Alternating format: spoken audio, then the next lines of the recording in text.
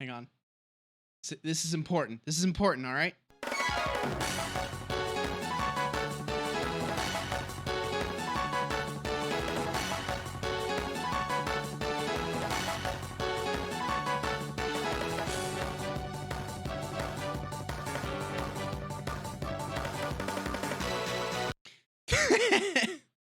That is quite possibly one of the best Ace Attorney memes ever conceived.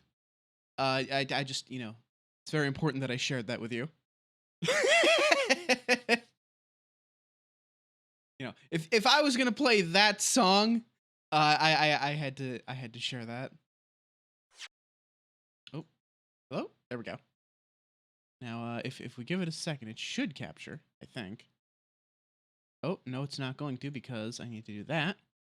Now it should capture. Hold a minute. Just a second. There we go. It just likes to take its time, you know? It's a little slow on the uptake there. Anyway.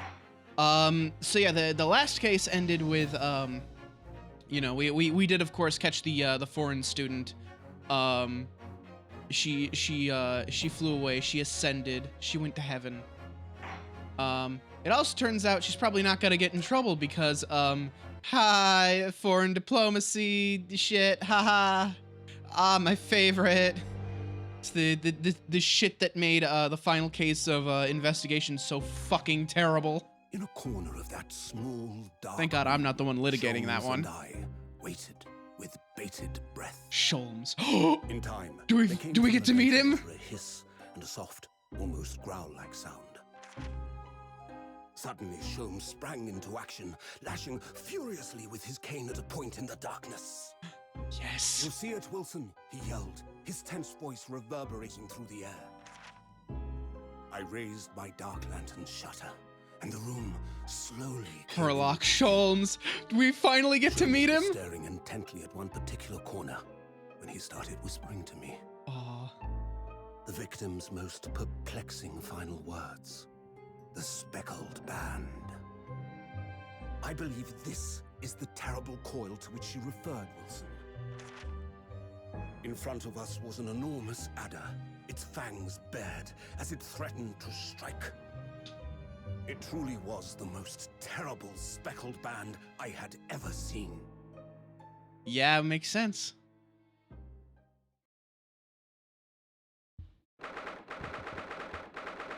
Yo, I hope I get to meet Sholmes. I better get to meet Sholmes.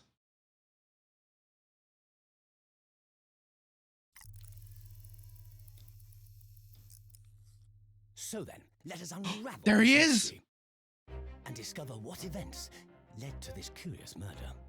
Pray, do excuse me. Wait, The cabin door was bolted from the inside when the man was killed. is that No marks to suggest the bolt was tampered with. is that Layton's voice actor? Oh, this would appear to be a locked room mystery. Holy shit, if that's Layton's voice actor, I'm gonna lose my shit. Almost certainly with the ink from this upset bottle. A Russian word. So the victim was a Russian man then. And the letters are well formed, suggesting he was compos mentis at the time. This is a most extraordinary. I'm gonna go ballistic. Holy shit. Definitely not penned by the same hand as this message.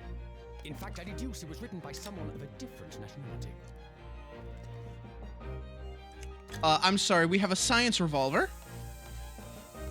This paper seal was placed just prior to the incident by the victim himself, I would venture. Well, what have we here? Who are you, and what do you think you're doing here? No one must touch before maritime police come. We must wait. Shh. That won't be necessary. You see, in less than 5 seconds from now, I will reveal the killer to you. What? Don't be absurd. This is murder. I need cabin locked from inside. Ah yes, the locked room. But that mystery is paper thin. You don't mean the culprit is in there? Who are you? And where have you come from? I love this man. I'm a great British consultant detective. Ah, they're not the One in same. world. Damn. Herlock Sholmes. I presume you must have heard of me.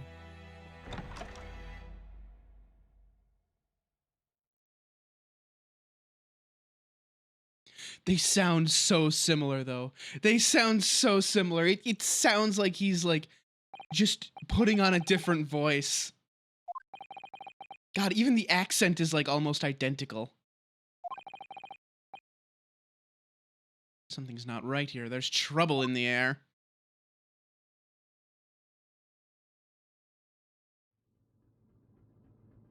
Wait, what are we doing here? I can't move. Renosuke, how do you keep getting into these situations? This is like the second time.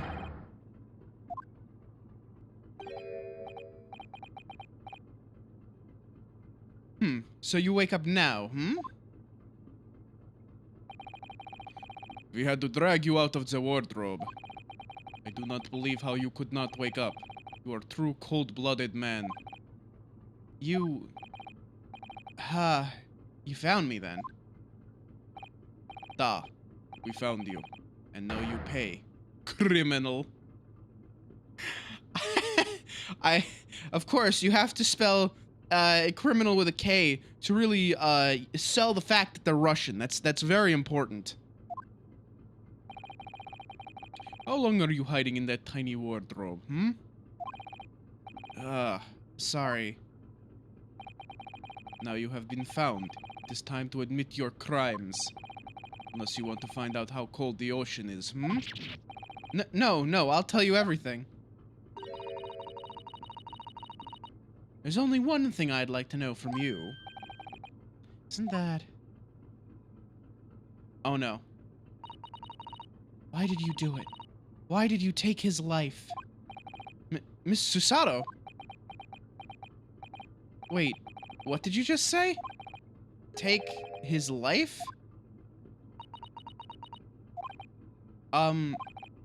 Where is he? Where's Kazuma? Oh no.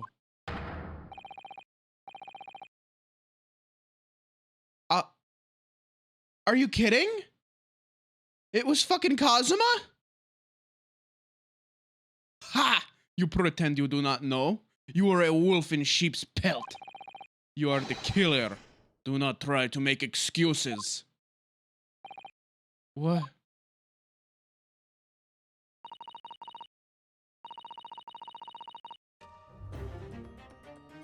Holy shit! We're just like barreling straight into this shit, aren't we? Oh, that's not... No, I didn't mean to click that.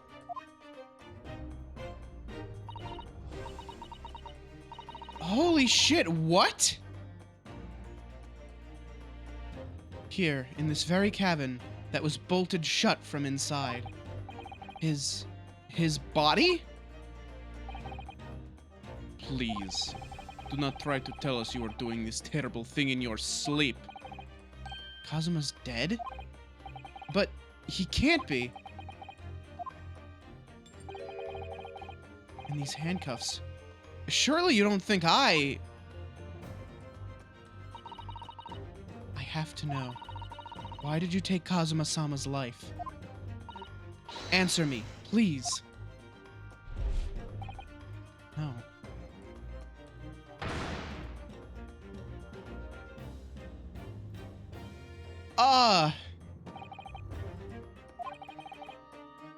Yeah, Jesus Christ, it's just full force right from the start.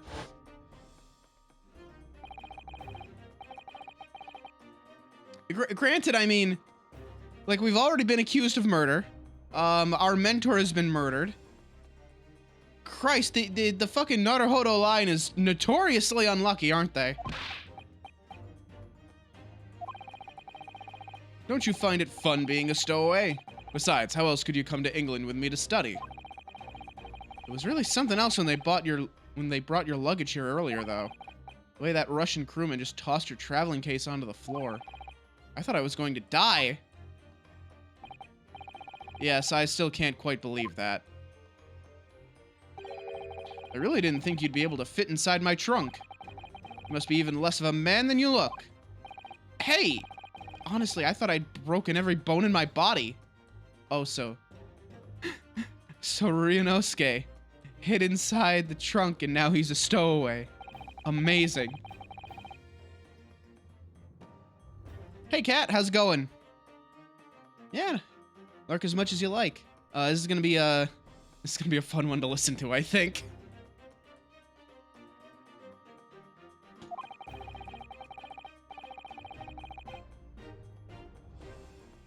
Okay. Take care, man. Let's see. But if you confine yourself to my cabin here, I don't expect anyone will discover you. Ugh, I hope not. I get the feeling those Russians wouldn't be very forgiving of a stowaway. They're a sturdy bunch, that's for sure. What I want to know is, why do we need to keep it a secret from the young lady? From our faithful judicial assistant Miko Toba, you mean? From your close friend, more to the point. Surely we could confide in her, couldn't we? I don't believe she'd give me away. No, but if she knew what we'd done, that would make her guilty by association. It's best that only you and I know about this. I suppose so. Anyway, it's about the time that the steward is supposed to come in and clean the cabin. I know it's cramped, but you'd better get in there, I think. It won't be for long. And anyway, compared to hiding inside my traveling case, it'll be a breeze. Yes, but what if the steward decides to open the wardrobe for some reason? Then I'll be in for it. Stop worrying. I tell you what, why don't you write "keep out" or something on this piece of paper? What? And I can stick it over the wardrobe doors once you're inside. I don't know. We've only been at sea for about 15 days. How can this have happened? We were supposed to be going on this adventure to England together. We leave you at the next port. Stay quiet until then. Don't make more trouble for yourself. Murderer. No, I'm not a murderer. Duh, you said before. You said you admit everything about your crimes. No, that's not right. I mean, yes, I did stow away on this ship, but murdering my best friend? No one else could have done it. Admit the truth. Susato-san. Please, tell me what happened. I need to know. Very well. But there is something I would like to ask of you, too. Oh, those eyes. She looks like she's ready to destroy me. This nightmare is getting worse by the minute. I suppose all I can do is try to find out what really happened. He really has been killed, hasn't he? This isn't just a bad dream. And these handcuffs. They think I did it? They think I'm Kazuma's killer? When they found him, the cabin was locked from the inside. What do you mean? There's no access to the cabin via a porthole window, and the bolt on the door can't be operated from outside. In other words, after the crime, the culprit couldn't have escaped these four walls. What? Or to put it another way, the culprit can only have been somebody inside this cabin. Or do you have some other explanation? This is impossible. How did he die then? What happened exactly? Are you still going to deny the charge, even despite the circumstances? Please, Susato-san, you have to tell me! The cause of death is still undetermined. They don't know how he died? The ship's doctor is examining the body, but of course he has no post-mortem analysis experience. I don't suppose we shall learn more until an expert has been consulted at our next port of call. So presumably that means there were no obvious external signs of injury then? That's true, yes.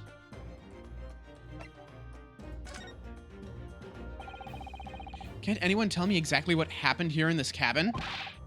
I don't understand it. Why would anyone want to kill Kazuma? Presumably that's something you know the answer to better than anyone. Please.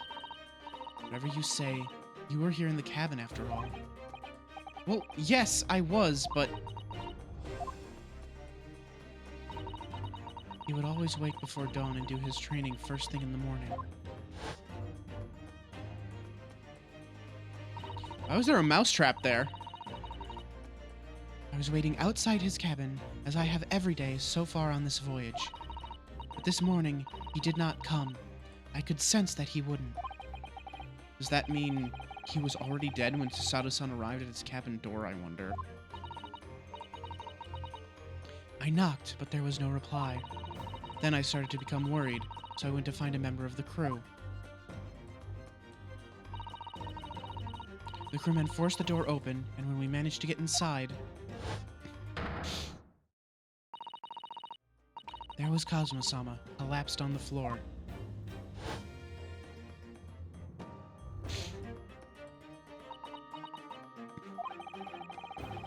And the white tape there now shows exactly where he was found, I suppose. I had no idea anything had happened. I must have been asleep in the wardrobe somehow.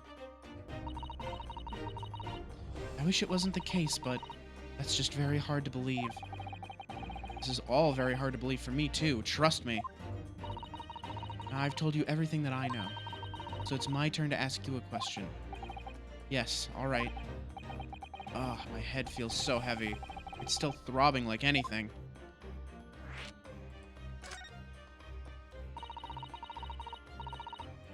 Why are you even on board this ship, Naruhodo-san? You said something before about being a stowaway, didn't you? Oh, yes. I'm afraid that's true. It's 2 weeks since we left Japan now, and I've been shut up in this cabin the entire time. I had no idea. But how could you have occupied Kazuma-sama's cabin for so long without him noticing? No, no, no! That would have been impossible, obviously! Yes, of course. Kazuma invited me. He wanted us to go to England together. He actually asked you? But why? I'm afraid I don't really know the reason myself. I don't understand. Kazuma, why do you want this? What's the real reason? Why go to such extreme lengths to smuggle me to England with you?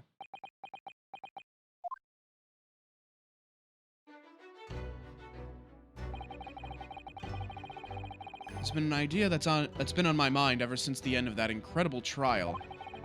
I think I told you then, didn't I? That you ought to become a lawyer yourself? Well, yes, you did say that, but I didn't think you were serious. You have a talent for it. I can assure you of that. I've never really thought about becoming a lawyer. Well, that's something you can decide for yourself. London is at the spearhead of cultural development, the center of the world in many ways. There can't be any harm in seeing such an important place with your own eyes, can there? Well, no, definitely not. But on a personal level, if you were to become a lawyer, then... Then what? Nothing. Forget it.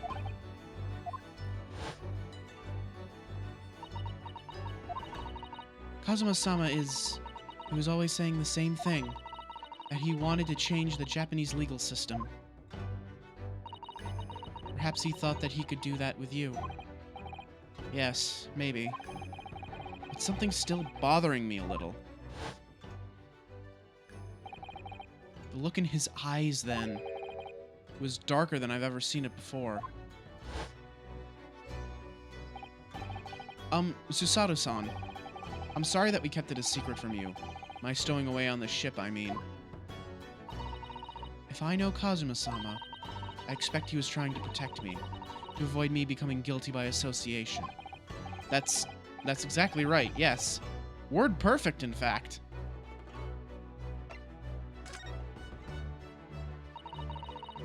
If you're not the culprit, then tell me. What happened last night here in this cabin? Well, the thing is, I don't really remember. Kazuma brought me something to eat, just like he always did. And then I got myself into that wardrobe over there, just like I always did. After that, I fell asleep. Well, yes. So deeply that you didn't even stir when Kazuma-sama was killed? Well, yes.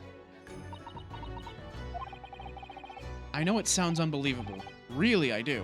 But it's the truth. If only I'd woken up, then perhaps I wouldn't be in this predicament. For some reason, my head's still throbbing like anything. Really?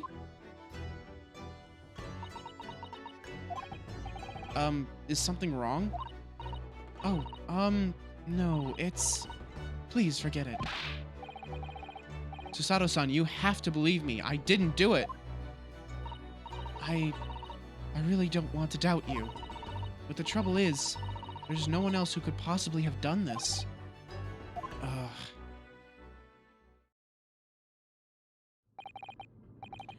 Kazuma, I don't understand. Why? Why did this have to happen? Ugh, I can't take this! Don't try to go anywhere. Oh, that was Susato. You're the perpetrator of this crime. You can't leave. I can't allow that to happen. I'm sorry. Kazuma was killed right under my nose here, and I didn't do anything to stop it. And now I'm supposed to just sit around, my hands tied, while whoever did this walks free? No, I can't allow that to happen. Well, what do you propose to do then? I'm going to investigate. I'm going to find out exactly what happened here. I'm going to work out who took Kazuma's life and how and why they did it. So I'm sorry, but you're going to have to excuse me.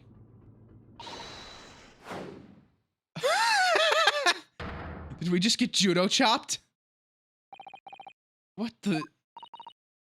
That was a Susato takedown. Susato what? What martial art form is that? I'm going to need you to prove it. Sorry? Prove it? Yes, your innocence. I need evidence. But how am I supposed to... Have you forgotten already what you achieved just a few weeks ago? You successfully defended yourself in a court of law. I see. She's expecting me to present some conclusive evidence. I have to get Susato-san to believe me. I'll show her some evidence right now that proves I'm not guilty of this awful crime.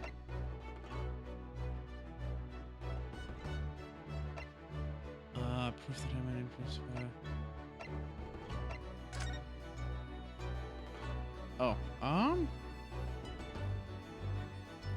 let me rotate this around real quick. You can see the remnants of the glue that we used to stick this over wardrobe doors. But it wasn't proper glue, of course. We didn't have any of that with us. So I pulverized some rice into a paste to use instead. But to a stowaway like me, every single grain of rice represents precious rations. That's why I spread it as thinly as I possibly could. I couldn't bear to waste any. Ah, okay. Oop. That's right, it's ours present. Tell me, when I was discovered in the wardrobe before, was this piece of paper stuck over the doors? Oh, yes, it was. I remember clearly. I thought so. Kazuma always put it in place whenever I went to sleep in there, just in case the cabin steward or another crew member decided to look inside. So naturally, he did the same last night as well. Ah! Yes, of course. The gentleman who discovered you peeled that sign from the wardrobe doors before he opened them. But if I were truly the culprit, I couldn't have climbed back inside the wardrobe and stuck this on the outside of the doors on my own. Yes, that's quite true. In other words, it's impossible that I killed Kazuma.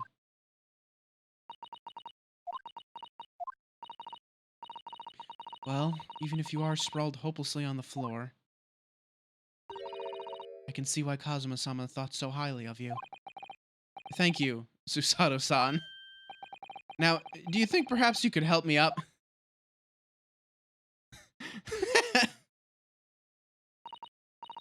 Well, in the light of that evidence, I don't see any reason why I should stop you from investigating in here, at least. Thank you. So you finally believe me? I'm sorry. No. What? I'm not sure yet. I can't rule out the possibility that you used some sort of conjuring trick to put the sign back in position. What does she think I am, a magician? For now, I suggest you investigate as thoroughly as possible in here. I'll do the same. Alright, let's get to work, Susato-san. Please don't misunderstand me. I still have my doubts. Oh. I shall be watching you to make sure you do nothing that might disturb the crime scene. I wouldn't want you using your conjuring tricks to destroy evidence, for example. Right. Well, anyway, we should make a start on investigating in here. Hell yeah.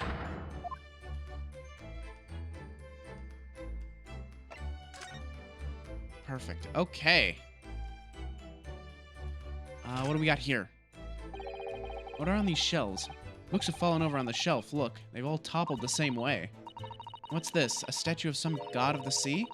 Although he's fallen over as well. Yes, it's almost as if the whole shelf has been ransacked. Everything mown down at once. I wonder if... perhaps it was Kazuma-sama doing his morning sword training, do you think? I seriously doubt it. Then perhaps...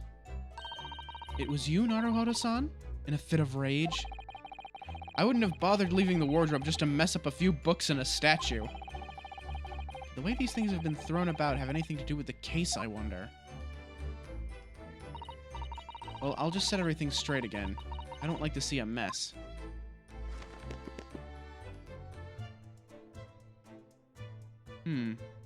Alright. Oh dear, that won't do. Oh, what's the matter, Susato-san? Whenever I'm examining things, I always find myself so focused I forget to look around properly. Ah, yes, that's not good. I don't suppose you're as foolish as me in that regard, are you, Naruhodo-san?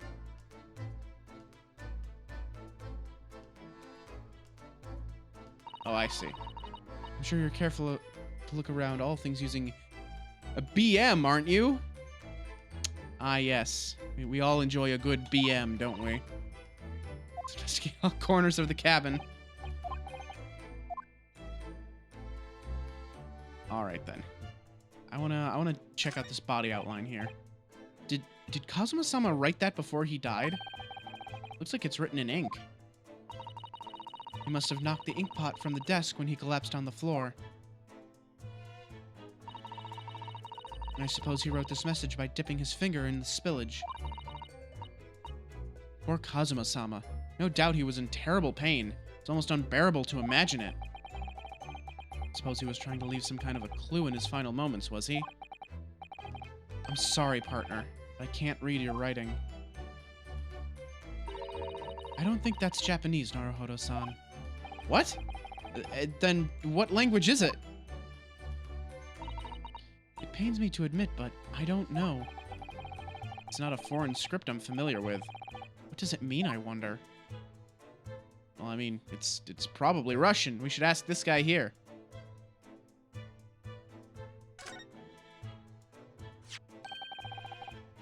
What do you think this is? It looks like a broken piece of glassware. Whatever the thing was, it appears to have broken clean in two. The glass is such a beautiful color. It looks like a cute little Netsuke fastener from a kimono outfit. I'm not sure that sounds like Kazuma. He wouldn't have secretly carried a cute little trinket like this around with him, would he? And the mark beside it. What is it, I wonder? It has sort of a brick-like hue. Yes, you're right. It is the color of brick, isn't it?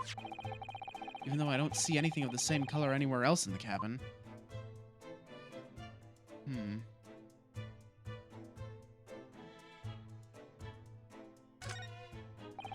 Ah, of course, more half-eaten food. That's my dinner from last night, a roast chicken. It was really tasty. Yes, it was very delicious, wasn't it? But, did you eat it on the floor here? I'm not a dog, Susato-san. I ate at the table, of course. Which begs the question of, when and how did the plate ended up on the floor? But Kazuma-sama didn't like chicken at all, did he? No, that's right. So he didn't touch it. Which meant all the more for me. Oh no, does that mean poor Kazuma-sama spent his last night on this earth with an empty belly? It's just too horrible. Ugh, now I suddenly have a guilty conscience and an achy stomach.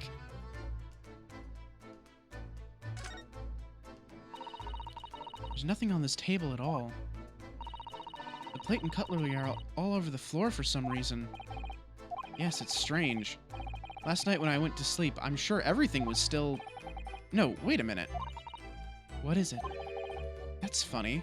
I can't seem to remember anything about what happened after dinner at all. So then perhaps you are responsible for what happened to Kazuma-sama. No.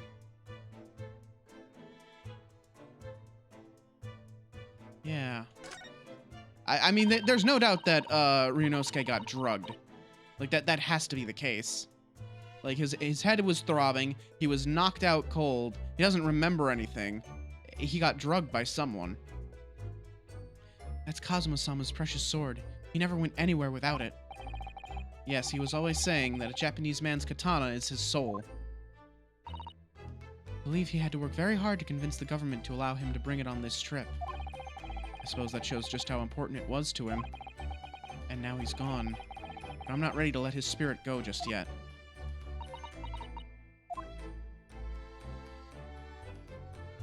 Let's see. Who's this guy? Perhaps I should see what this Russian crewman makes of the scene of the crime. Excuse me. What?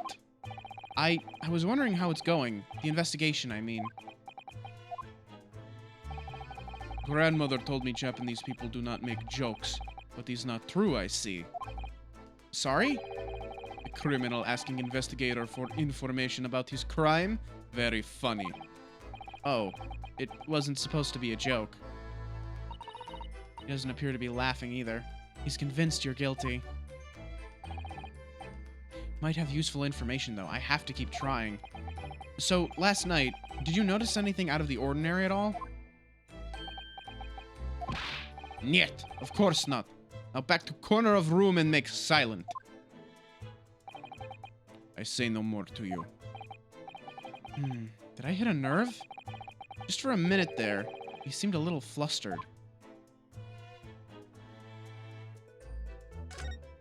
Yeah, he's not telling us something. It's a very large traveling case, isn't it? Yes, it carries a lot of memories for me. Memories? What do you mean? Well, that's actually how I stowed away on this vessel.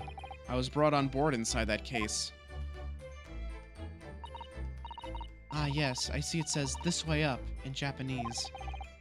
Which in hindsight, I should have realized the foreign crewman wouldn't be able to read. I was turned over and over and over, and I was tossed on the floor here.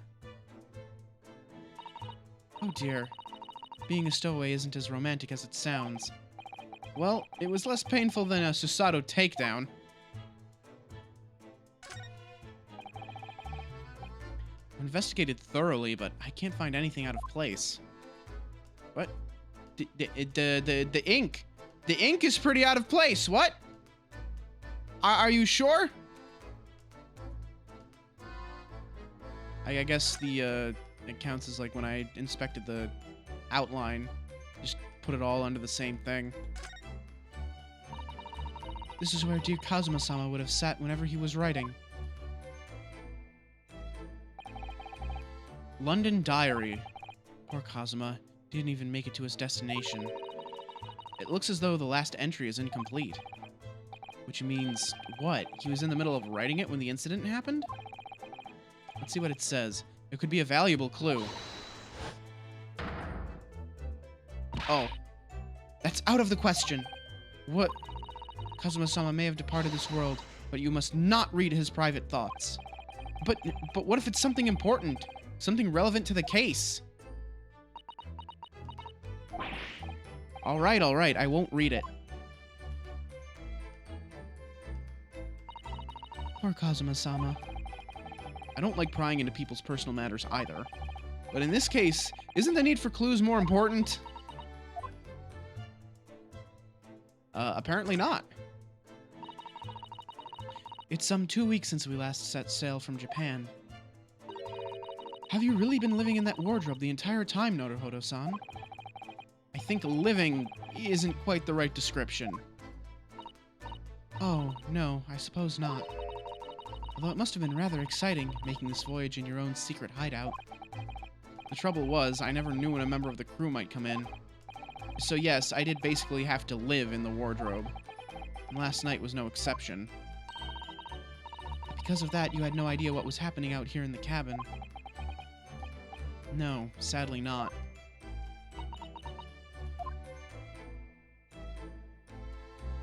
Let's see.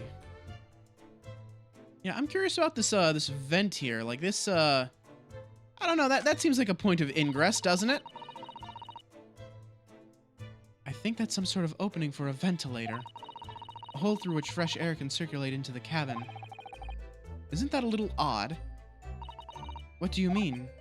Well, this ventilator, if that's what it is, looks like it must connect to the next door cabin. Yes, it would appear to. You're right. But if its purpose is to allow fresh air into the room, surely it would be connected to the outside. That's true.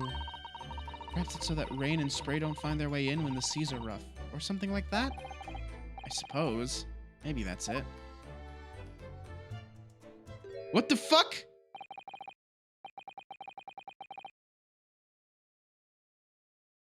Excuse me. Mr. Sholmes, why are you on the desk like that? As far as I can tell, it looks like he might be European. Oh, how did he... You've noticed the man too, have you? I've no idea who he is or how he got in here, but he looks suspicious and tall. Suspiciously tall. Naruhodo-san, don't tell me. Do you really not know who that is? Well, no. I don't have any foreign friends or acquaintances at all. He doesn't look like a member of the crew. There's something very unusual about him. And is he investigating Kazuma-sama's deck? Or just playing on it? I can't tell. Well, in that case, we simply must talk with him. Am I just imagining it, or does Susato-san look almost uncontrollably excited? By the way, I expect that you've noticed already, but just in case, if you press space on people when they're in the crosshairs, you can converse with them. Alright then, I'll get that suspiciously tall gentleman in my sights and see what he has to say for himself. Oh, please do. Okay, but first, I want to see what this is. This is... yes, it's a bell cord contraption, I think. What do you mean, contraption? I read about it in a book I was studying that talked about life in Great Britain. Large households often have bell cords like this, which you can pull to ring a bell to summon servants. Really? That sounds almost magical. Shall we give it a little try? Yes! In the interests of cultural research, obviously.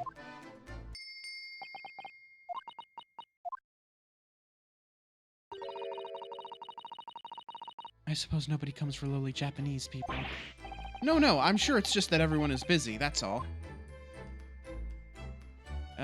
Christ. Excuse me.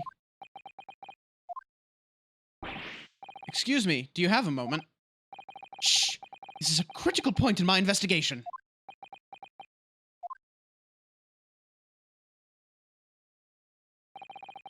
Maybe I should leave him alone. He seems a little unfriendly.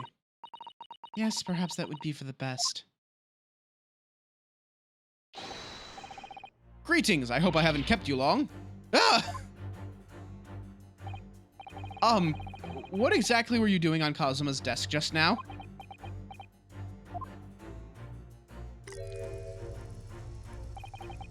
Ah, I see. Fascinating. Sorry? What do you see? Feels like he's looking right through me. Oh yes, everything is clear now. The train of reasoning has run its course. My deductions have crystallized. You have been in Afghanistan, I perceive. Just recently returned, if I'm not mistaken.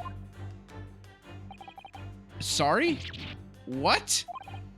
And now, whilst venturing toward foreign climes, you find yourself in a most troubling predicament. Oh, well, that's true at least. But how... How the deuce did I know that, perhaps? It was really a most elementary deduction, hardly worth explaining. Have you perhaps managed to deduce anything else? But of course, a great many things. There is no mystery, my dear madam. For example, you have fled your native land of Russia, being, as you are, a merciless revolutionary. You leave 16 victims of assassination in your wake, and now travel England to blow up the Crystal Tower. I'm sorry, the Crystal Tower. I mean, as much as I would love a different alliance raid every now and then, no, I'm not going to blow it up. And when the beribboned occupant of this very cabin discovered your identity, you ended his life too. Yes, I believe that summarizes the facts beautifully. No need to hide the truth now. Nothing deceives these eyes. Just to be clear, you are talking about me, are you? Certainly I am. Do you see another in this cabin who fits the bill? A Russian assassin with 16 victims to his name? I don't even see one person who fits the bill. So it's true. It was you who did this to Kazuma-sama. What? And you're plotting a revolution too. It's shameful behavior, Naruhodo-san. Absolutely wicked. No, listen, there's no way Not this again. Now explain yourself. Tell me everything. This is ridiculous.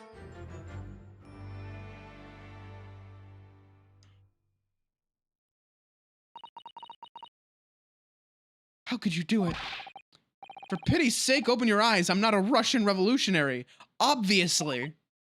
Oh, forgive me. And as for you, what kind of deduction was that? You were just saying the first thing that came into your head. Ah, but was I not right? Whilst venturing toward foreign climes, you do find yourself in a most troubling predicament. Do you not? Well, yes, maybe. Ha! There you have it. You see. What do you make of that, hmm? Well, to be honest, this ship is en route to England, and I'm in handcuffs at the scene of a murder. So, I'm not really sure you could call it deduction. It's more plain observation. Indeed, an observation, my dear boy, is the basis of all deduction. My method is founded upon the observation of trifles, you see. I announce my findings with a brassy certitude, and more often than not, I'm right. I don't think you introduced yourself. Ah, my apologies. How remiss of me. I am none other than the greatest detective of the century, known to men and women the world over.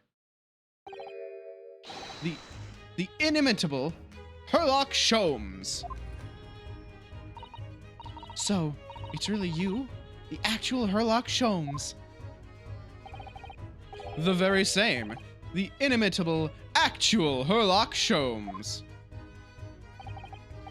Do you know this man, Susato-san? The most famous detective in the world? Naruhodo-san, of course I do. There's nobody who hasn't heard of him. What planet have I been living on, then? We must ask him what he's deduced. He will have worked out the entire case already, I'm sure.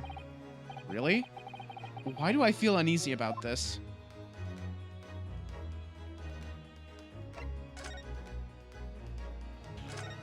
Great detective. Sorry, you're a great detective, are you? What was your name again? Indeed, I am none other than the one and only Herlock Sholmes. Oh, I see. You're German? Herlock, was it? No, I have no hair. I mean, I have hair. Please, call me Sholmes.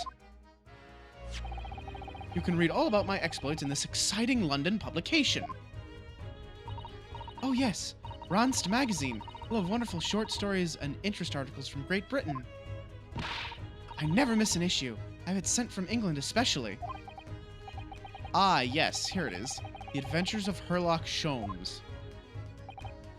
So, you're the protagonist in a series of short stories, then? Indeed I am. And you've read so many of your own stories, you've started to think you really are a detective? Make no mistake, I'm not the poor, deluded fellow you take me for. Your inference is backward. Backwards? My trusty biographer reports my greatest detecting achievements and chronicles them in the magazine. You have a biographer, do you? Doesn't everyone? Mine goes by the name of Dr. Wilson, presently keeping shop in London. Dr. Wilson? I must say, thanks to that publication, I've been fantastically busy of late. Why, this very moment I am returning from Asia, having solved the mystery of a cursed royal crown. Oh no, wait a minute, Wilson. That was the victim of the last case! Oh no! They killed Watson!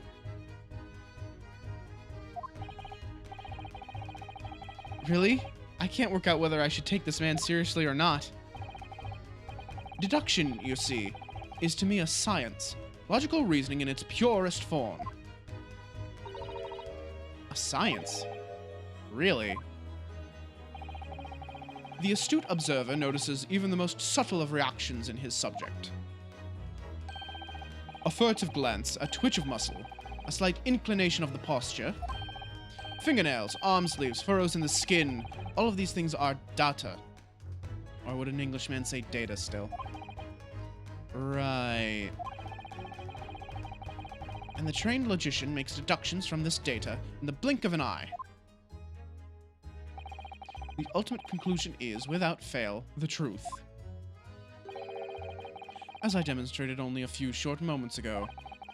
How can he look me in the eye and claim that? So you see, I have a turn both for observation and for deduction. And fame.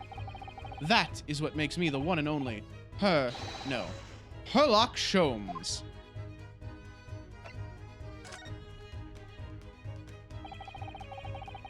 Have you managed to deduce anything about this particular case yet? Have I managed to deduce anything? My dear fellow! Who do you suppose discovered the culprit in his most cunning hiding place? That's right. It was none other than the great detective before you now, Mr. Herlock Sholmes. Ah, I see. In other words, I'm in these now because of him. When I became anxious about Kazuma-sama this morning, I summoned all of the crew members to force the cabin door open. And I concealed myself among their number, gaining entry to the scene of the crime. Yes! Luckily for everyone, the great detective, Herlock Sholmes, was on board. And the handcuffs seem to be an excellent fit, Mr. Naruhodo. Ugh. The very moment I laid eyes on the scene, two facts were immediately apparent to me. Oh, really? Two facts, you say? Tell me now. Tell me more. Mr. Sholmes, please, tell us. What two facts were apparent to you when you came into this cabin this morning?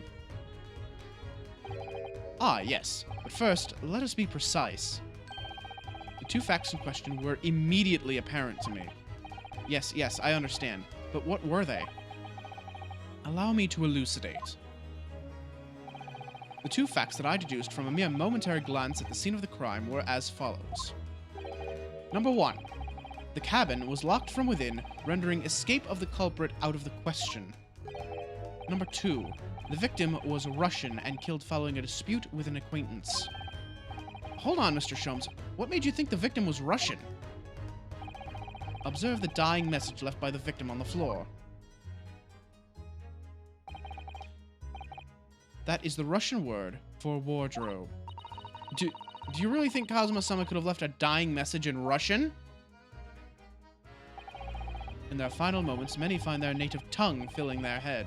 For this young man, Russian. Kazuma was Russian, was he? Initially, I considered Garderobe to be the name of the killer, a certain Robert Gard, perhaps. Wait, Robert, wait. No, okay, I was about to say, did they just make a reference to the second Ace Attorney game? No, that was Matt Ongard. That was Matt Ongard, not Robert Gard. But in the interest of thoroughness, I decided it would be wrong not to look inside the wardrobe there, at least. Where you found Mr. Naruhodo sleeping soundly. Quite so. I found you, the renowned Russian revolutionary killer. Why is it that I'm Russian too? I observed that you were wearing the same attire as the victim. In other words, you were acquainted. And if my memory serves, that outfit is the traditional dress of the Russian people. Our school uniforms are the traditional dress of the Russian people? I had no idea. And I had no idea a detective could get something so wrong. I took a photograph of the victim and the message that I might analyze it for possible hidden details.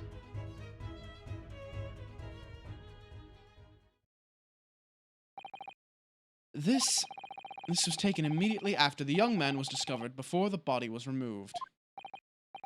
Yes, Kazuma had already been taken away when I woke up. It's the first time I've actually seen him like this.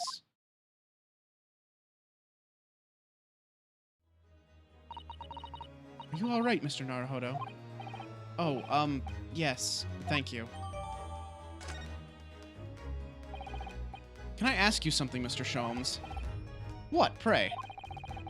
You mentioned Russia before as well, didn't you? You know, when you said a fearsome revolutionary fleeing from Russia. When you said I was a fearsome revolutionary fleeing from Russia and all of that.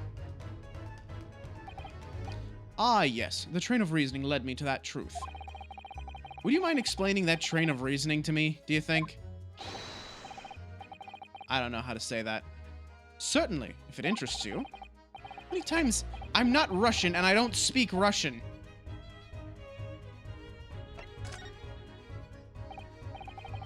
Can we talk about your deduction before? The things you concluded about me, I mean. The now famously accurate, troubling predicament you find yourself in. Actually, it was the other details that I was more hoping to discuss. You know, the merciless Russian revolutionary and the assassin of 16 part. Yes, the more sordid details. It was a fairly commonplace deduction. Here we have this morning's paper. The main headline reads...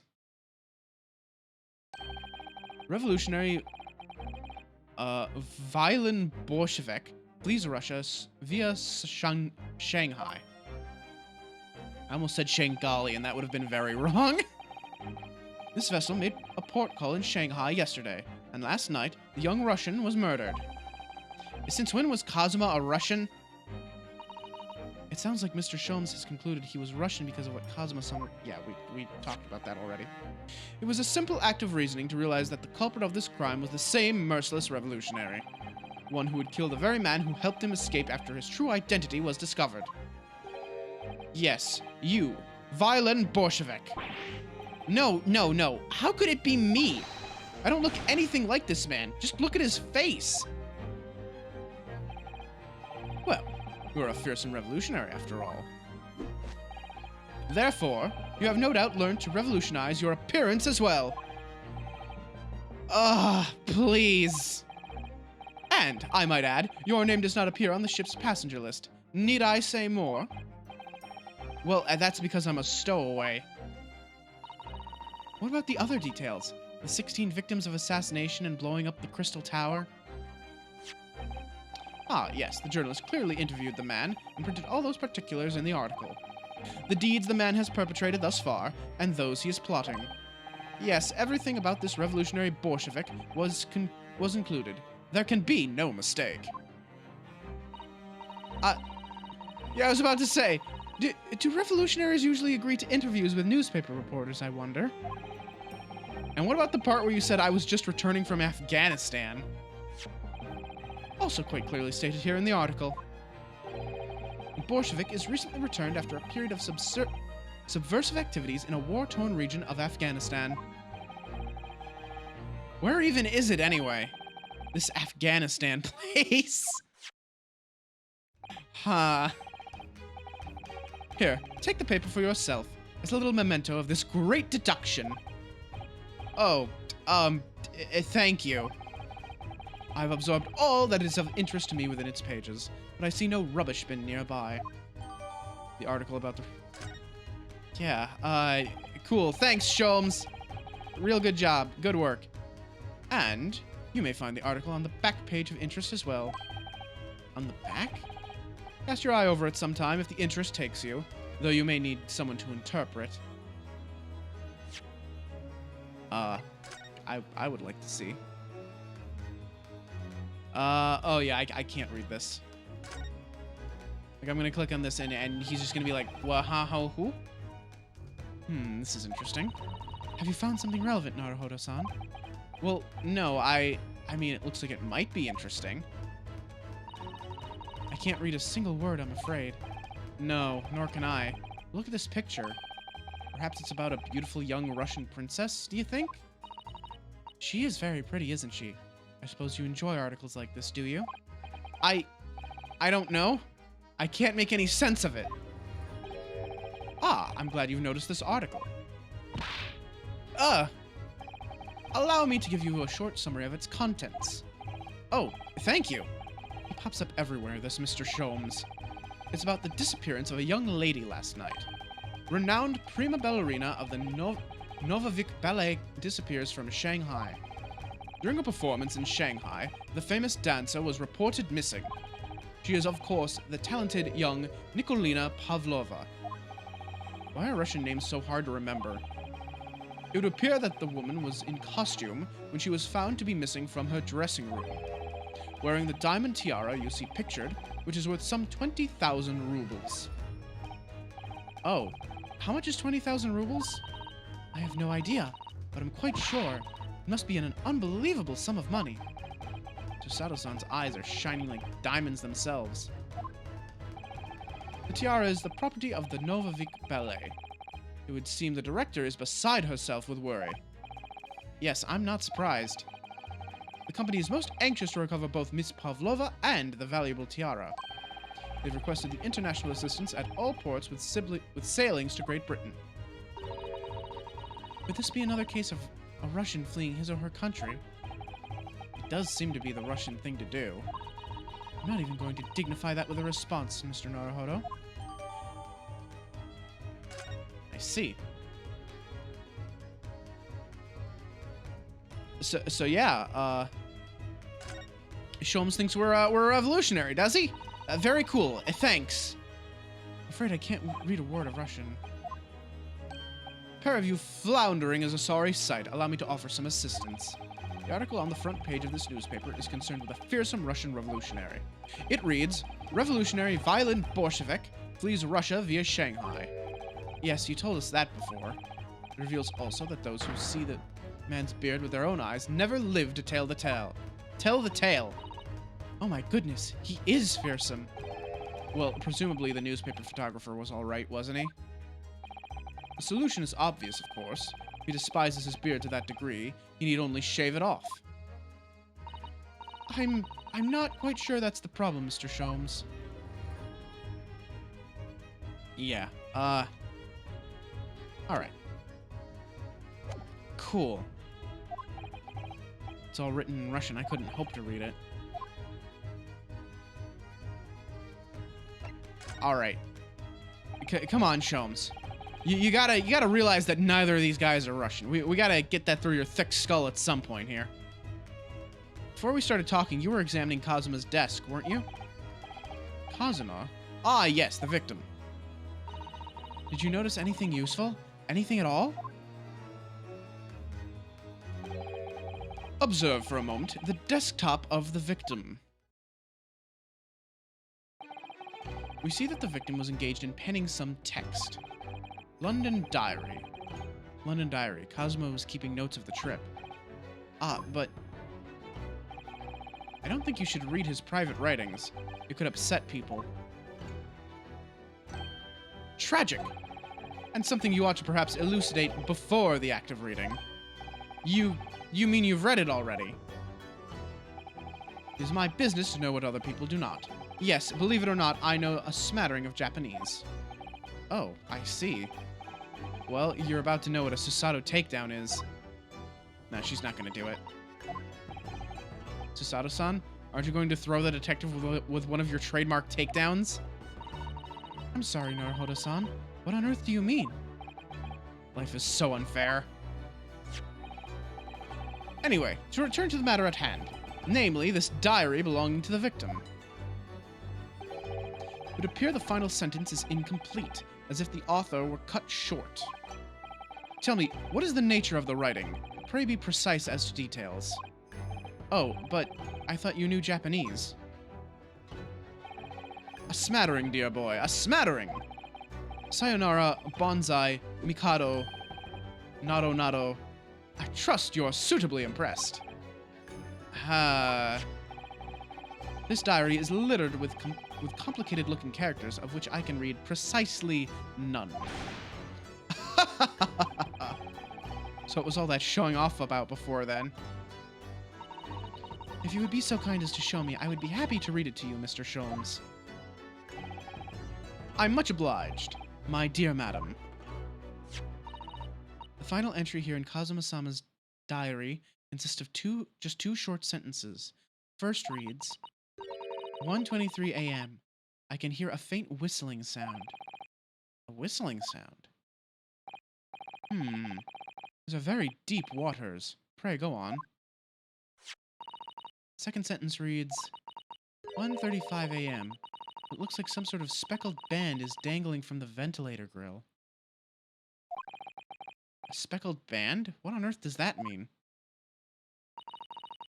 I have no idea. I've never heard that expression before. The ventilator grill, you say? The man was presumably referring to the lattice there on the wall, which connects to the adjoining cabin. Yes, the adjoining cabin. Aha! So we know where the murder took place from. He was poisoned with poisonous gas. Possibly. Anyway. So, I believe I've given you enough to consider, for the time being at least. Ah, do you have somewhere to go? As it happens, the victim's writings in his diary have piqued my interest. The matter warrants further investigation, I believe. And if I am still too long, the seasickness takes hold. Oh, I suppose you're thinking of investigating the cabin next door, which the ventilator connects to? Great detectives are a curious breed. Our minds rebel at stagnation. We crave mental exaltation. So yes, I intend to investigate. Hence the truth will become clear soon enough. Do you think perhaps that we could go with you? No, that would be somewhat complicated. What? But why? A simple glance at your wrists should reveal the answer. Oh, these. After all, you're the prime suspect in this matter. No? There's no point in trying to turn it into a question. You're the one who decided I was the culprit in the first place. Whatever do you mean? I have no recollection of naming you as the culprit at any point. You must be joking. You just said it only a moment ago. Dear me, you are clearly misguided. I would have no cause to say such a thing. Well, actually, Mr. Sholmes, I did hear you say that too. You're quite sure? Well, that's very strange. I wouldn't have said you had the face of a criminal, you know? Not really. So what, were you looking at my knees before? Some great detective you are! Well, anyway. That was then and this is now. What do you mean? What I mean, sir, is this. If you are the culprit, then you must play the part more convincingly. Roll over and accept your fate. Now he's just being plain rude. Yeah, come on, man. You're in handcuffs. Act like the fucking like the culprit. Come on, do an evil laugh or some shit. You know, you just gotta go like,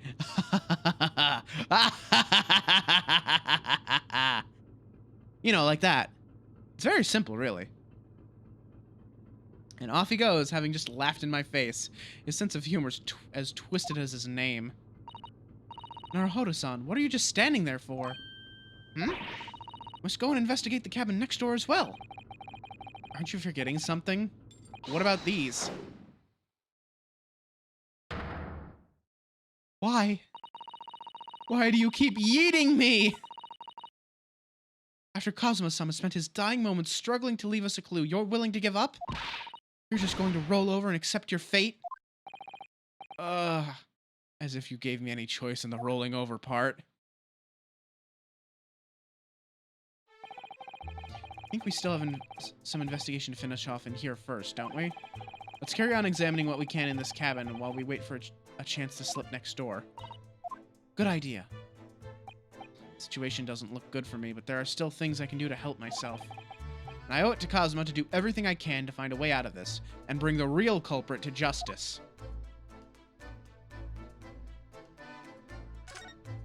Alright, let's see. What else haven't I guess this. Seigi. Japanese word for justice. Brushstrokes are straight and true, just like Kazuma. Yes, his calligraphy always was a reflection of his heart. Yet you... Can you really look at those characters without feeling shame, knowing who drew them so thoughtfully? Of course I can. I mean, I'm innocent, so why shouldn't I be able to? Even though you stowed away on this ship? Now you're just going to bring that... Now you're going to bring that up, are you? I can't win.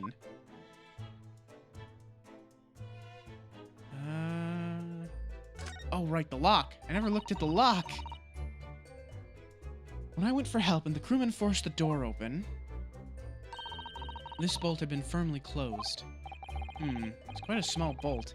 Not particularly sturdy. And it just slides across to secure the door shut.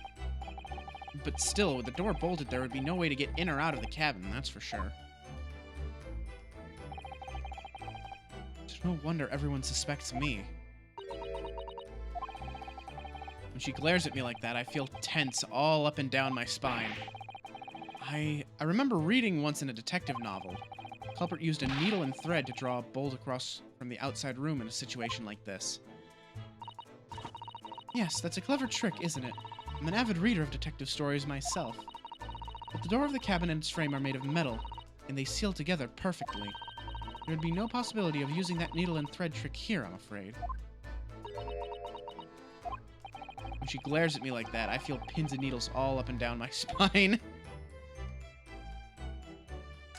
Oh, what's this? A warning? These are the rules of passage for travel aboard the SS Buria. It's essentially a list of requests from the captain to all passengers on board. Passengers must not keep weapons or other dangerous objects in their cabins. Pets are also strictly forbidden. What? Why are you staring at me? Oh, sorry. I was just thinking. Are you more of a dangerous object or a pet? I can't decide. Well, one thing's for sure. Either way, I wasn't supposed to be in here.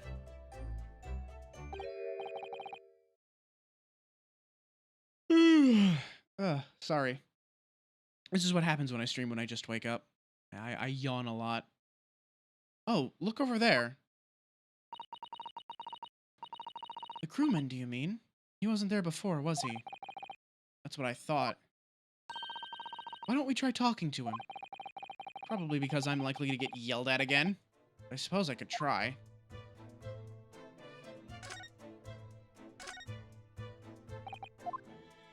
Oh. Something wrong, Naruhodo-san. Oh, no, it's just the crewman standing by the door. I can't help feeling like I've seen him somewhere before.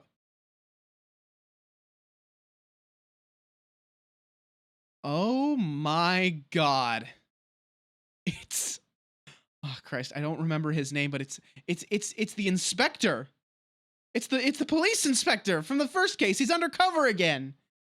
Is that gonna be the running joke that he just shows up in every fucking case? Oh yes, you're right. He does look familiar. Excuse me, sir. Yes? What can I do for you?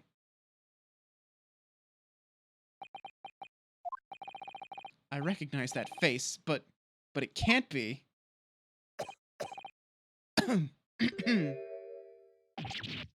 It is! I didn't know you were here, Inspector Hosonaga.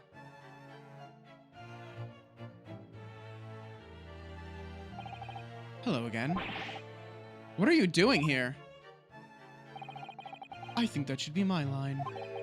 I was so stunned when I saw you, my heart stopped. Nearly stopped, I hope. Nearly stopped, I hope. I received special orders. Oops. I received some special orders to go undercover as a member of the crew and board this ship. Again? You certainly seem to enjoy undercover work, Inspector. If there's anything I can do to help you, please ask. I never expected to see this man on board. But perhaps his presence can help me out of this hopeless situation.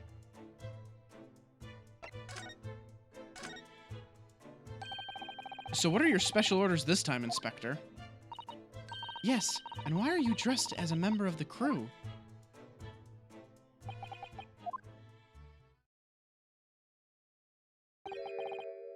I'm so sorry. This is all my fault. I take full responsibility. For what? My orders were to act as Asogi-san's bodyguard. It was Minister of Justice Jigoku who pushed for this overseas study tour to go ahead. And he entrusted me with ensuring that Asogi-san reached Great Britain without being assassinated. Assassinated? How could that have even been a possibility? I'm not sure. But these are complicated times. There are tensions between the world's greatest powers. Minister Jigoku said that we should be prepared for all eventualities. This is incredible. I don't believe it. Cosmo-sama was assassinated? Obviously, we couldn't give Asogi-san a visible security escort. Yeah, he really is just not Gumshoe. Well, wait, okay, this begs the question, though. Who is not Gumshoe? Is he not Gumshoe, or is Sholmes going to be not Gumshoe? Or are they both Gumshoe? Is he the gum and is Sholmes the shoe? The question that we must, answer. I see. And I didn't take my eyes off him the entire time we've been on board, from morning until night, every day. But I never imagined it would happen here, inside his own cabin. Not here on the first class deck. I've failed miserably at my assignment, and Asogi-san is dead as a result. I'm a disgrace. All I can do is humbly apologize. Inspector. So if there's anything at all I can do to help now, just say the word. I would like permission to investigate. We're doing what we can to investigate Cosmo-sama's death ourselves. Thought you might be. You didn't do it, did you? You're not the killer. Of course not. We'd really like to investigate the cabin next door. Yes. So we need to be allowed out of this cabin. I'm sorry. What? You've been deemed a risk to the ship's safety. If you moved to even touch the handle of the cabin door, that stormy-looking seaman there would surely snap your neck in two. I suppose I'm not just a stowaway now. They think I'm a murderer as well. Sholmes is too competent and smart? Ah, yes, Sholmes, competent and smart, you know, assuming that, you know, I'm a fucking Russian assassin. Yeah, definitely. Competent and smart. Mm-hmm.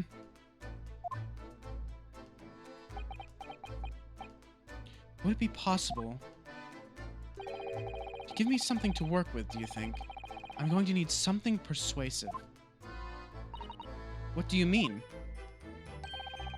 If I had a solid reason why the next door cabin should be investigated, for example, I'd do everything I could to persuade the captain to allow it. Really, I'd lay my life on the line if I had to. But I don't see how... There may be a way. What? Really? Think of how you tried to persuade me of your innocence, Naruhodo-san. By presenting me with a piece of evidence that you already had in your possession. Evidence. Yeah. I know this. I've played an Ace Attorney game before. I know how to present evidence to the people I'm talking to.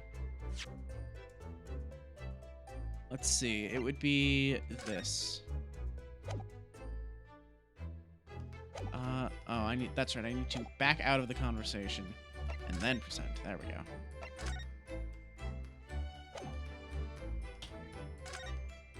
Nope. Come on.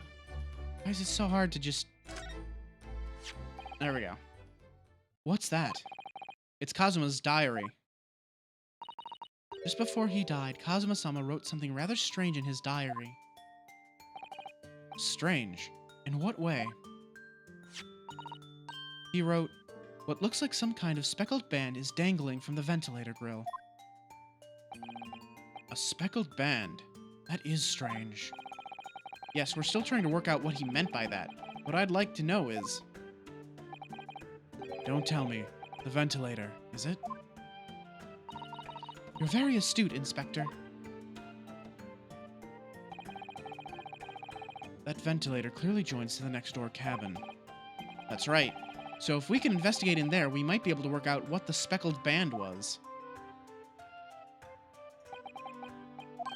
Alright then. I can't leave this cabin at the moment. I'm stuck here until we arrive at the next port. The captain has given me strict orders to guard the scene of the crime, you see. I'll have to entrust the investigation to you. Really? You're willing to do that? Yes, as long as you don't leave the first-class cabin area. I'm afraid I can't remove those handcuffs, though. But what about the captain? Aren't you going against his direct orders? I'm a man of my word. And I promise you that I'll lay my life on the line if that's what it takes to convince the captain. After all, I failed to keep Asogi-san safe. This is the least I can do. Thank you. Let's seize the moment then, Naruhodo-san. Just select move and we can leave this cabin at last.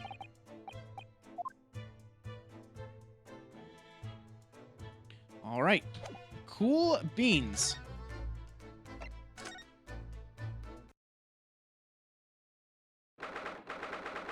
Oh yeah, there's the mousetrap. With the little cheese orb.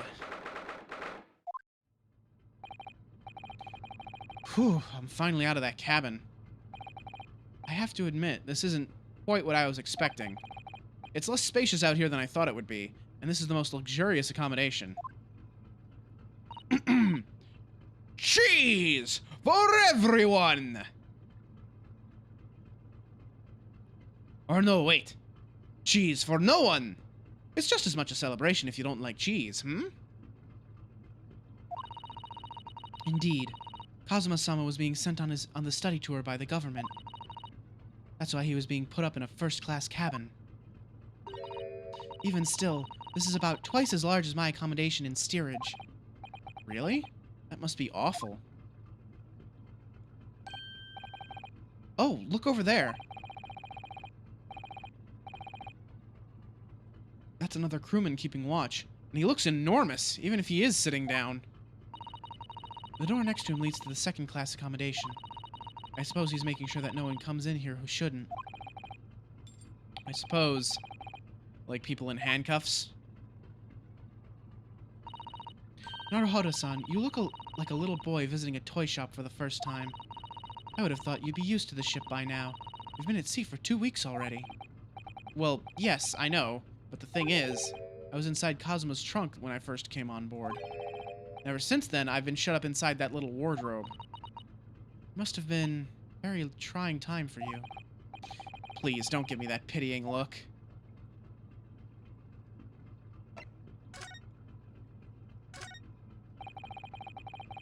This looks like a plan of the SS Buria. It shows each deck, look.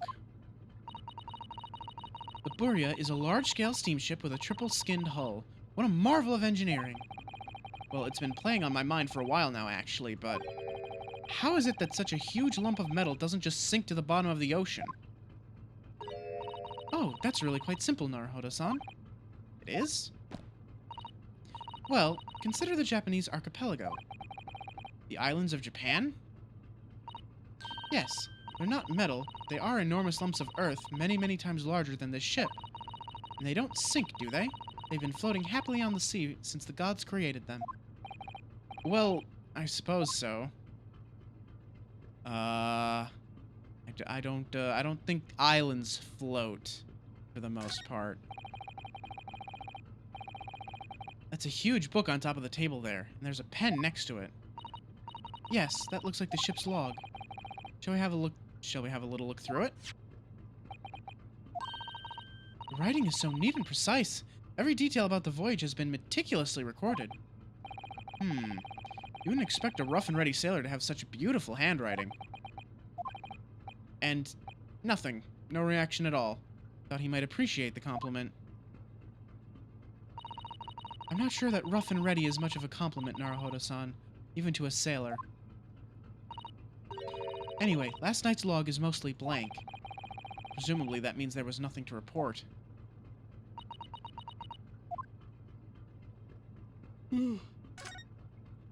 Okay, let me look at this mousetrap now. I gotta know about this. Ah, a trap for catching mice. Yes, we have plenty of those back home in Japan. Although they seem to be using a lump of chalk or something as bait. Let me see. Yes, I think that's what is called cheese. It's made from the milk of cows. Wait, oh no, I guess maybe they wouldn't have cheese in Japan at this era?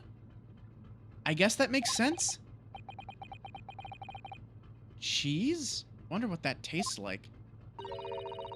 You can't eat it, Naruhodo-san. The trap will snap shut on your fingers. Really? But... I suppose you're right. You weren't actually going to try it, were you? All I've had to eat for the past couple of weeks is Kazuma's leftovers.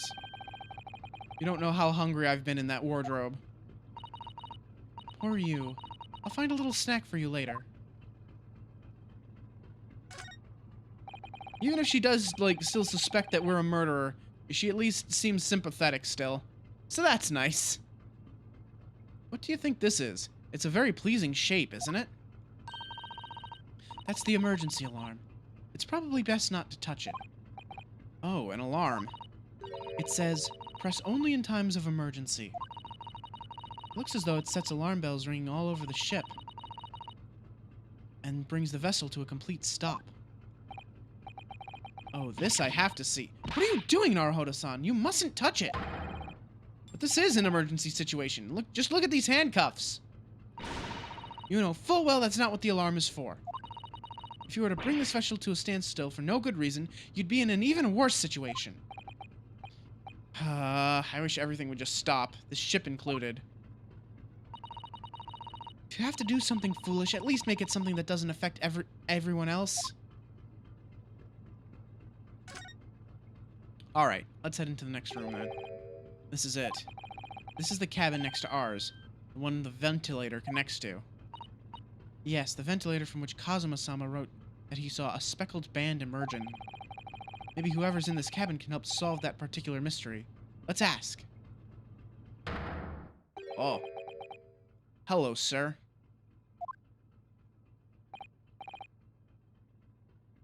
You're very tall. Excuse me, we, need to get inside this cabin here.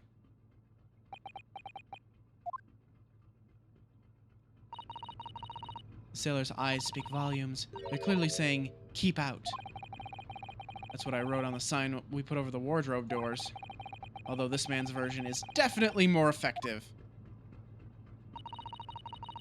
It doesn't look like he's going to let us pass. That's a problem. Let me talk to this fella. I didn't do that yet. Excuse me, but could I ask you something? You little stowaway murderer. That wasn't a good start, was it? Alright, let me try instead. Good day, Mr. Sailor. I'm so sorry to trouble you, but could I perhaps ask something of you? You little third-class lady's maid? Oh. We seem to have caught the sailor on a bad day, Susato-san. I am not sailor. My mother gave me name. I am senior crewman Biffs. There we go. There's the pun name we were looking for. Biff Stroganov. Excellent. Absolutely wonderful. We do love our pun names. Whew. Best thing is just to avoid eye contact, I think. First class cabin area. Mr. Stroganov, about this first class cabin area.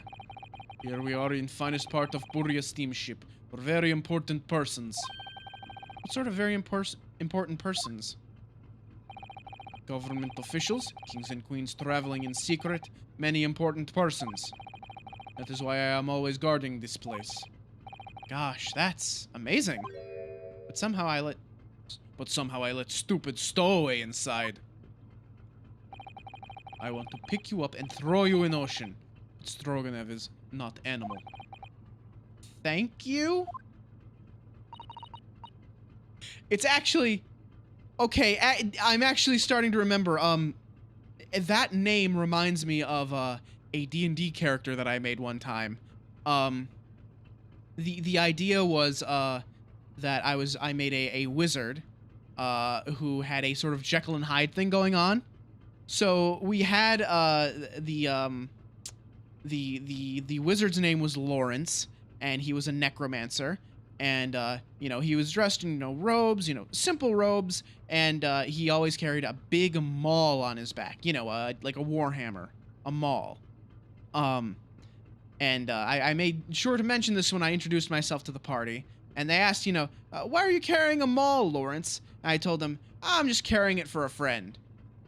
And here's the thing, the Jekyll Hyde thing gets set off, when he smells smoke or blood. So, at some point he gets, like, smacked in the face by something, or, like, shot with an arrow, or it was something like that. So he smells blood. I have to start making wisdom saves. And then when I fail the wisdom save, all of a sudden, pale, skinny little human Lawrence starts bulking up. His skin turns, like, ashen gray. He pulls the maul off his back, and he shouts, "Have no fear! Biff Wellington is here!" And then he just charges the enemy, and he just rages, and he smashes him with a hammer. Because he just, transformed into a half-orc barbarian.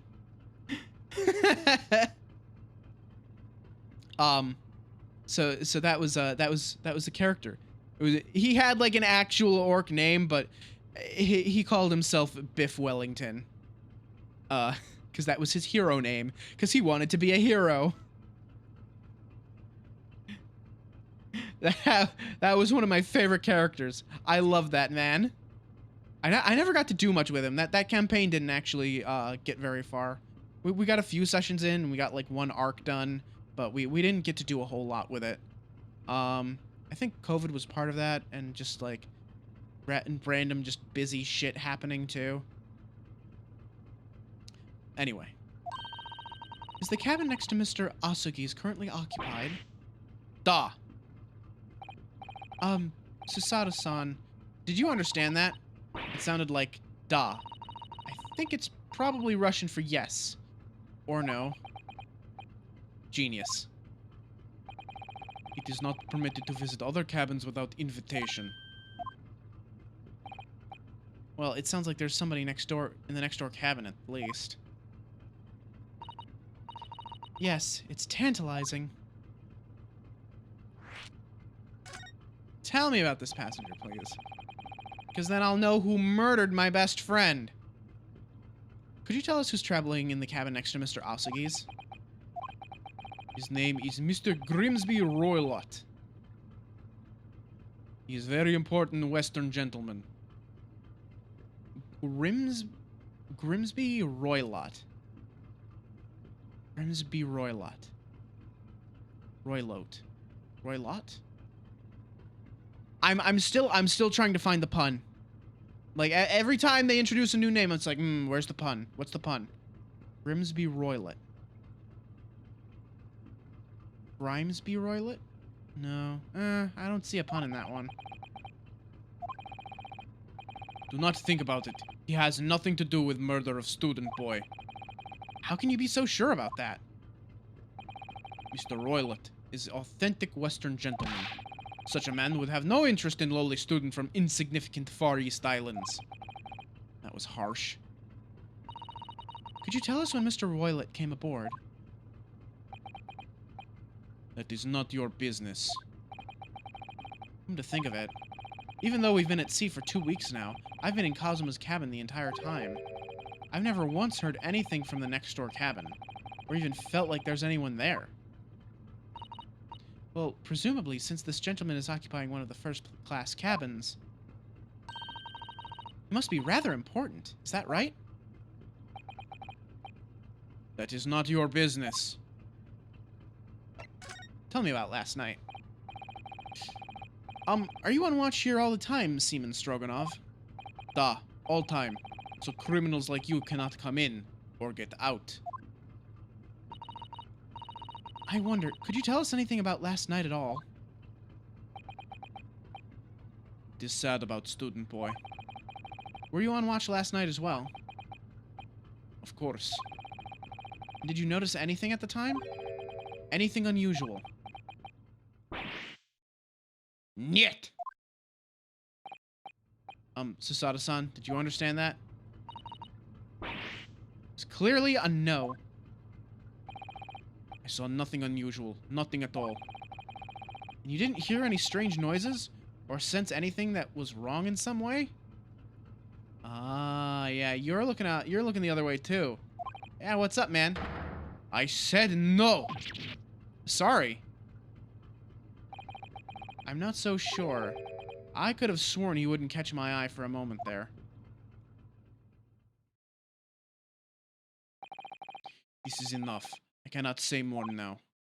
Oh. It's time for me to report to Captain. You must return to cabin. Yes, alright.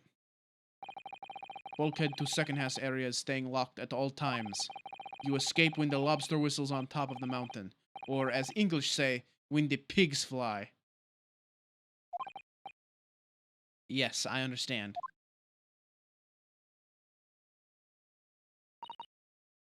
Good. Now we can investigate this area properly. Shall we? Definitely. I mean... Is there more to read in the log? There's a pen there, too. Sure it's the ship's logs.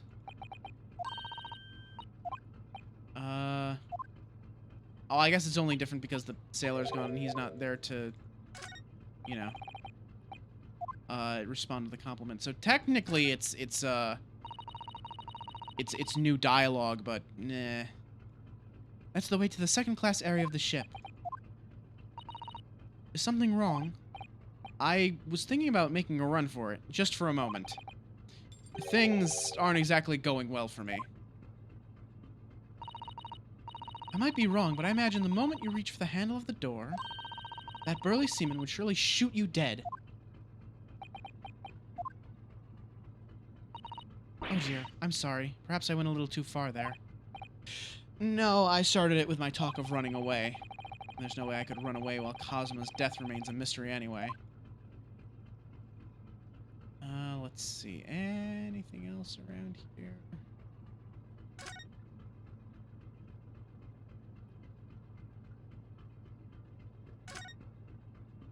Oh, is the sailor here gone now? This is it. Came next to ours, the ventilator. Knock, knock. No answer. We're out of luck, it seems. There's no one in there to help with our inquiries. How annoying. Ah! What was that? It came from inside the cabin. Such a high-pitched scream. It must have been a woman. I'm sorry, it was... Ah! I'm about to break the door down. Mr. Sholmes, I shan't be stopped. When the fit is on me, I revel in kicking doors off their hinges. Please, wait, Mr. Sholmes. The door doesn't appear to be bolted. It doesn't? Then how the deuce can I dispatch this muscular urge? What, pray, can I kick? I think we should go in. There's no time to think about stress relief.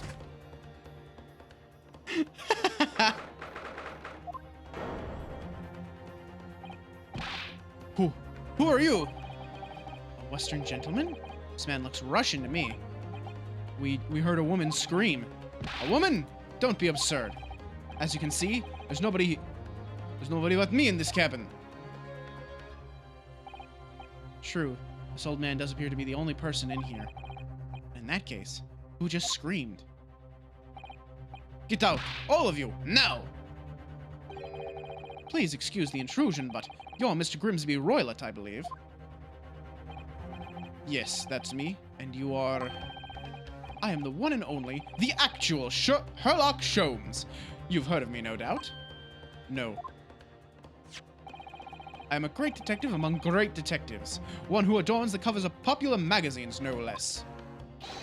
So I assure you, you may trust me completely. The man uses that magazine like a business card. A detective? I do not trust detectives. We distinctly heard a scream emanating from within these walls. There wouldn't appear to be a lady concealing herself within the wardrobe this time. So might I be so bold as to ask you to open that small traveling case? What? Don't be stupid! How could anyone fit in a small trunk like that? Well, it's quite fashionable these days, is it not? Traveling inside one's trunk. Don't look at me. Oh my! Did you see that, Mr. Naruhodo? Yes! The case just shook. Leave, now. Otherwise, I'll call the steward. This is Kazuma's neighbor, Mr. Grimsby Roylott. There's no doubt about it. This strange Russian man is hiding something. I couldn't agree more. Let's see if we can find some clues before that burly sailor returns. What's in the case? What's in the box, man? What's in the box? What do you think you're doing? This is my cabin. Get out. Can we just have a quick look inside your traveling case, perhaps? No! I didn't even notice Sholmes chilling in the wardrobe. Ah, what a pity. I think we're out of luck. I think you're right. There doesn't appear to be anything more we can do. I agree. There may be someone else who can help. Perhaps that great detective could get somewhere with Mr. Roylott.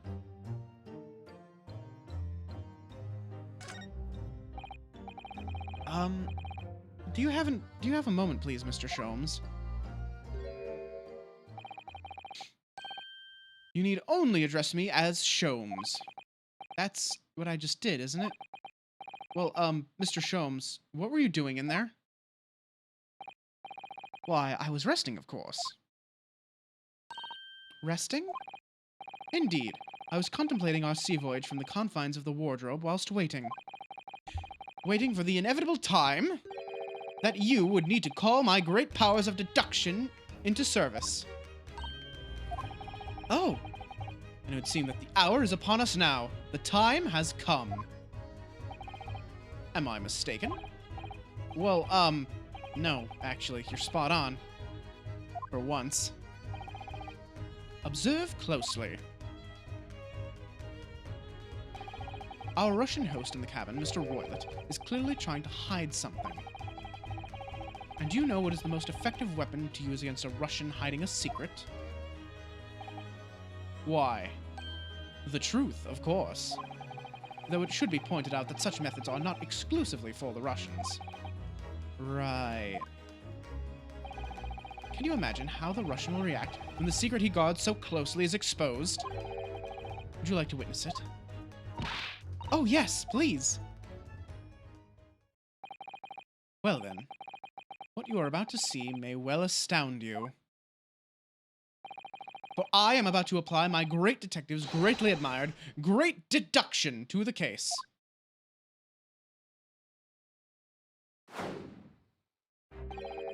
Could this man be a more hackneyed portrayal of a dubious Russian, I ask you? What? From time to time, it occurs to me. Is the fellow dubious on account of his Russianness, or Russian on account of his dubiousness? That's racist. I really don't think either of those things should be occurring to you, or anyone. That's right. And Mr. Sholmes, I know this man's beard and dark glasses are hard to ignore, especially on first meeting, but I once read, it is a capital mistake to theorize before you have all the evidence. It biases the judgment. Shh! I must have complete silence. What are you doing? Why are you peering at my face like that? Ah, just as I thought. Yes, I have quite made up my mind now. There can be no other explanation that accommodates all the facts. Mr. Roylet, I have reached two incontrovertible conclusions. What do you mean? Number one, your true identity is that of a villain. Using those shears, you are about to end the existence of something most dear. Are you not? Huh. And number two, the other conclusion I have drawn, you are, at this very moment no less, in the midst of committing a most grievous crime. Beneath that beard, your mouth quivers with nervous tension as you realize you have been discovered. Does it not? Ugh. Oh, Naruhodo-san. I never imagined I would witness one of Mr. Sholmes' great deductions with my own eyes. That was a great deduction? Nothing can deceive Mr. Sholmes. In a single glance, he can deduce all there is to know about a person. What? What ineffable twaddle. Twaddle? Oh yes, I've read about it countless times in the adventures of Herlock Sholmes, and now I've experienced the astonishing impact of his great deduction firsthand. This is like a dream come true. I can hardly believe it, but all the color has drained from Mr. Roylet's face. Looks like somehow both of Mr. Sholmes' conclusions were right. How could you? How could I possibly know such things? You wish to say? Very well then. I shall elucidate. I shall explain how it was that I arrived at this pair of conclusions.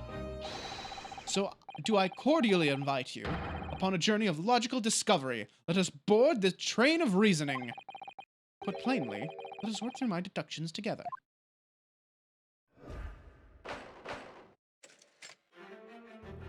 Oh. Topic 1. Old man's identity. So, the dubious-looking Russian, Mr. Roylet. Obviously, what catches the eye in the first place is the enormous pair of shears in your hand. Now, we ask of ourselves, what could you possibly want with such an implement? The answer, of course, is staring us in the face. You were on the verge of using the shears to cut away the copious beard you sport. Now, moving on. The question then begged is this. Why would you desire to rid yourself of this magnificent beard, Mr. Roylet? Once again, the answer is plain.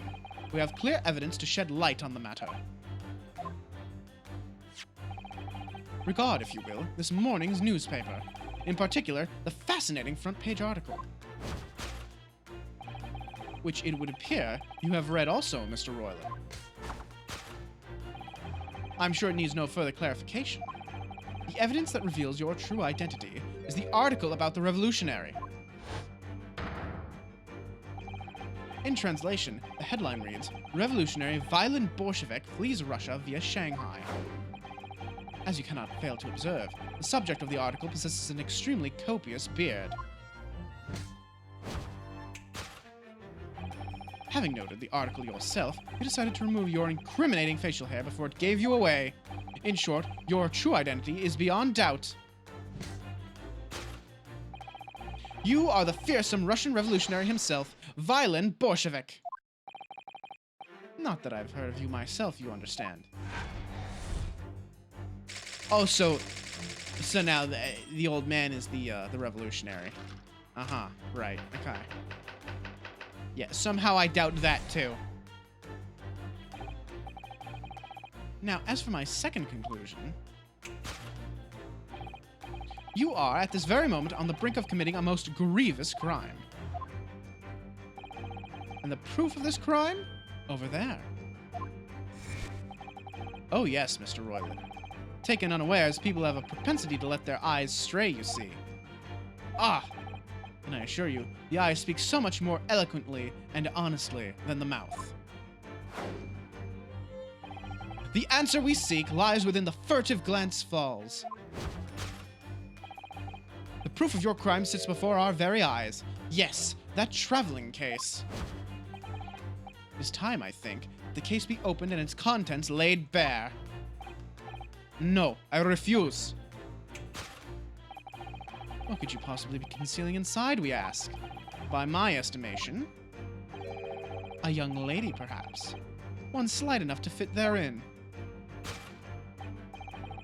Don't be absurd. And what, pray, would be the identity of this young lady in the traveling case? Dearest me, you're not well suited to a life of crime, are we? Your Karisk coup d'oeil betrays you. Once again, we need only follow your furtive glance to find the answer. He's gonna accuse her of kidnapping the ballerina, isn't he? Yes, the reason you refuse to open your traveling case can equally be found in the pages of this newspaper, where there's another most stimulating article.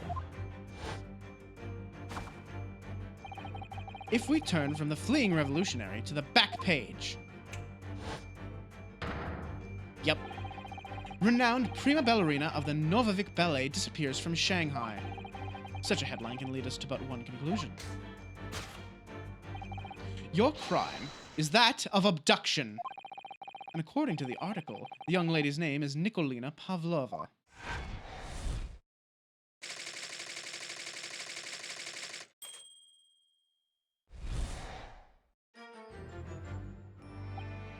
Thus concludes Herlock Sholmes' great deduction of this Russian enigma.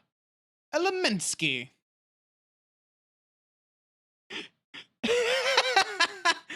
Ah, crap. Wait, is Elementary, like, copyrighted too? Is that still under the fucking, Is that still under the estate of the man who wrote, Sherlock Holmes? Oh, Christ. They really sue over that, too. I guess they would. Apparently, they sue over, like, anything. Susato-san, that wasn't one of the great deductions I've been hearing so much about, was it? Well, the stories are full of Mr. Sholmes' brilliant deductions, you know. That did seem a little different somehow. Excuse me, Mr. Sholmes, could you come over here a moment? Pray, what can I do for you? It's about your deductions. Would you mind? Not at all. Go on. Well, to start with, there's the newspaper article. I think we had the same discussion before, but these two men look nothing like each other. Ah, yes, I recall our discussion earlier. At the time, I believe I told you that the man is a revolutionary, well able to revolutionize his own appearance. In fairness to Mr. Sholmes, Mr. Roylott does look more like this man than you do. That's not the point. And another thing, the part about him abducting the ballerina. Indeed, a truly startling revelation. At first glance, the case would appear to be too small to accommodate a young woman. Not just at first glance, it is too small, clearly. You'd be lucky to fit a 5-year-old child in that case, even if you pushed really hard. I don't suppose the missing ballerina is a 5-year-old child, is she? You mean you don't know? No, the young lady is 15. No, I didn't know. How could I? Well, if she's 15, then 10 years worth of her would be poking out from the case. Some years ago, I read something pertinent, I believe. A troop of men consuming vinegar daily in order to promote a certain litheness in their bodies. Vinegar. For such a sour bunch, it would surely be simplicity itself to contort oneself into the confines of that small case. Oh dear. You might be thinking of contortionists in the circus, Mr. Sholmes. Ugh, this whole thing is turning into a circus. You're not just a clown, you're the entire circus! Mr. Naruhodo, something's occurred to me about Mr. Sholmes' deductions just now. I think his powers of observation are, well, magical. His eyes cut to the heart of the matter almost instantly.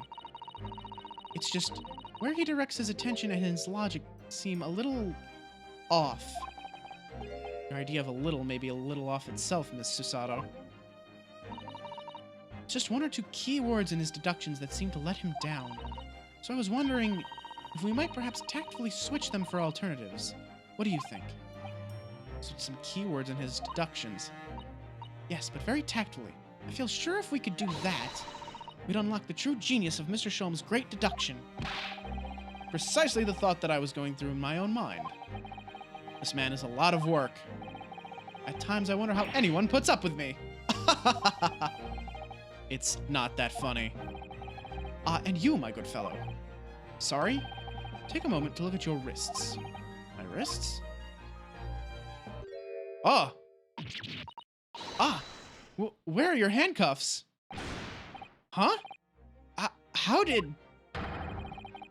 I felt they may hinder your ability to follow me in our dance of deduction. I don't believe it. Mr. Sholmes, you are a marvel. And don't worry, I shall restore the shackles to your wrists when we are finished. I'm not worried. In fact, I'd rather stay like this. So, let us begin. Herlock Sholmes is proud to present his logic and reasoning spectacular.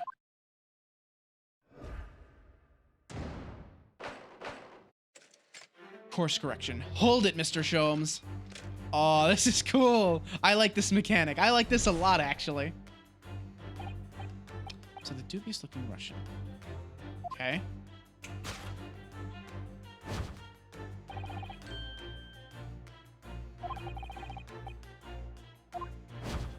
Ooh. Answer, of course, staring us in the face. Yeah, that ain't right. I'm not sure. Would you really use shears like that to cut off a beard? I doubt that's something I'll ever have to worry about. It doesn't quite sit right with me, though. It doesn't seem to be sitting right with Mr. Roylott either. Which means, I suppose, that the deduction is wrong. Let's try to switch a key word here, Naruhodo-san. See if that helps matters. Alright, but how? I think we should start by taking a long, hard look at Mr. Roylott. I wonder if it's really his beard that he intended to use those shears on. Exactly. If we do manage to find something that seems to fit the sense of Mr. Sholmes' deduction better, then what? Then I'll leave the rest in your capable hands, Naruhodo-san. Why am I the one to do something about this? Well, anyway. What exactly was Mr. Roylott going to use those shears on? Can we move around? Oh, we can. Oh, hello? Oh. Oh, well, now we know. It's just... Mr. Roylott is the ballerina. That's the secret identity. It looks like a cascade of stunning golden locks. No. The color's not the point. The point is, what's it doing on the back of Mr. Roylott's head? How is it growing out from underneath his thick black hair? Well, yes, that's true. So it's stunningly beautiful and stunningly surprising. Something's definitely not right here. Yes!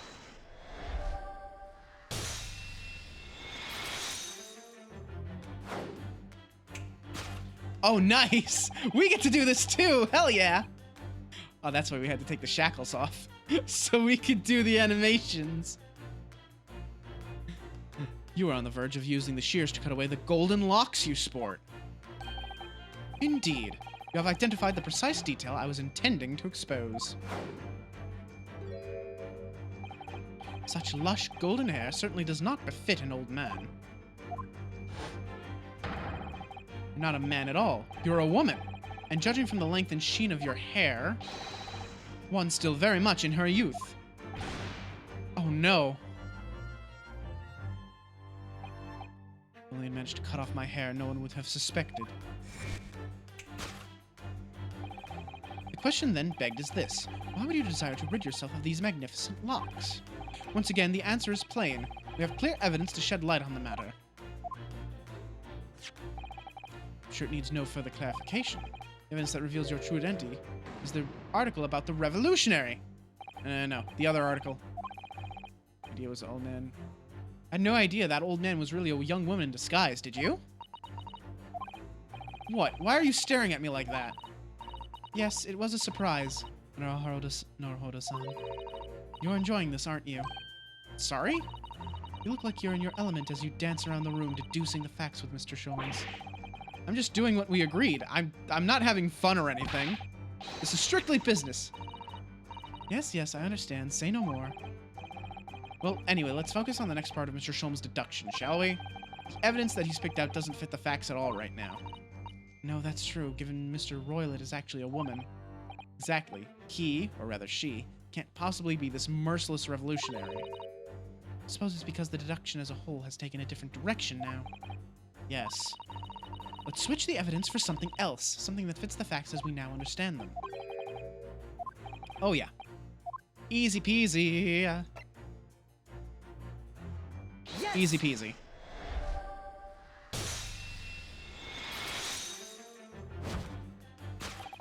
The evidence that reveals your true identity is, of course, the article about the ballerina. That's right. You've hit the nail on the head. Renowned prima ballerina of the Novovic Ballet disappears from Shanghai. It would appear we are finally able to address you by your true name. Yes, because your true identity is that of Novovic Ballet's prima ballerina, Miss Nikolina Pavlova. Ugh! Jesus. Almost killed herself with that.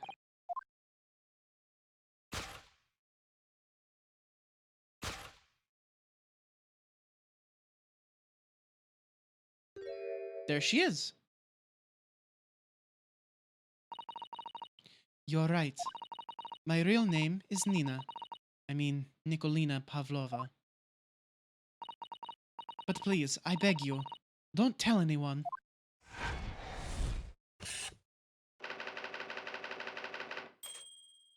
Nice. Very cool. Yeah, so she obviously didn't kidnap herself. Now, as for my second conclusion. You are, at this very moment, on the brink of committing a most grievous crime. And the proof of this crime? Over there. Oh yes, Miss Pavlova. Taken unawares, people have a propensity to let their eyes stray, you see. Ah, and I assure you, the eye speaks so much more eloquently and honestly than the mouth. The answer we seek lies where the furtive glance falls. The proof of your crime sits before our very eyes. Yes, that traveling case. This woman is the ballerina, and she's right in front of our eyes. So clearly she can't be inside that traveling case as well. No, that's right. It seems she wasn't abducted at all. In which case, what is the crime this young woman is apparently committing? I can see that I'm going to have to step in and fix the great detective's mistake again. You seem to look pleased, Naruhodo-san. Do you like the idea of another chance to dance around with Mr. Sholmes? Stop it. Anyway, there must be something else here that shows what this woman is up to. Let's see. Is that a wine bottle? Oh, the tiara. She stole it, did she? Wow, look at this dazzling tiara. I've never seen anything like it. Are those real diamonds, do you think? Oh, Naruhodo-san, try it on. What? Me? Isn't it usually girls who wear tiaras? Wouldn't you like to try it on? Oh no, I couldn't possibly. It's far too beautiful. Why does this tiara look familiar? I feel like I've seen it somewhere recently.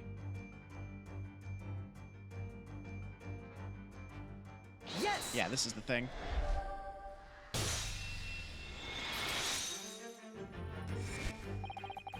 Your crime is surely this tiara. Ah! I believe this tiara is worn on stage by dancers in the Novivik Ballet, is it not? Indeed. It would appear to be identical to the tiara pictured here in this newspaper article. And if the reporting is to be believed, it's an item worth 20,000 rubles. In summary, crime you've committed is theft. Oh no. Yes, you left your ballet troupe unlawfully taking their precious tiara with you. Ugh!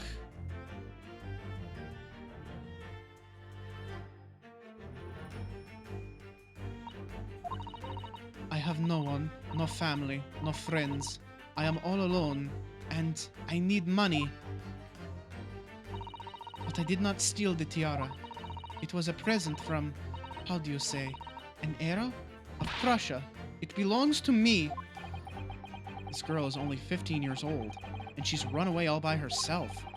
She must have been extremely lonely. All right, I will tell you everything. There is no point to hiding it now. Come, come, let us not be hasty. What? There remains one unsolved mystery about you. Mystery? What do you mean? You have staunchly refused to open this traveling case of yours in our presence. It is reasonable to conclude, therefore, that there exists some reason why you wish it to remain closed. Is that not so, Miss Pavlova? My dear girl, there's no sense in playing games with me. Nothing escapes my attention. Indeed, I have a very good idea of the contents of your case, even before I ever laid eyes on them. Dear me, we are not well suited to a life of crime, are we? Your careless coup d'oeil betrays you. Once again, we need only follow your furtive glance to find the answer. Yes, the reason why you refuse to open your case is written in the books on the shelf. He's completely changed tack with his deduction now. I think Mr. Sholmes is adapting his logic to the changing circumstances, don't you? Maybe, but why has he suddenly brought the bookshelf into all this? It's just a wild guess, surely. Oh, do you think so? Well, it doesn't seem likely that the reason why this young woman doesn't want to open her case would have been written in a book that doesn't even belong to her. Yes, that's true. But still, Miss Pavlova certainly did cast her eyes in that direction. I noticed it myself. Well, yeah, she's got a pet in the traveling case. They're not allowed to have pets on board.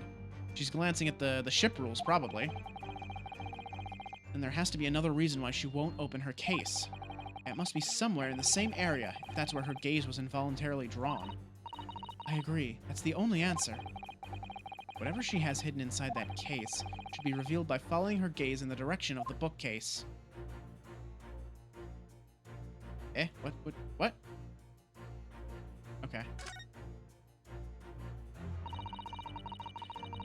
These are the rules of passage for travel aboard the SS Borea. Passengers must not keep weapons or other dangerous objects in their cabins. Pets are also strictly forbidden. There's exactly the same notice in our cabin, too. I wonder what happens if you break the rules. Oh dear, I'm sure the punishment would be severe, Naruhodo-san. You'd probably be left adrift in the freezing cold ocean, or shut inside a tiny wardrobe for days on end. So I've actually been serving time for weeks now, have I? Let me see.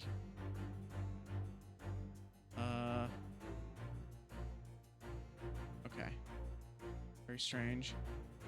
Whatever. This is it. She's got a pet in her case. Yes, the reason why you refuse to open your case is written in the rules of passage. Passengers must not keep weapons or other dangerous objects in their cabins. Pets are also strictly forbidden. Inside that case of yours, something forbidden from carriage. Inside that case of yours is something forbidden from carriage on this vessel. That is the real reason why you refuse to open it, thus revealing its contents. As we've seen, the trunk wobbles from time to time, but no weapon or other dangerous item would move of its own accord.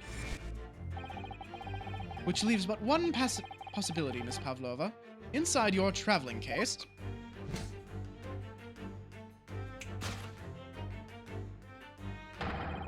is the last item listed as forbidden on the vessel's rules of passage. A pet! That was cool how they did their little synced up dance. That was cool. I like that. So this is the snake, right? The striped band, or the speckled band, rather.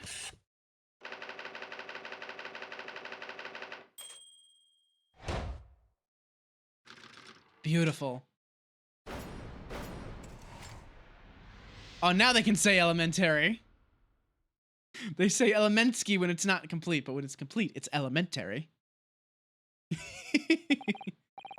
So, clearly you aren't who you said you were. Ugh. No, I am not Grimsby Roylet. My real name is Nikolina Pavlova. Everything you said was correct. You absconded during one of your ballet company's performances in order to escape your homeland. Later that same night, you stole aboard this vessel. Which couldn't have been easy. The Buria is a huge steamship with a vast crew. Would she really have snuck on board without being noticed? In order to obscure your true identity, you somewhat recklessly took the guise of an old gentleman. And you intended to sever all links with your past by severing your long hair. Yet to a woman, hair is no trifling matter. My personal recommendation is to leave well alone. So, if it was just you about to cut off your own hair, who was it that let out the scream we heard from outside the cabin? That veritable tinkling of a bell, why none other than this young lady, naturally. More like a full set of pipes, if you ask me.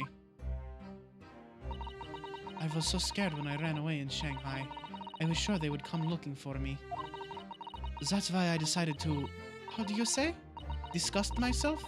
So no one would recognize me. As a result, you transformed yourself into that questionable old man? I see. I put on the fur hat and fake beard? Then, just before you came in here, I saw in the newspaper, right on the page, there was a picture of me.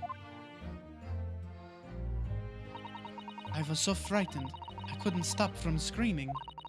I knew that if I didn't change my appearances completely, they would find me. So I decided to cut all my hair as fastly as possible. I picked up the scissors in my hand and... At that precise moment, we walked in through the annoyingly unlocked cabin door. Things happen like that sometimes, don't they? Things do indeed happen like that from time to time. Are those two even talking about the same thing? There's just one more thing I'd like to know. What exactly do you have inside your traveling case? You were right. It is my dear friend inside. My only friend in the whole world. Please, don't tell anyone. If the captain finds out, if you say to any of the crew... Your secret is safe with us, I assure you. But in return... You must tell us, in as much detail as you can muster, about the events of last night. Yes, all right. I will tell you. Well, Mr. Naruhodo? Wasn't it something Mr. Sholmes' great deduction? It was certainly something, yes. I'm just not entirely sure what. But at least Miss Pavlova has agreed to tell us what she knows. That's incredible. Indeed, it is incredible. Ah, and one more thing. Oh, yes? What? Observe your wrists. He put the shackles back on. God damn it. Ah! Your hands are cuffed again. What? But how? True to my word, I have restored your shackles. When? And why? There's still a shadow of guilt cast over you, Mr. Naruhodo. I'm sorry to say, it can't be helped at the moment. Can't it? Really? Anyway, let's listen to what Miss Pavlova has to say. I can't go on not knowing. I have to find out what the speckled band that Kazuma-sama wrote about in his diary really was.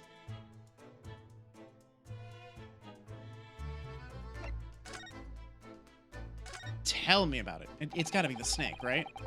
Like, they showed a snake in the opening cinematics, so I'm assuming she has a pet snake. Did you know that someone was killed in the cabin next door to this one last night?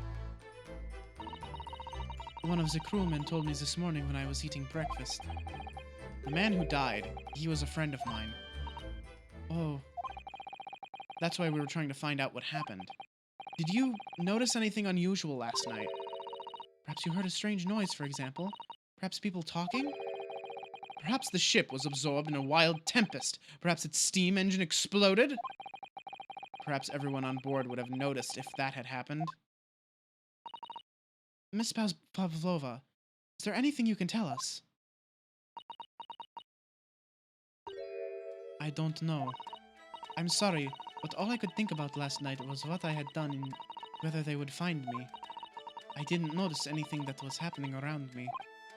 Oh, I see.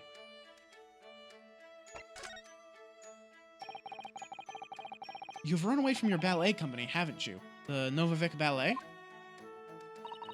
Yes. I am traveling to Great Britain, and from there, I want to go to America. I will never dance again. I want to forget everything about the ballet. I will start a new life. You wish to forget? A challenging proposition. When you have that striking tiara as a reminder. But the tiara is mine. I need it to live.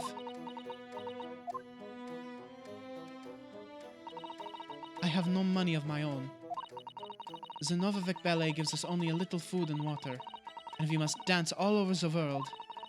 I had to run away. I had no choice. If I stayed, it would have killed me. So you ran away to protect yourself? Yes, and the crew of this ship, they have all been kind to me. They let me come on board, and they said I could hide in this cabin. If that is indeed the truth, Miss Pavlova, it creates a most intriguing conundrum. Yes, it does. What do you think about it, Mr. Naruhodo? Me? Oh, well, yes, of course. I think we should hear Miss Pavlova's explanation. To what conundrum, I'm not sure, but...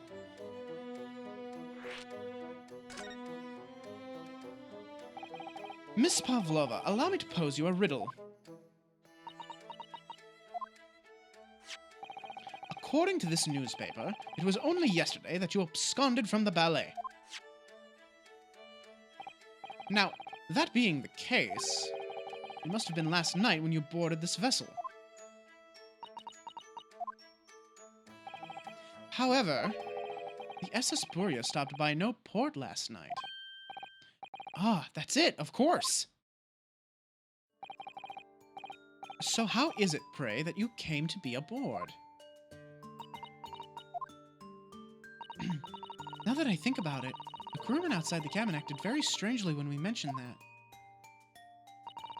It was just after we asked him about when the occupant of this cabin came aboard.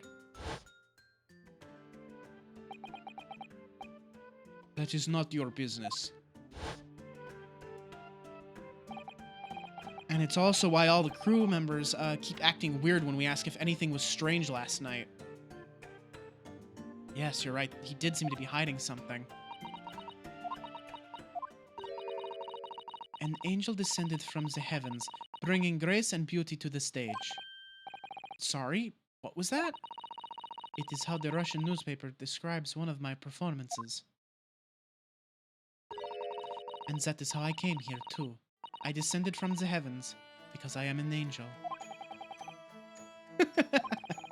Considering English isn't your mother tongue, your description is very vivid. Mr. Sholmes once said, I never can resist the touch of the dramatic. It seems Miss Pavlova is the same. A genius descended from the heavens, bringing grace and beauty to detection. Words once said about myself. A quote from a wonderfully extravagant advertisement for the adventures of Sherlock Holmes. Sorry, Sherlock Sholmes? Nobody heard that. I do not DMCA me for saying that.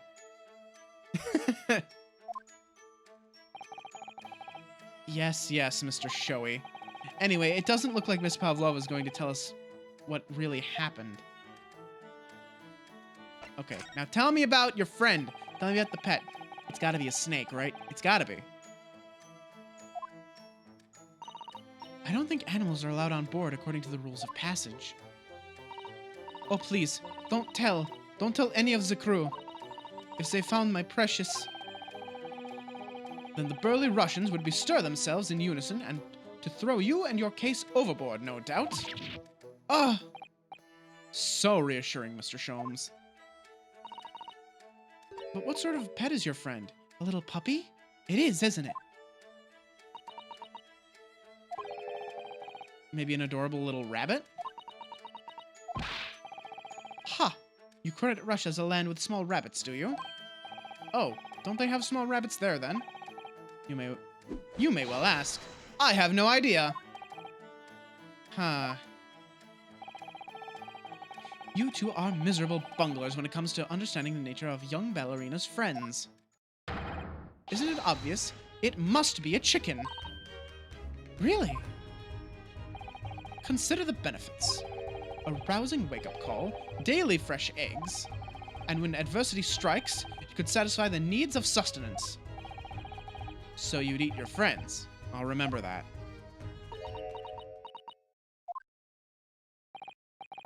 Well, it would appear this friend's identity is a closely guarded secret not to be revealed.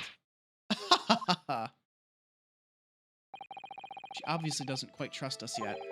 There's something I should like to know about her, I think. Maybe she might be able to shed some light on it.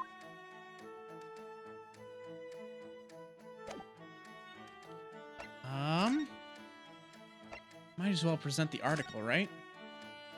Oop. Miss Pavlova, about this article. You look so beautiful, like a fairy. I'm scared. If my picture is in the newspapers. You poor girl. She's so young, just 15 years old. For her to have run away all by herself. She must have felt very, very alone.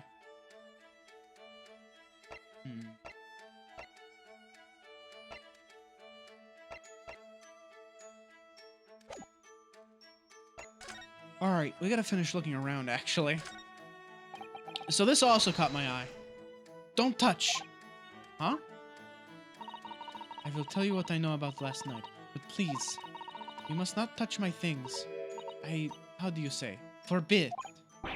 Oh, sorry. As well you should be, young man. What vulgar manners you have. Poking around in a young lady's private belongings. Neither shall I allow it. Hypocrite. Alright, so we can't do that yet. So we present to her...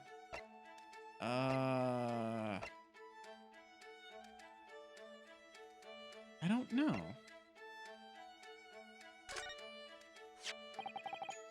the diary of my friend who passed away. His diary? Yes, and he wrote in it last night before he died. Something a little unusual. It reads, 1:23 a.m. I can hear a faint whistling sound. Then a few minutes later, 1:35 a.m. It looks like some sort of speckled band is dangling from the ventilator grill. A speckled band? I don't understand. It's strange, isn't it? But the ventilator he means joins to this cabin, you see. It's up there on the wall. In other words, this cabin and the victims' cabins are connected together. Oh. Miss Pavlova? Has something occurred to you? Does the speckled band the victim mentioned mean something to you? Or the whistling sound, perhaps? No. I don't know anything. Oh. Nah, she's hiding something. She knows. Knock, knock. Excuse me, Mr. Roylett. Yes? What? Wow, she's fast. Captain would like to speak with you. You must come to Captain's quarters at once. Please. Alright, I will come now.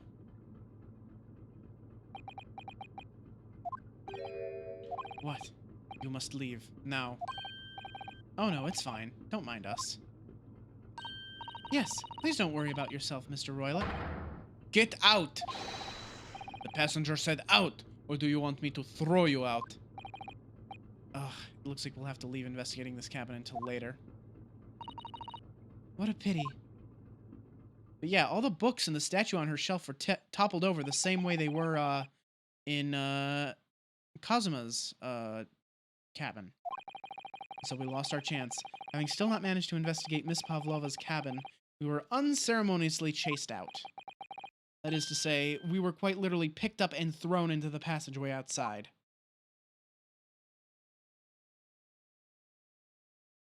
Ugh, to be continued. Damn, these are long chapters, like, comparatively, I feel. Like, compared to, like, you know, the other Ace Attorney games. Not that I particularly mind.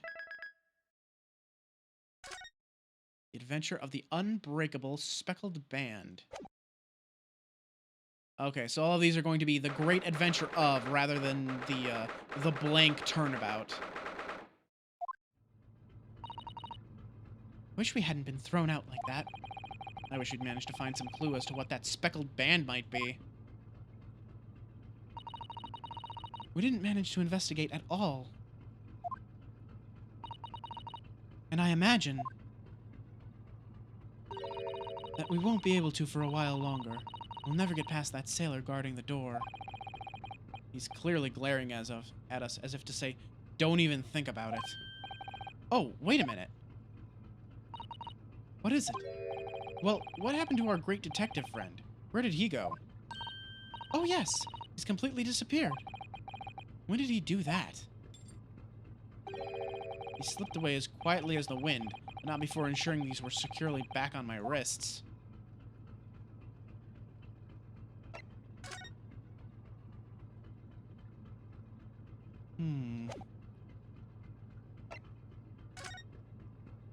So where to now? That door leads to the second-class area. It's locked. I can't open it. No, well, that stands to reason. No one wants to let the murderer escape. Gosh, she gave me a very stern look when she said that. Let me see here.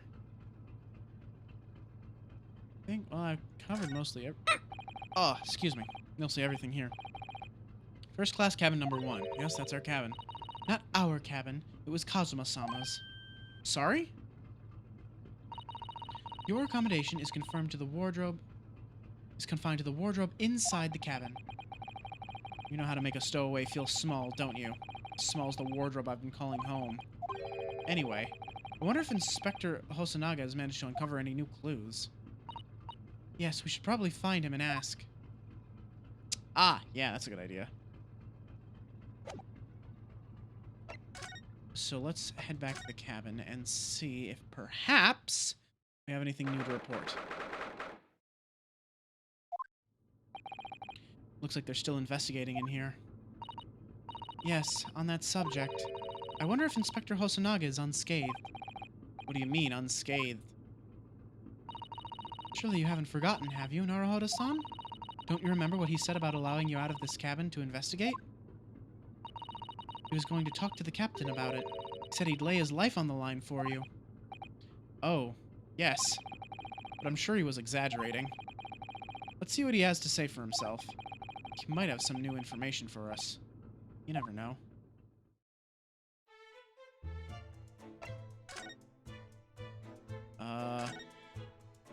Oh, there he... Oh, wow. Yeah, he got beat to shit. Holy shit. God damn. Ah, you're back. Inspector. What happened to you? Your face is... Please, don't worry about it. They're just scratches. Made by a bear, maybe. When I told the captain that I'd given you permission to investigate, he told me he'd pummel me with his fists and then toss me overboard. What? But the pummeling was over in a flash, and he must have decided against throwing me overboard. So it was nothing, really. Looks like he wasn't joking when he said he'd lay his life on the line if he had to. Well, thanks to your efforts, we now know a little about the neighboring cabin. Yes, so I understand. Oh. I bumped into a man claiming to be a great detective a little while ago. I think his name was something like Herlock Sholmes. I don't think he was German, though. Ah, that explains it. Shall we compare notes, then? I can tell you what we found out. Yes, let's do it. What? Nikolina Pavlova. She's in the cabin next door. Oh, do you know who she is? Please, what self-respecting ballet fan wouldn't know that graceful angel? Oops, I think I upset him there. Well, that tells us the neighboring cabin is unrelated to the case, at least. Oh? How? Because angels don't go around committing crimes, do they? Oops, now I've definitely upset him. Inspector, your investigation in here proved fruitful? If I'm honest, there's very little more I can do. Our duty is to make sure the scene isn't disturbed, ready to hand over to the Hong Kong police. So I'm just keeping watch here, trying not to take my eyes off the job. Oh, I see. There is one thing. I do have a small piece of new information for you. Oh, what? Yes, do tell us, Inspector, please.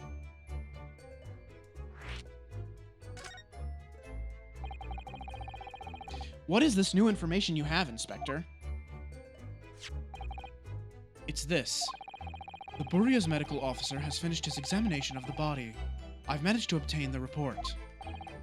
Oh. Kazuma's post-mortem report? Kazuma-sama. So, what was the cause of death?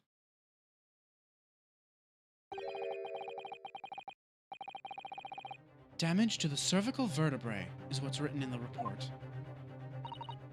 His neck was broken? Yes, it would seem so. There were no obvious wounds or other signs of injury, so at first, I think they were considering poison. But it turns out they found no trace of poison in his system at all. Well, what weapon was used then? Nothing has been found as yet, but the fact that there's no signs of a wound suggests it may have been a blunt object, something that wouldn't leave a mark. Oh, I see. All the body's nerves run through the spine to the brain. A strong enough impact to the neck could induce death. It is a possibility, and no obvious wound would be left. Poor Kazuma. I have a second copy of the report. If it might be useful, you're welcome to have it. Really? Are you sure? Yes, it's fine. I trust you. After all, if I didn't trust you, I'd never have agreed to you leaving this cabin in the first place, would I? Ah. Susato's feeling a little, guilty for not trusting me now. Let me investigate that a little bit more closely. Let's see.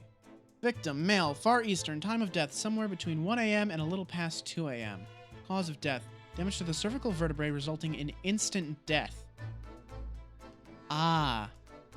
Instant death, you say? Well, we've seen this a lot, haven't we? Where it's, you know, death is instant, and, oh, wait, they couldn't have written anything. Wait. This really is just case 2 of the first game, isn't it? Our mentor has been killed. Supposedly they wrote a message while they were dying, but no, in actuality, they died instantly. Which means, I think we should all prepare for those magic words. Updated autopsy report. Almost certainly broken as a result of a strong blow to the area. No obvious external injuries or traces of poison.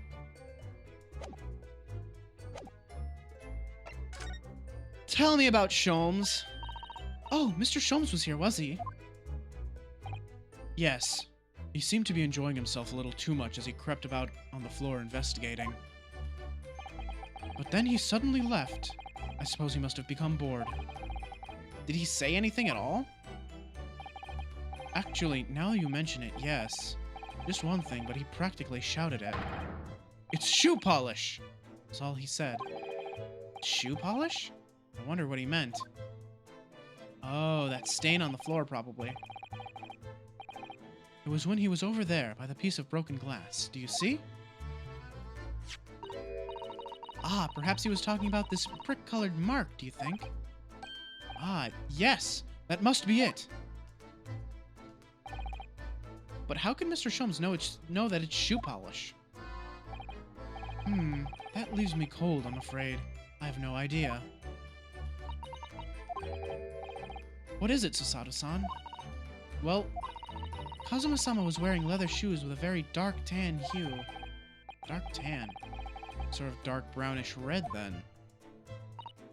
Yes, a little like the color of red wine, but darker. Often repaired them for him. Oh, does this mean that this mark was made by the polish on Kazuma's shoes as they scuffed on the floor? Yeah, it would make sense.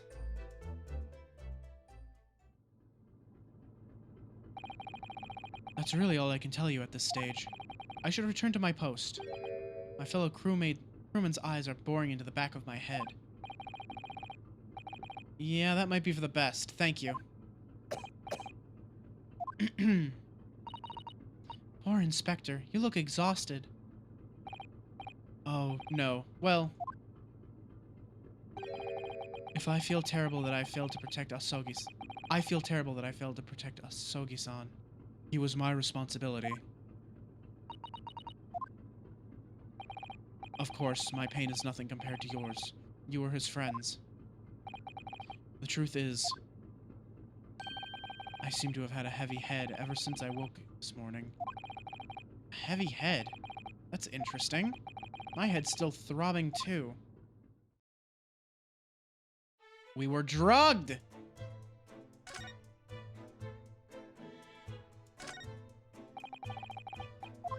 Writing. Anything new here?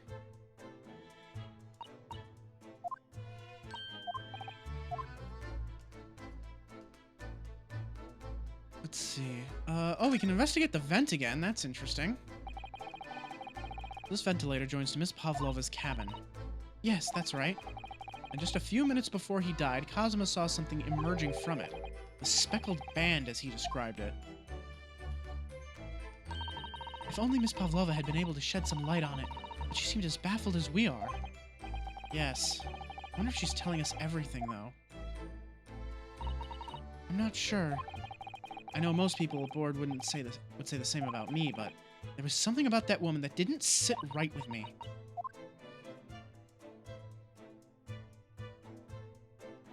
we get some more information about this.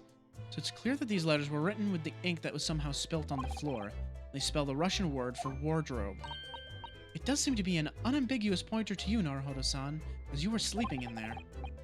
But to be truly unambiguous, it should have just spelt out my name, don't you think? Well, either way, one fact remains. It's hard to imagine that Kazuma-sama would have written his last words, or word, in Russian. Which begs the question of who did write it. Also, he died instantly. It really is such a beautiful color, this glass. It looks like whatever it was is broken clean in two.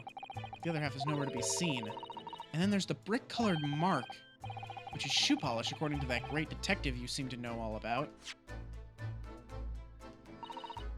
I suppose it must be from Kazuma-sama's shoes. Maybe, but what I'd like to know is, how can the detective be so sure it's shoe polish and not something else? Because he's a great detective, of course. That's hardly a reason, is it? Actually, I want to talk to you now that I know why you were all dodgy. You, where did you go? Oh, sorry, I just went to the next... Why? Who gave you permission for this? Well, Seaman Hosonaga did. That new Japanese, was it? Later, I will roll him into ball and throw him in cold room. Phew, he's going back to guarding the door. I hope Inspector Hosonaga doesn't find himself in too much trouble on our account. He's really gone out of his way to help us, hasn't he? When we get back to Japan, we'll have to take him for a steak at La Carnival. That could be a very long time from now, Naruhodo-san. Let's see. These are the rules of passage for travel. Okay, so I bring her pet on board. Miss Pavlova has broken the rules. Called it her friend, didn't she? Yes, although we don't know what form this friend takes as yet. Almost certain that whatever it is, it's inside the traveling case in her cabin. Friend. There's more to this than it seems, I think.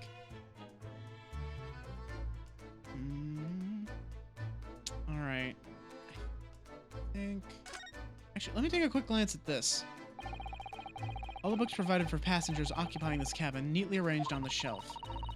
They were all over the place when we first looked around, if you remember. Oh, yes. And you tidied them up, didn't you? You have to look after the ship's property.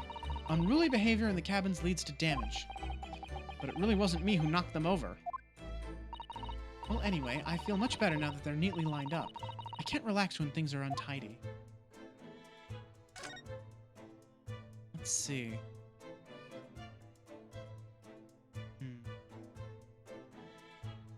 I guess that's everything in here. So I suppose we should wander out? Maybe back out here?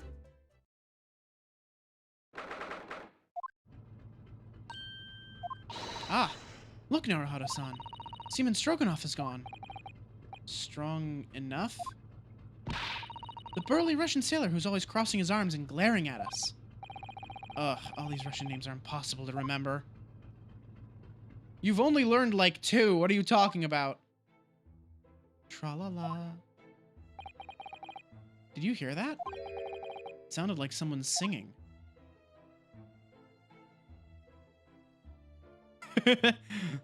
Tra-la-la-lira-lira-lay. I did it the great detective way.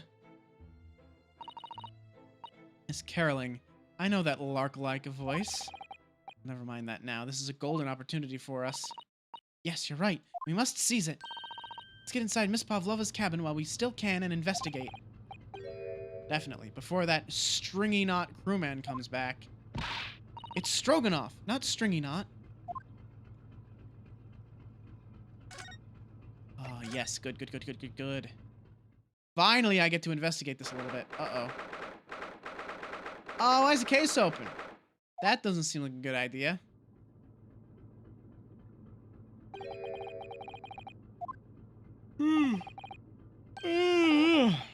Sorry. Susato-san. Oh! Where's she gone? Hey, what are you doing? Those are her private things.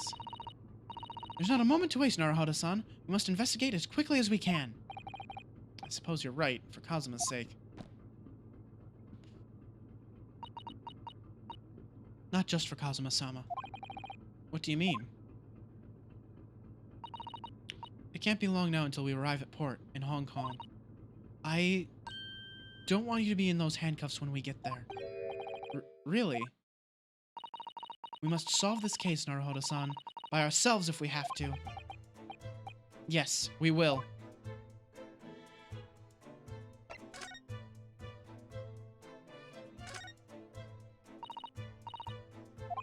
So what's in there? Let's see.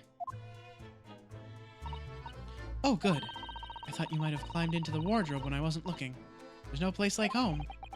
Believe me, I don't have some strange compulsion to jump inside every wardrobe I see, you know. Well, anyway, I'm not sure anyone could fit inside this one. It's full of beautiful outfits. I suppose they're all stage costumes. Yeah, but Sholmes was in there, like, before. And there weren't any clothes in there before. What? When did that happen? I was rather hoping we might find Miss Pavlova's friend hiding in there, but no such luck. Displayed on this cabin, too. Passengers must not keep weapons or other dangerous objects in their cabins. Pets are also strictly forbidden. Suppose Miss Pavlova realized that she needed to keep the contents of her case a secret after she read this. Her special friend, I mean. I wonder where her friend disappeared to now. Probably having fun exploring the ship, I imagine. I just hope Seaman Stroganoff doesn't find it and throw it overboard. Oh, yes. So do I. Oh my! Miss Pavlova's case is open! It's completely empty inside, but according to the great detective's great deduction, she was hiding her special friend in there. Yes, a friend that she had to keep secret. Don't call it her special friend. Don't do that. Because you're not allowed to bring animals aboard the SS Borea. I wonder what kind of animal she had in there. More to the point, where is it now? Oh yeah, it's nowhere to be found. Damn. There are just a few books on the desk, nothing else by the looks of it. Well, Miss Pavlova only ran away from the ballet last night. She's hardly occupied this cabin for any time at all. That's true. I wonder what kind of books she likes to read. Let me see. Yes, I see. It would seem that Miss Pavlova enjoys reading books written in Russian. Thanks. I think I probably already knew that. It's rude to ask too much of people, Naruhodo-san. Kindly remember that.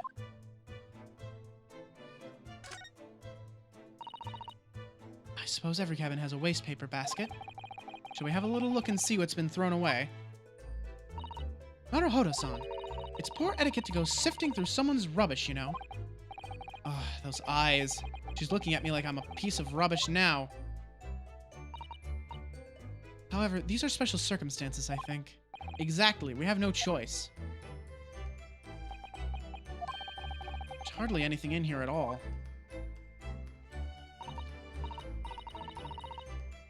Oh, well, that's a little disappointing. Plate on the floor. Wonder what this little saucer's doing on the floor. Yes, it doesn't look like it's been dropped. More like it was put there deliberately. Ah, do you think there could be a leak in the roof just above here? What? A leak? Is this ship quite safe? I'm sure that even if there's a little leak on the roof, it doesn't mean the whole ship is going to sink. No, you're right. Of course you're right. She's really trying to persuade herself, isn't she? No, that's like probably like a water or a food dish for her pet. But it seems this teapot is empty. So the natural conclusion is that the Russians are a very thirsty people. Or because Miss Pavlova only came into this cabin last night, she hasn't had the chance to make any tea yet. I mean, it could be either. It's definitely that they're excessively thirsty. I'd lay 1,000 to 1 on it. Sure, Ryunosuke. Sure, whatever you say. Right, I want to take a look at these too, because the books are all knocked over like they were in the other cabin. All the books are toppled over together. Look, every single one. You think that's a god of the sea, perhaps? Exactly the same as the bookcase next door, in Kazuma's cabin. Perhaps Mrs. Pavlova was practicing a difficult ballet pose and fell against the bookcase? I don't know. Would she really be practicing ballet on the same night she ran away from her ballet company? Alright then. Must have been you. You lost your temper and knocked them all over in a fit of rage? Not everything bad that happens on the ship is because of me, you know. Well, anyway, I'll set them all straight again in here, too. I don't like seeing things in disarray.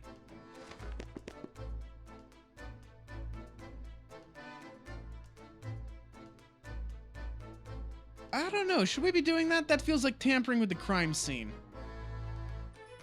That feels like that might be important evidence. Oh, we're not going to investigate this bag here? Okay.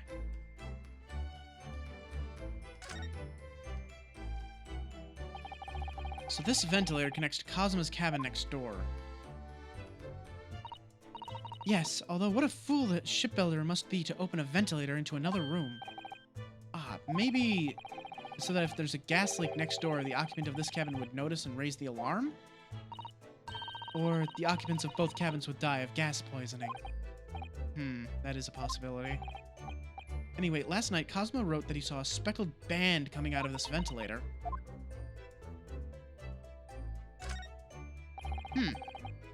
There's one of these next to the bed in Kazuma's cabin, too. Yes, it's a bell cord. I can't resist. She barely hesitated there. She gave it a good tug, too.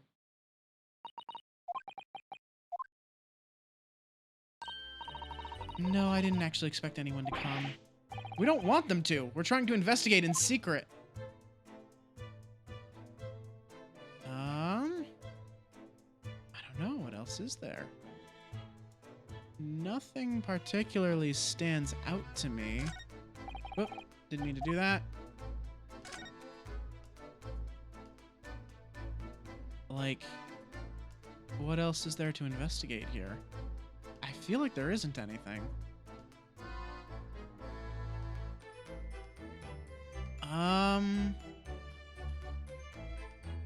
Now we play the game of, like, drag the cursor all around until, oh, the door. Right. This cabin door has the same simple sort of bolted latch that our cabin door has. If the bolt's drawn across, there's no way anybody could enter the cabin from the outside. Yes, it's not a particularly heavy-duty bolt, is it? But still, wouldn't it slide across of its own it wouldn't slide across of its own accord, would it? No, and the door is made of metal, so there's no chance of trickery using magnets to unbolt it from the outside. And it seals up perfectly, too, to stop any seawater coming in. So you couldn't use the method you told me of passing a thread through a crack around the closed door, either. I seem to know a lot about it. I seem to know a lot of tricks for opening doors. I'm starting to see why they suspect me. Well, that's not everything either, is it?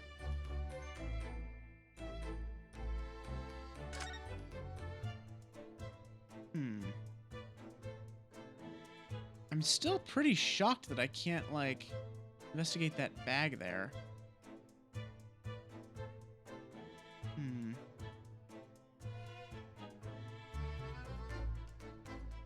I mean... Go back. I don't know. Move around a little? I feel like I've searched everything. No, I suppose the plot would have advanced if I'd found everything. I don't see what else in this room I would need to investigate. Got that, we got that, we got that, that as well.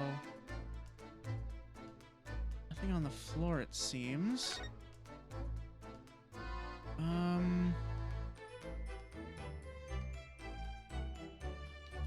Yeah, I really don't see anything. What the hell?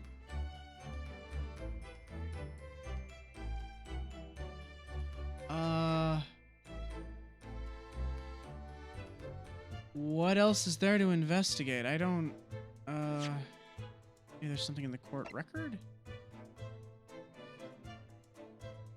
Can investigate this, I guess, but like...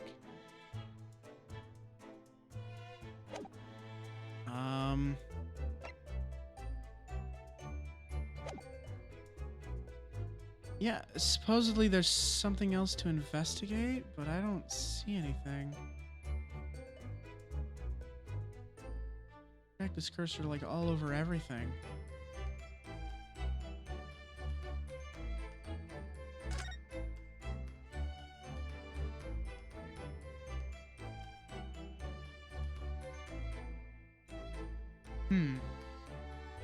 None of this just seems right. There should be at least one other thing here somewhere.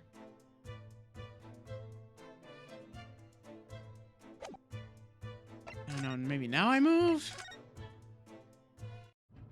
I doubt it, but like... kind of stuck. No, okay, so there's still something left in this cabin? What is it?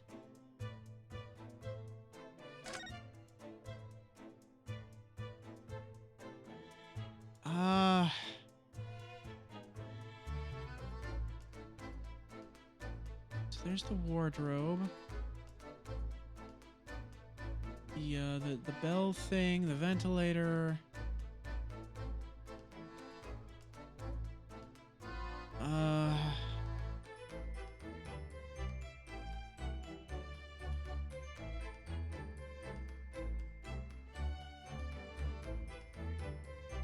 I seriously have no idea what it could be or where it is.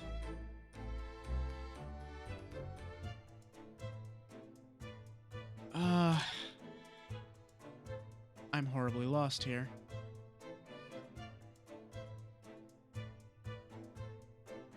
Nothing else here sticks out to me. It's all, like, checked off. It's all labeled as having been investigated, so...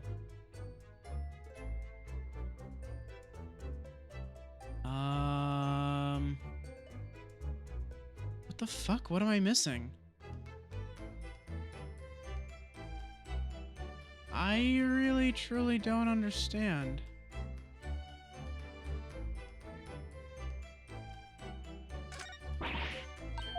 Yeah, the case is empty.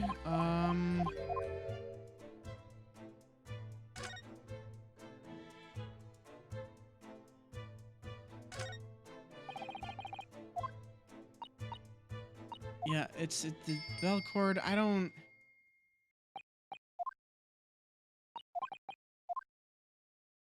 see it, dude. Where is it?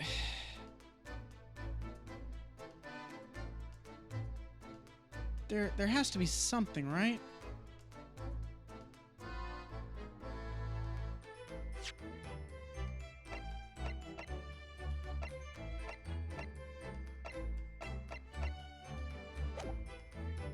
I don't know.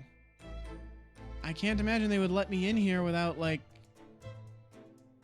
Unless I'd found everything in all the other spots as well. So...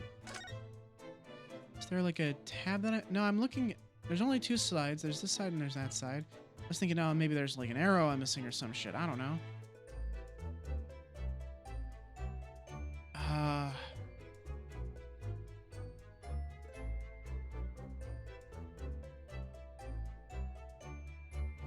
I really can't find it. What the hell?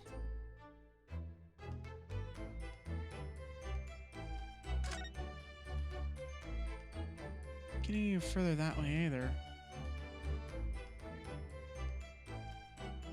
I don't understand.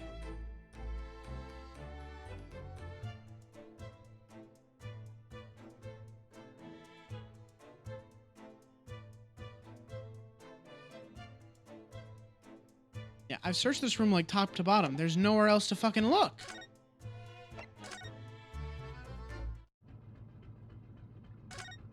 Like, what else is there to find at this point?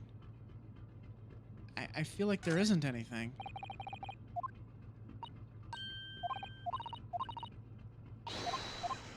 Yep. Investigate. Sure. Oh. Well, that would explain a lot. Hello, Sholmes. Oh, it's Mr. Sholmes, look! Wow, you never know where he's going to turn up next, do you? Seems to be stealing a book as he sings to himself.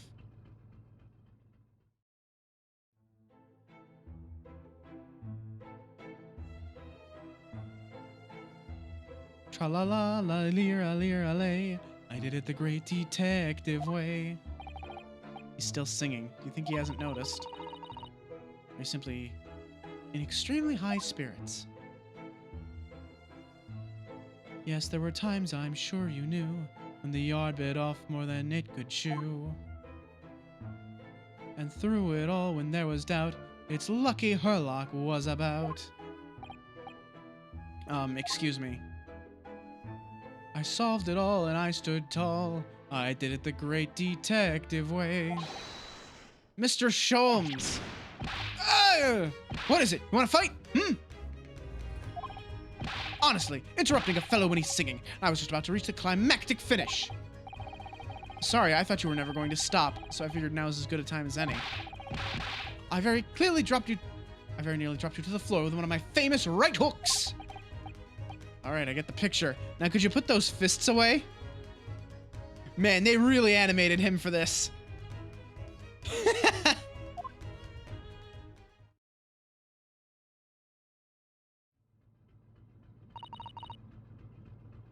Mr. Sholmes, you seem to be examining something before we interrupted you.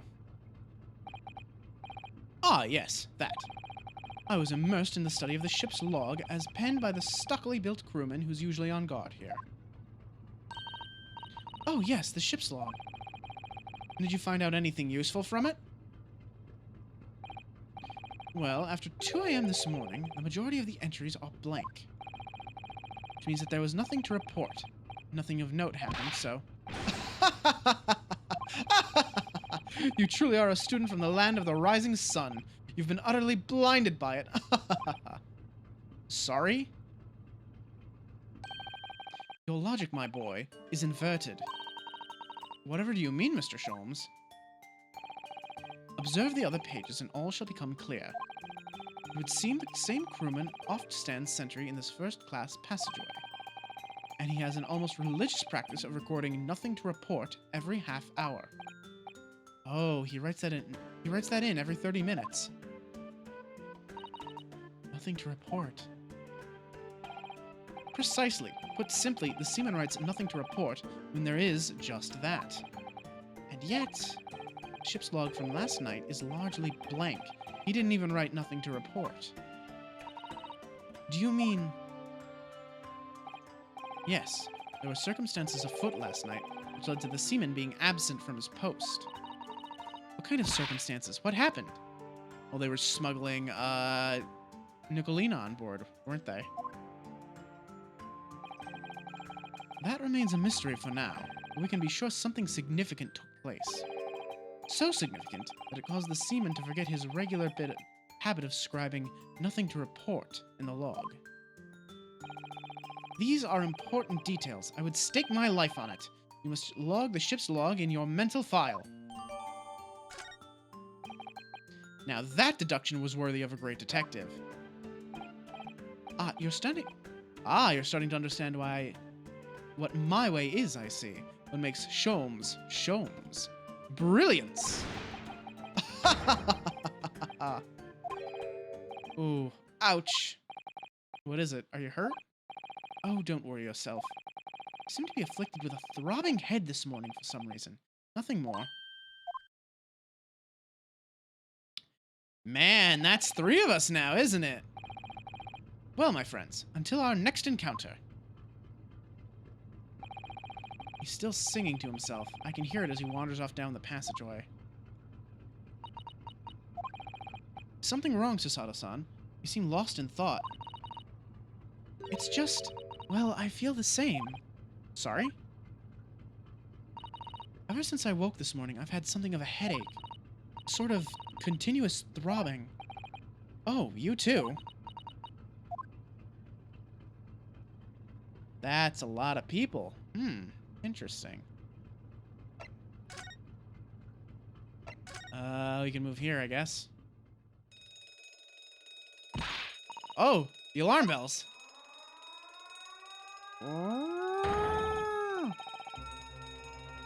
Shut down the engines immediately. Vessel sighted at quarter mile 4. Full stop. Hard to starboard. All hands, brace for impact. What the? I think we're about to crash into another ship. What? I can't stand. Susato-san, hold on to me. Ah! Susato-san, are you all right? Are you injured at all? I think I'm fine. Thank you, Naruhodo-san.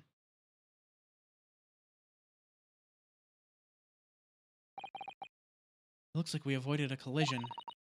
I think... Yes, the ship has come to a stop. Oh my goodness, what about you, Naruhodo-san? Are you hurt? No, I'm fine.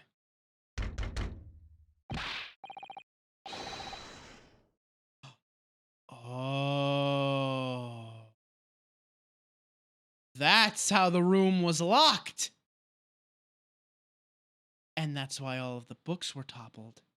The ship came to an abrupt halt, which in turn caused the lock to slide into place. The room was not locked to begin with. Someone just sounded the alarm and brought the ship to a full stop. However, none of us can remember this happening, apparently. The full stop, the full stop, the full stop. What was the full stop for? Was the full stop to let Nicolina on, perhaps? That seems possible. It's a possibility, I suppose. But why would none of us remember it? I mean...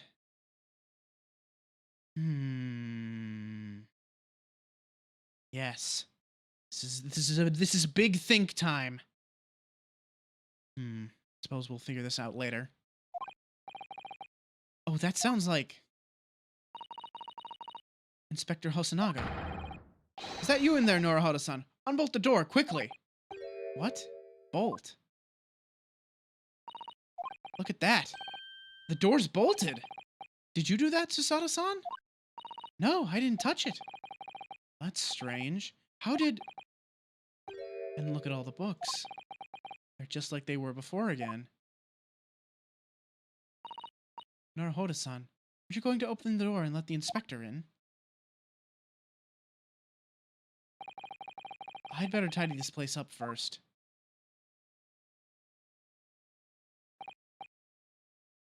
Our violent emergency stop had solved one mystery, at least, in a very vivid way. But I knew that what awaited us on the other side of the cabin door would not be pleasant. I hurried about tidying up the cabin with a new sense of foreboding in my heart. Oh. Another to be continued, huh? Shit.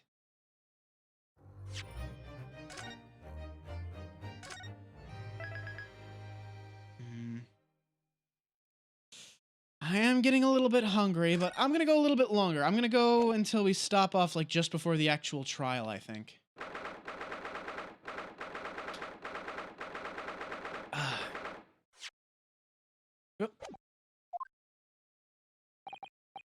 Somehow the door to the cabin we were ended up... Huh? Somehow the door to the cabin we were in ended up bolted after we made an emergency stop. Susato-san took a deep breath, then gently slid back the bolt.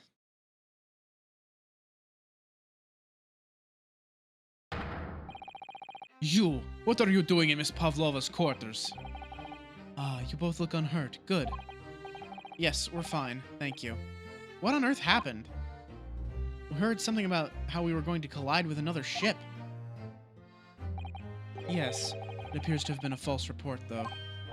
Oh, how did that happen? There's a dense fog outside, so it's extremely difficult to see. Someone must have thought he saw a ship ahead. The person obviously triggered the alarm, and that's why we made an emergency stop. Everything is chaos. Passengers are screaming.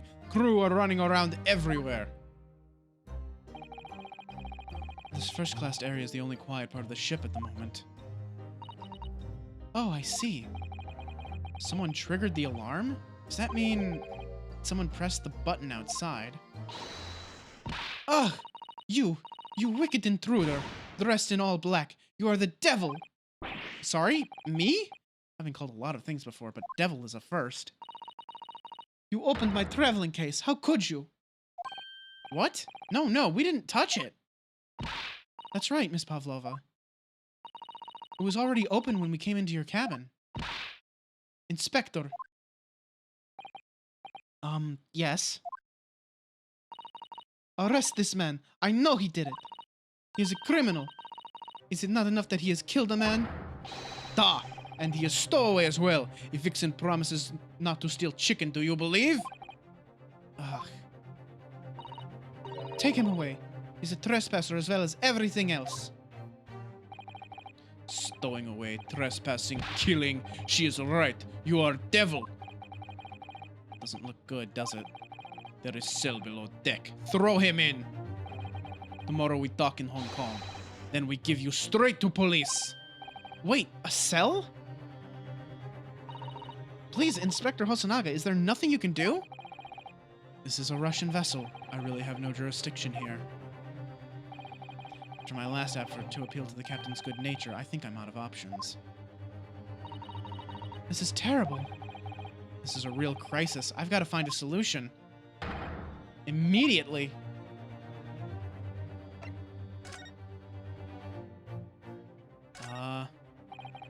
Just need to keep calm and focus on the task at hand, which is investigating. Don't touch my things. You want me to show you where crawfish hibernates?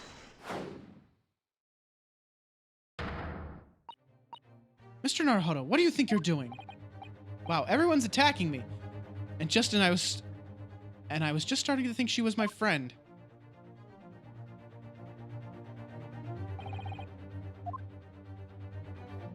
I swear to God, if Sholmes is just like...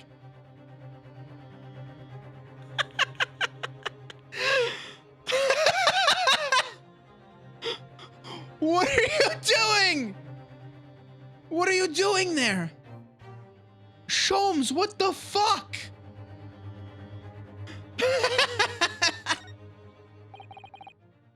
What the... What are you doing up there? Why are you wearing the tiara? Mr. Sholmes? Naturally, I was analyzing what a weight of 20,000 rubles feels like on one's head. Have I not told you that as a detective, it is my business to know what other people do not? This isn't mere tomfoolery, my boy. Oh, no. Well, why were you hanging from that hook before, then? Isn't it obvious? To properly assess the weight of the 20,000 rubles, naturally.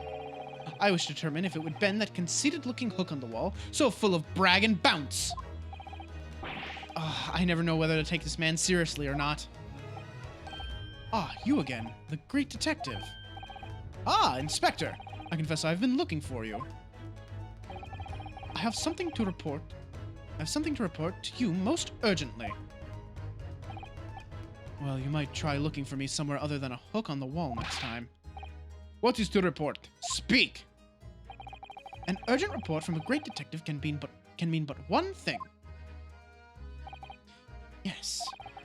The case of the curious murder that took place last night here on this vessel, the steamship Buria, has been solved by me, naturally. What? Really? Yes, I've eliminated all other possibilities. No other explanations exist.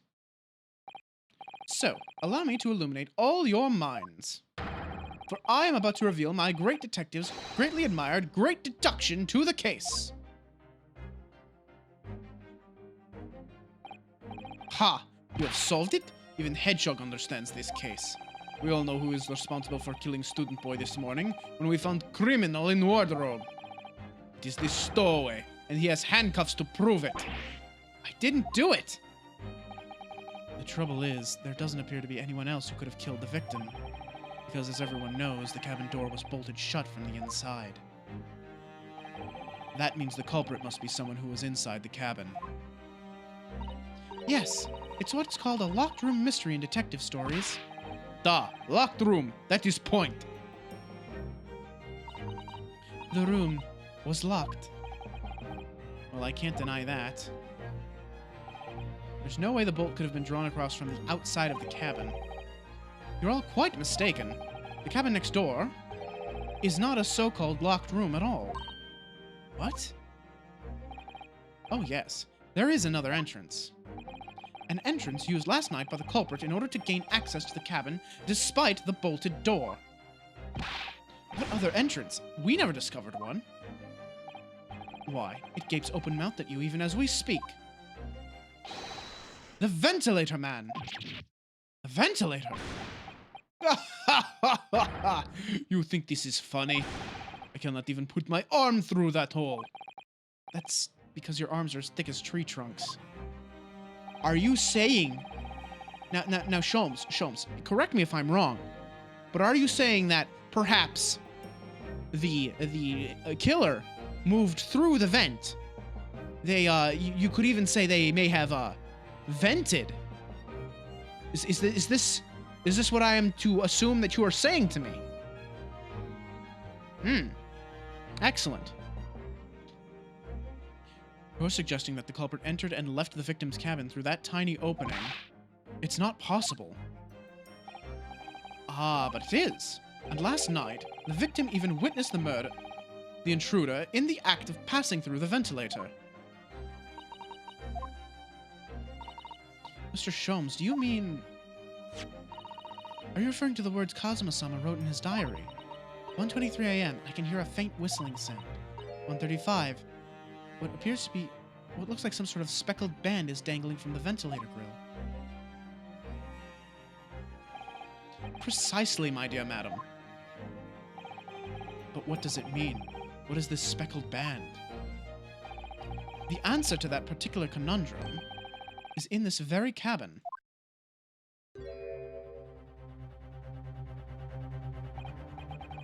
Mr. Sholmes? What are you doing? There's a distinct element of danger, but fear not, I am ready. What I am about to expose you all to see will shock you to your cores. Behold! Kya! Ah! What the...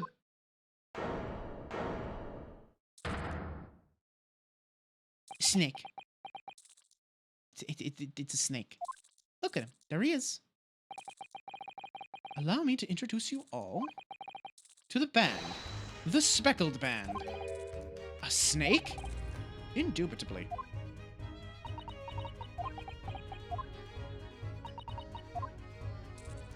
Yep. Mr. Sholmes, just one thing. Pray, what troubles you? Well, that snake isn't really speckled, is it? Looks more stripy, wouldn't you say?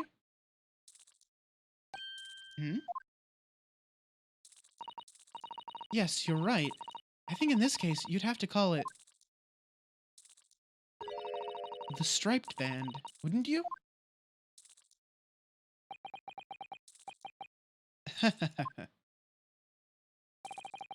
You both see and observe. With distinction, however.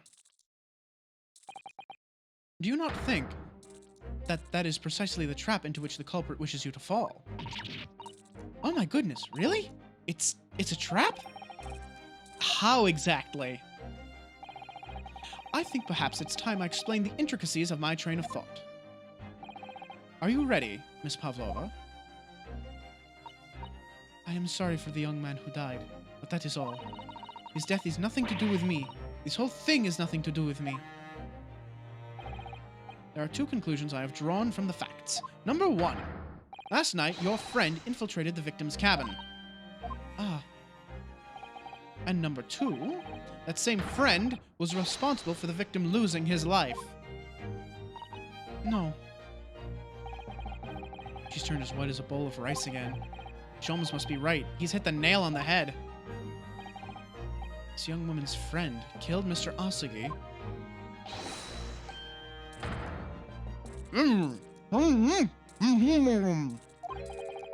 Looks like he can't speak with that snake coiled around his head. I would advise as little movement as possible, Seaman. You wouldn't want the fangs of that long friend in your neck.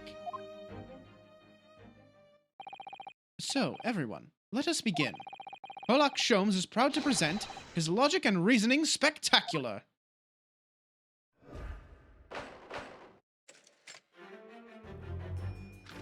Oh, yes, we get to do another one of these. I love these. These are cool. They're so flashy, too. Miss Pavlova, moments ago you claimed the following. His death is nothing to do with me. This whole thing has nothing to do with me. Yet you cannot deceive yourself. Yes, when you recall those horrid events, your aching heart smarts with pain. And it is that very pain that evidences your inextricable link to the victim's death. So, we ask, what was the nature of this intruder that stole into the victim's cabin on that portentous night? Why, naturally, it was the friend with which you boarded this vessel, was it not? Ah, as I suspected. Another telltale glance. Without doubt, your friend is the writhing serpent we see before us. And yet, that fact leaves us in a quandary.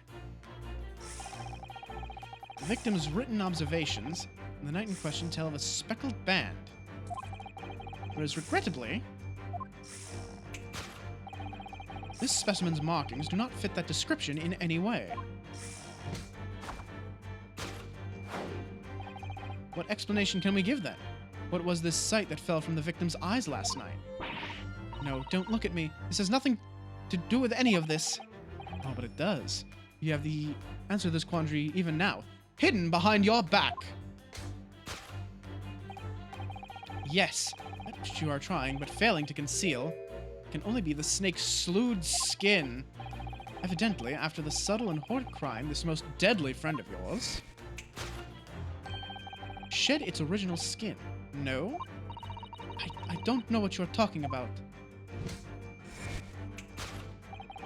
Last night, through the ventilator visible in this cabin, your then speckled friend slithered next door. Using the bell cord on the other side as a bridge, the serpent silently descended into the victim's quarters. In the dim light, it appeared to the young gentleman who was about to lose his life as a speckled band. In summary, the nature of this friend of yours, which last night infiltrated the scene of the crime, is a rare breed of snake whose markings change each time it slews its skin. A snake so dreadful, we can only imagine it would be found in the deepest depths of India.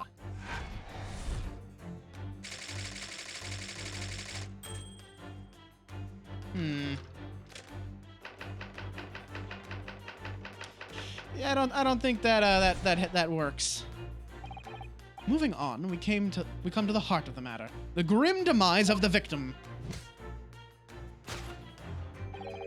How did this young man lose his life, and why?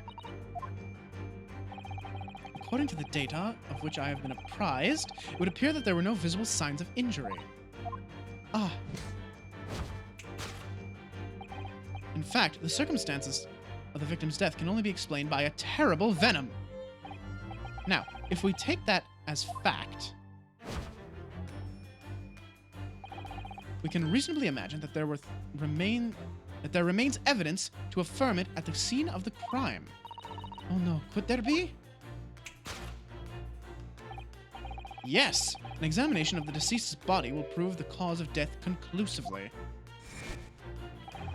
The almost, but not quite, imperceptible puncture wounds left by the venomous fangs will seal the truth.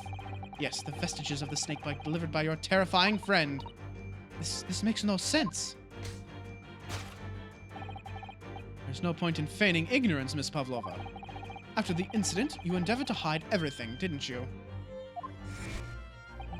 But now your involuntary glance betrays the hiding place you chose. That's right.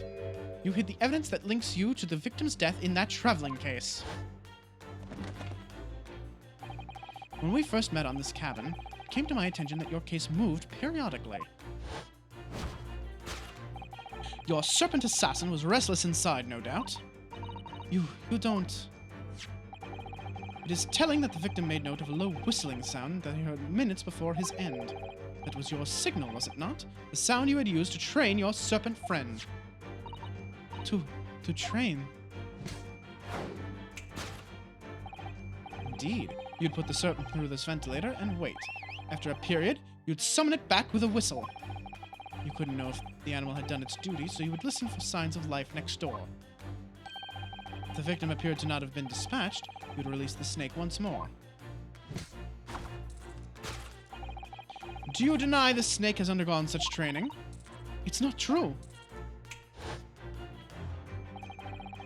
Having slithered through the ventilator and down the bell cord, the creature needed only to sink its fangs in once. And its venom would course through its victim's veins, ending his existence forever. That is the true nature of the speckled band that took the poor young man's life. There can be no doubt. My logic is infallible.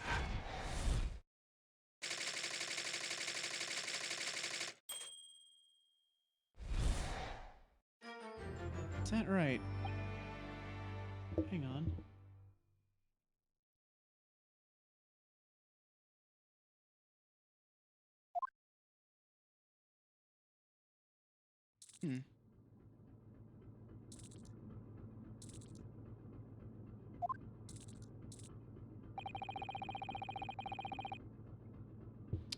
Miss Pavlova has trained her pet snake as a killing machine.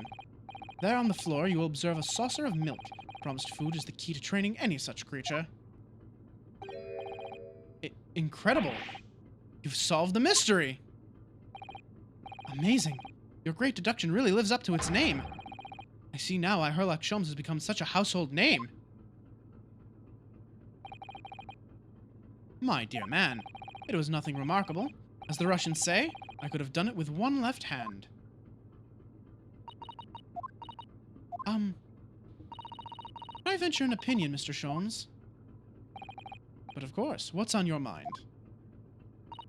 It's just, about your deductions before, some things don't quite make sense to me. I welcome questions as to my method, and I will answer both loudly and proudly. Oh, well, good. First of all, snakes are egg-laying creatures, part of the reptile family. You are well informed, madame. And reptiles, don't drink milk. Ah. It's really only mammals that like to drink milk, you see. So, I'm not sure it would be possible to train a snake using milk as a reward. No matter. No doubt Miss Pavlova used some other treat to encourage her pet to do her bidding. Milk was merely an example. The logic holds.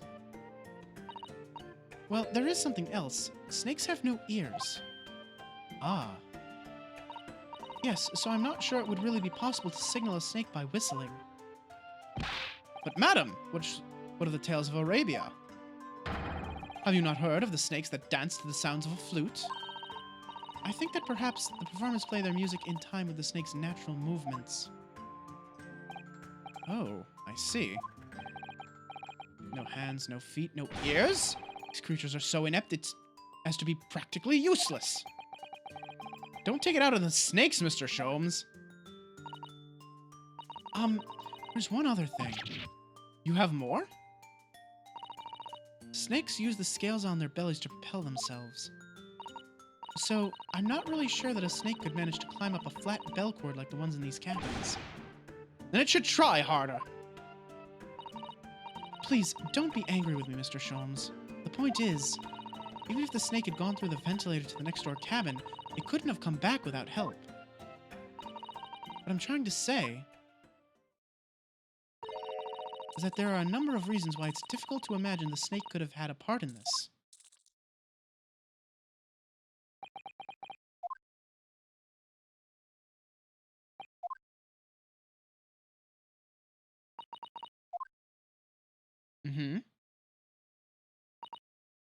I think you need to step in and help again, Mr. Naruhodo.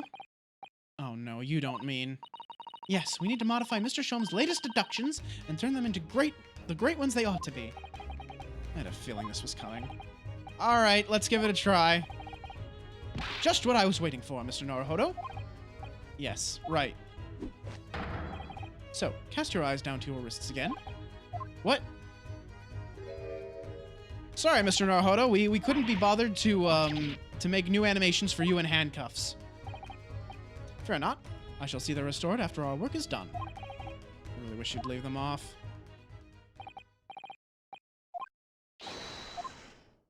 Alright, let's go.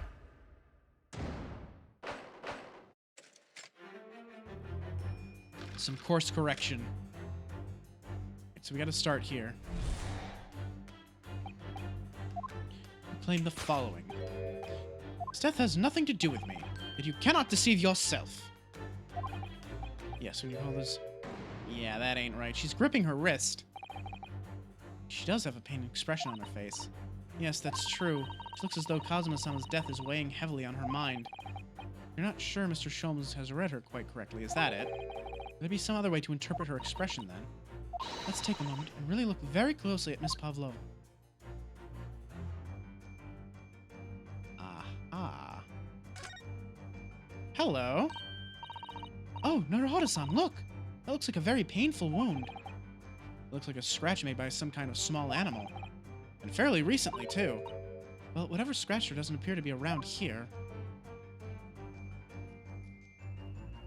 Yes!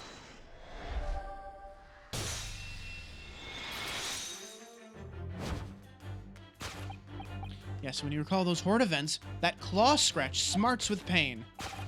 Indeed, and simple observation reveals that the wound is fresh.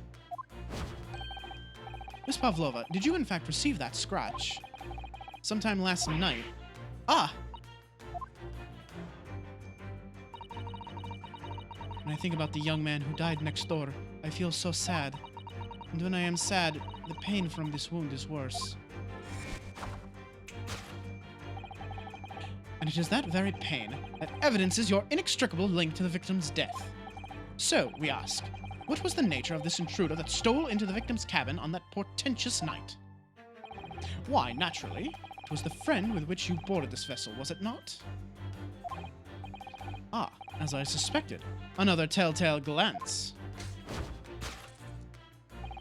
Without doubt, your friend is the writhing serpent we see before us. It seems likely that the scratch mark on the back of Miss Pavlova's hand was made by this friend of hers, doesn't it?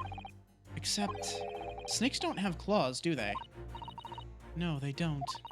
They don't even have hands or feet on which claws might grow. Well then, that snake isn't her pet. What is it? What is? What's the true identity of this friend of hers? We should follow her gaze, Naruhodo-san. That's where we'll find the answer. Oh! Yeah, we never really looked very closely at this picture, did we? There's a kitty in it! Look at the little kitty cat! And that's the glass bell! Ah, look at the photograph in this frame. This must be something Miss Pavlova brought with her when she ran away. She's exceptionally beautiful, isn't she? Yes, that's true, but personally, it's the little black creature she's holding that caught my eye. We better take a closer look at this. The kitten! Look at the little cat Miss Pavlova is cuddling here. Oh, what a cute little kitten! It could vie with you, couldn't it, Naruhodo-san? For the blackest outfit. A black kitten. And from the look of this picture, at least, Miss Pavlova seems very attached to it. Yes!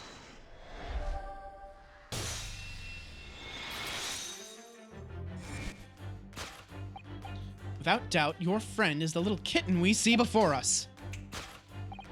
Yes, the scratch mark on the back of your hand makes that abundantly clear. Oh no.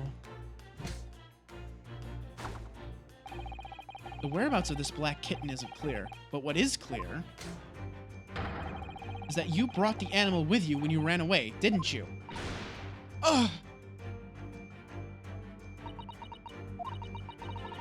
Darka is my best friend. I couldn't leave her behind. Darka would appear to be a Russian blue.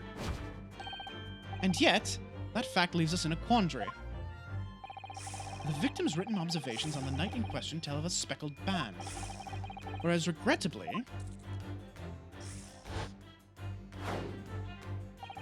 This specimen's markings do not fit that description in any way. What explanation can we give, pray? What was this sight that fell upon the victim's eyes last night? No, don't look at me. This has nothing to do with any of this. Oh, but it does. You have the answer to this quandary even now, hidden behind your back. Yes, that which you are trying, but failing to conceal, can only be the snake's slowed skin. No. It's a cat toy. She took something out of her pocket and hid it behind her back. She just left it in her pocket. No one would have known.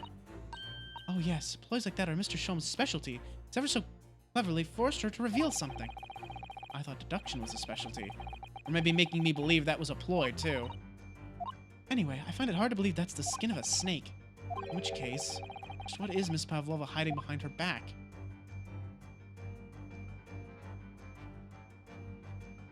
Yeah, what is that?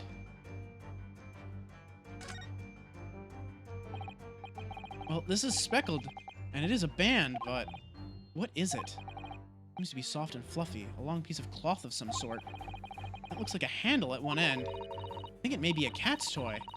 It is common for the West, apparently. How is that a toy for cats? Cats like to chase the band around and paw at it. Kittens in particular love that sort of play. You only need to wave it in front of them, and they pounce to catch it. That sounds positively adorable. Aha.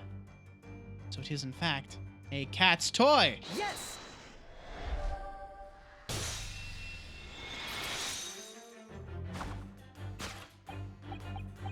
Yes, the thing you are trying but failing to conceal is, a cat's toy. Precisely, and the true nature of the now infamous speckled band. Ah! And it was this toy that you dangled through the ventilator. You waved it around, I presume. Naturally, the victim could not fail to notice it. But why? For what reason? My dear boy, there can be only one answer to that. After her feline friend disappeared through the ventilator into the neighboring cabin, Miss Pavlova attempted to use the speckled cat's toy to incite the creature to return. Ah. In summary, the nature of this friend of Miss Pavlova's, which last night infiltrated the scene of the crime, is a blithesome Russian breed of cat by the name of Darka. Ka! Truly troublesome feline young Darka is proving to be. She must be cage once found. You'll forgive us for bartering the photograph of your pet, Miss Pavlova.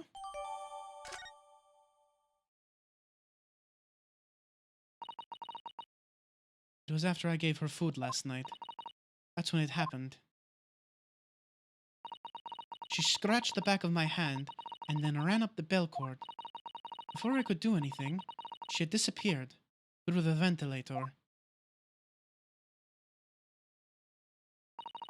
Darka, she is so naughty.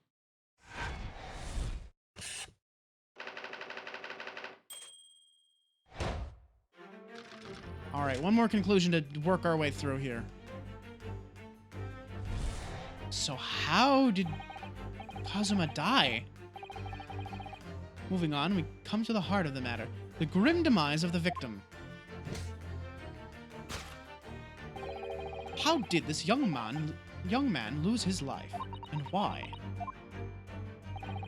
According to the data of which I have been apprised, it would appear that there were no visible signs of injury. Ah. In fact, the circumstances of the victim's death can only be explained by a terrible venom.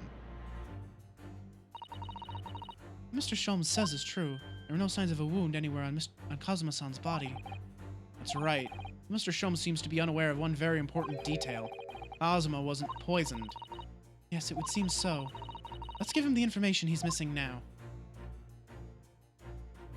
Alright, simple enough. Oop. I forget double-clicking doesn't present. Yes!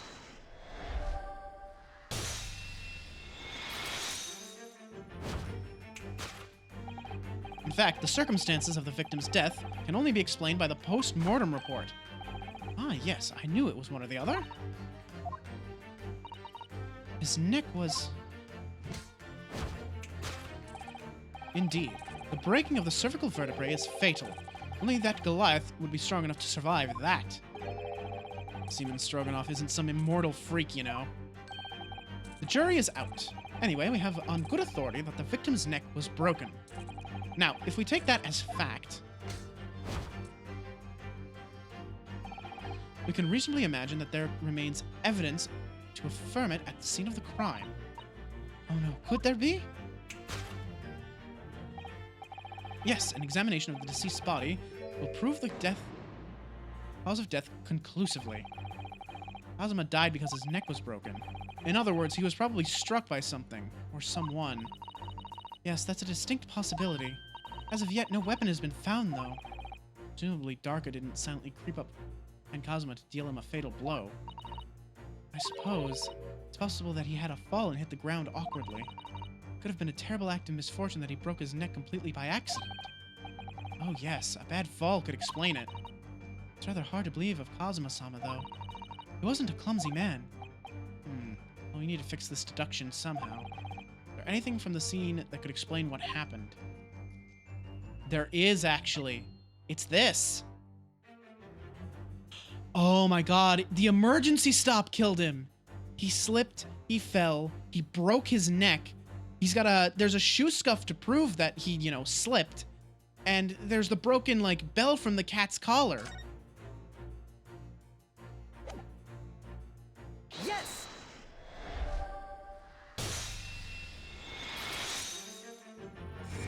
Oh, that's just tragic.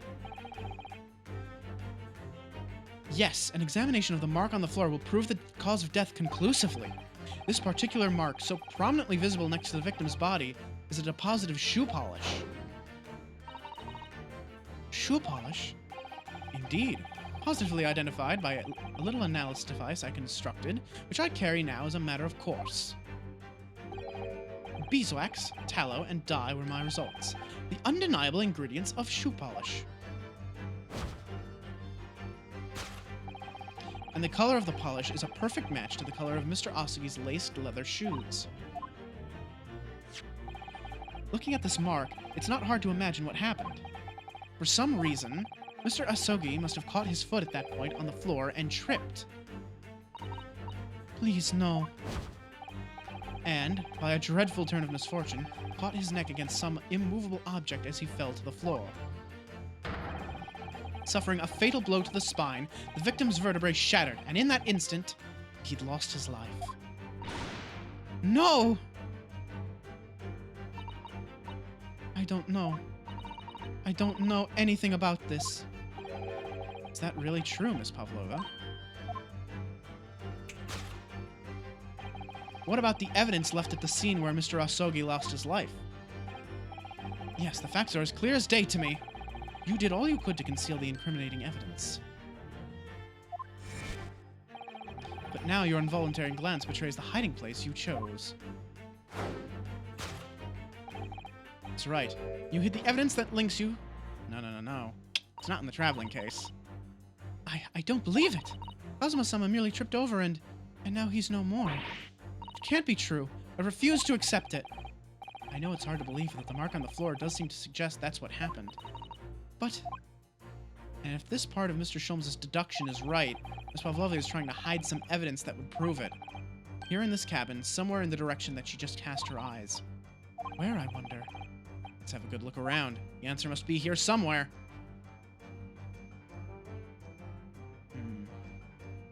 Be the tiara? Or perhaps inside the desk? Or the wastebasket? Let's take a closer look at the wastebasket. This is a wastepaper basket. Perhaps all the first-class cabins have them. Miss Pavlova only started occupying this cabin late last night. Presumably there's not much rubbish in there yet. Oh, there it is. Oh, what's that? It's a broken piece of glass, isn't it? Yes, it is. And I feel like I've seen it somewhere before. If it looks familiar, then perhaps it's more than your mind simply playing tricks on you. Yes! Yup. The other half of the broken cat's bell. That's right. You hid the evidence that links you to the victim's death in that wastepaper basket. Ah! Here we have a fragment of some intricate glass object, it would seem. One that has a familiar air, in fact. Precisely. We found another piece of broken glass on the floor in Mr. Asugi's cabin. And as you can see, the two pieces fit together perfectly. Oh no. So, Miss Pavlova, shall we consider what this tells us?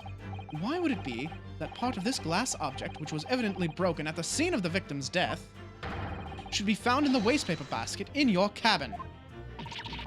Kya! You're well acquainted with this glass bell, are you not?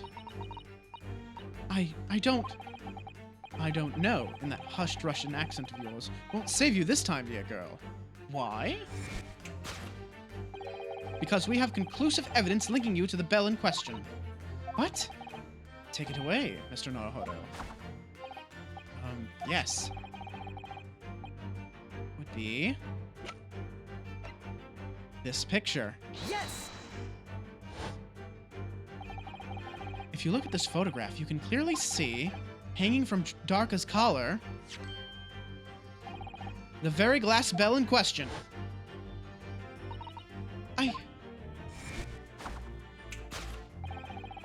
The truth has caught up with you, Miss Pavlova. The young man who lost his life last night did so after a truly inauspicious fall.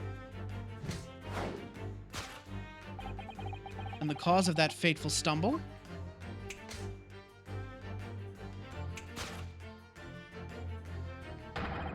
Your absent feline friend, Darka.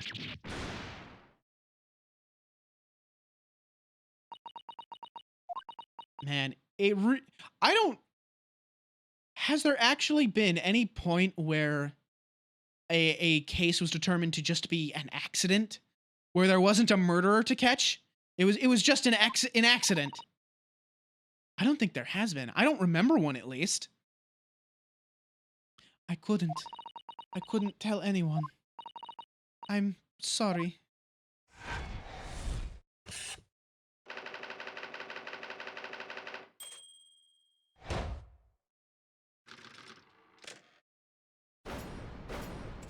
Deduction complete. Elementary!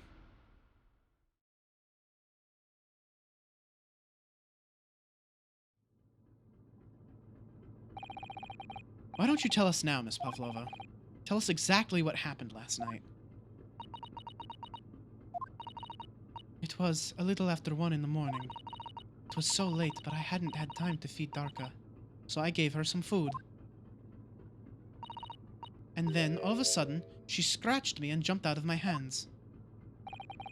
People do say that cats become very anxious and nervous in new environments.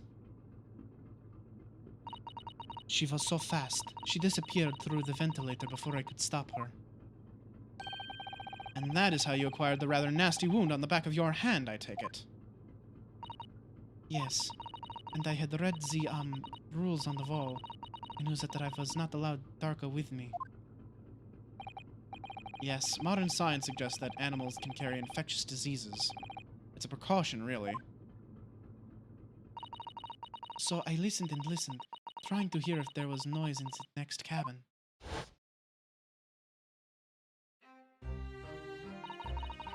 It was very quiet. I was sure if someone was there, he must be sleeping. So at that point, we thought it safe to try and lure the kitten back again. By dangling the end of the toy through the ventilator and into the adjoining cabin. Darka always loves this toy, but it didn't work. Nothing worked. I tried using her favorite toy, I tried whistling to her softly, but nothing. She didn't return. So the faint whistling sound Kazuma wrote about in his diary was Miss Pavlova trying to retrieve her pet. Cats have a propensity to remain hidden in the shadows when frightened. Yes, because there was nothing else I could do. I just had to wait until she had calmed down. But then...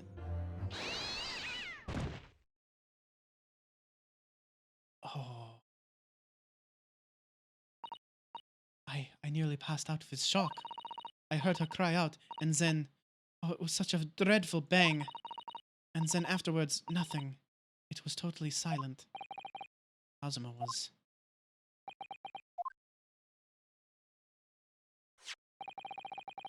From the appearance of the brown mark on the floor, it seems likely that what you heard was the victim stepping on the glass bell and tripping up. Yes, Aspuria is a large vessel, but even she can pitch and roll violently without warning. Mr. Osuge was already off balance as a result of the ship lurching when the kitten got under his feet. A combination of unfortunate factors could easily have caused him to fall over. But what became of the kitten afterwards?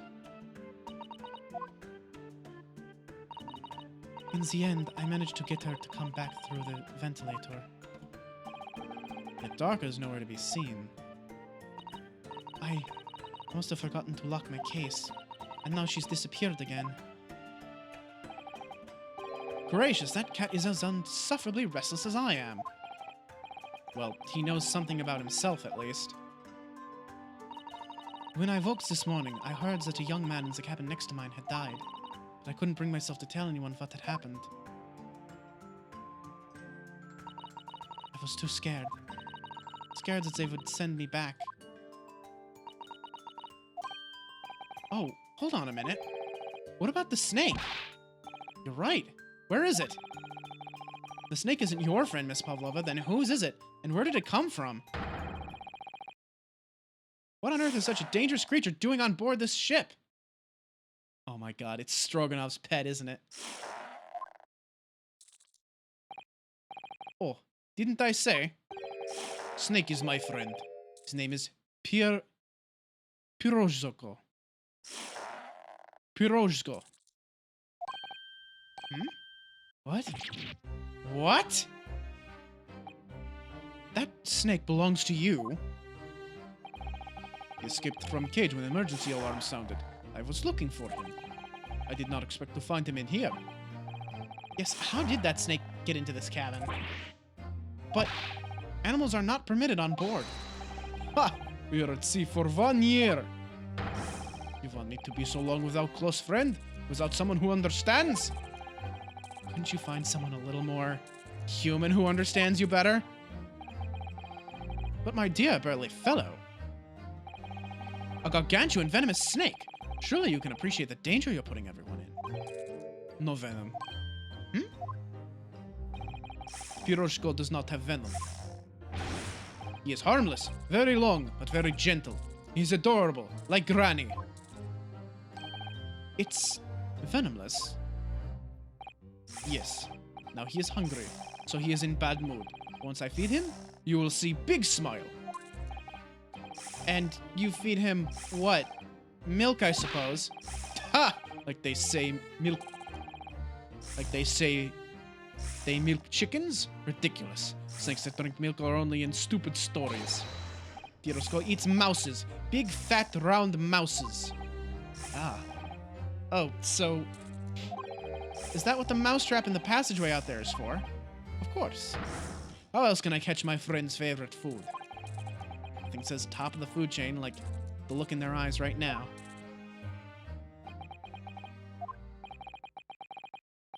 It refuses to drink milk, it can't hear a whistle, it can't climb up a bell cord, and it's not even venomous. How the deuce did something so inept land a starring role? It's not my fault. I do not make up stories.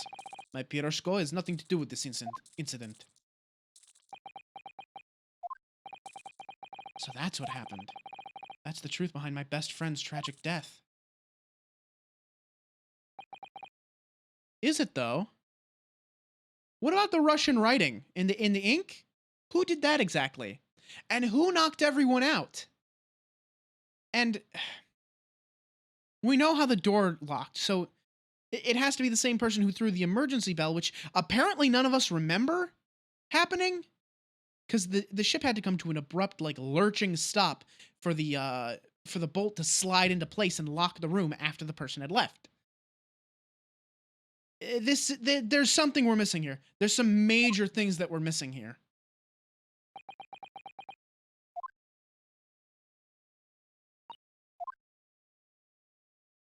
This doesn't sit right with me. This isn't right. This can't be what happened. Miss Pavlova. I understand the difficult situation you found yourself in, and I do sympathize. But please remember this. A young man lost his life, If you're going to attempt to cover up your guilt with lies, then no matter what the circumstances, I cannot forgive you. But what are you talking about, Miss Mikotoba? What lies? Miss Pavlova just confessed everything. It was just a series of unfortunate events. An accident. Much like the kind Lemony Snicket would write about.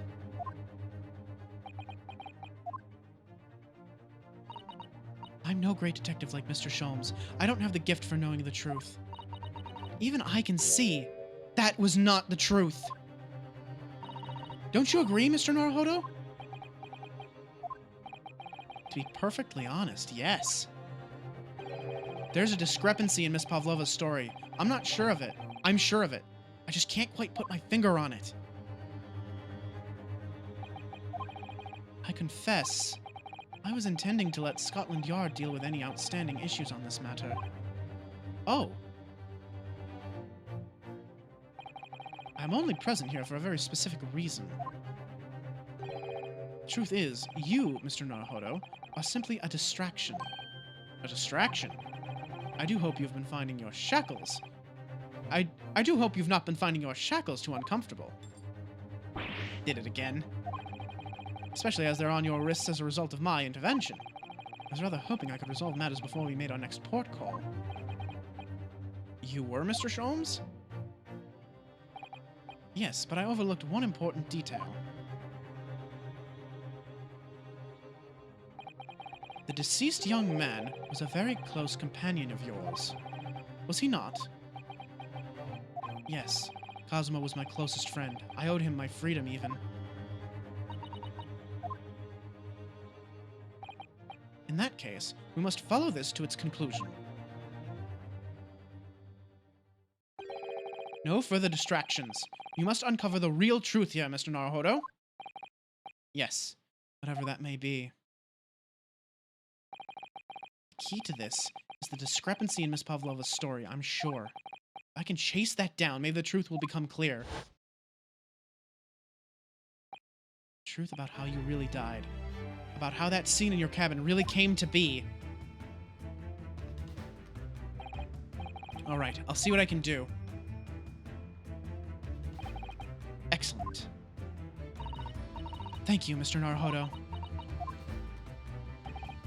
So then, shall we begin? Yes. What we should ponder first is the victim who lost his life in the cabin that was bolted shut from the inside.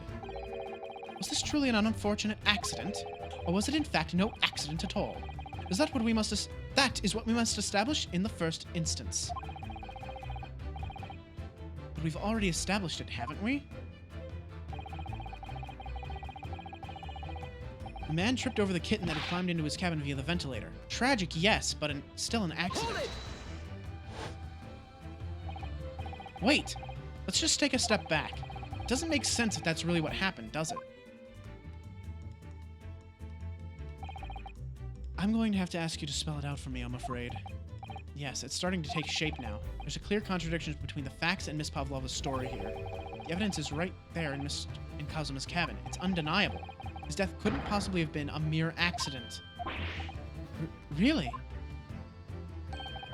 Let us show our hand, Mr. Naruhodo. Time to present the evidence. It proves unequivocally that the victim's death was no mere accident. So what proves that it was deliberate? Take a look at this again real quick.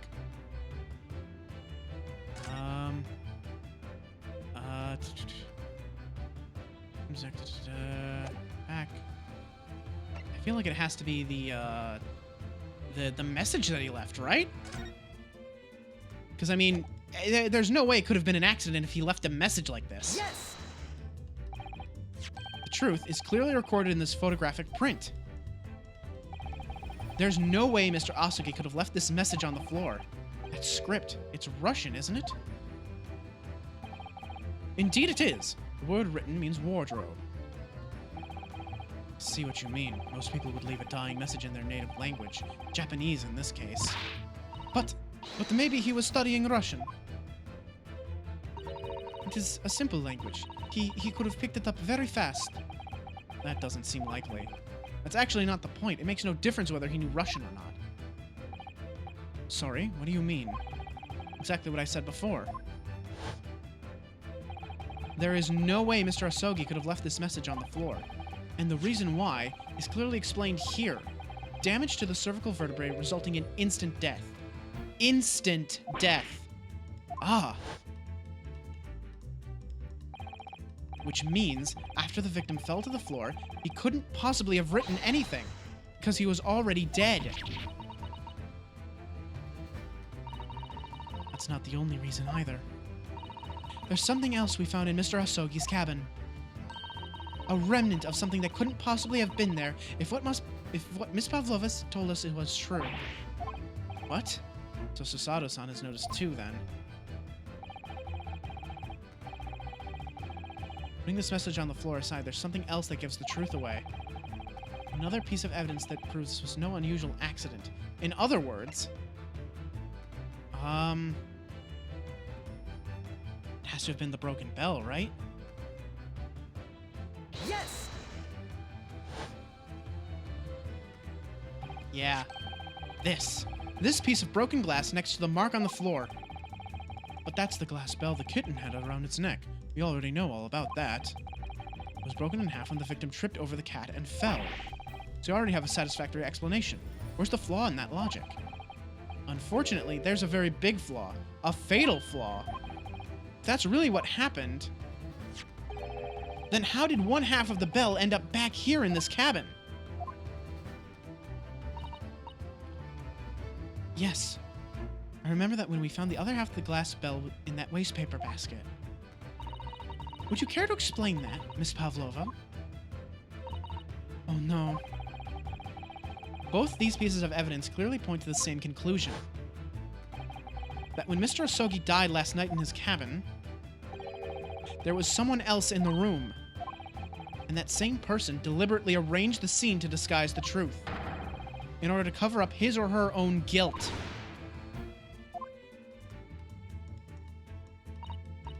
Yes, there was someone else present in Mr. Asogi's. You are wasting time. Someone else was there? Duh, of course, we know this. What are you talking about? Bulkhead was bolted shut from inside. There was no way in or out. Oh, yes.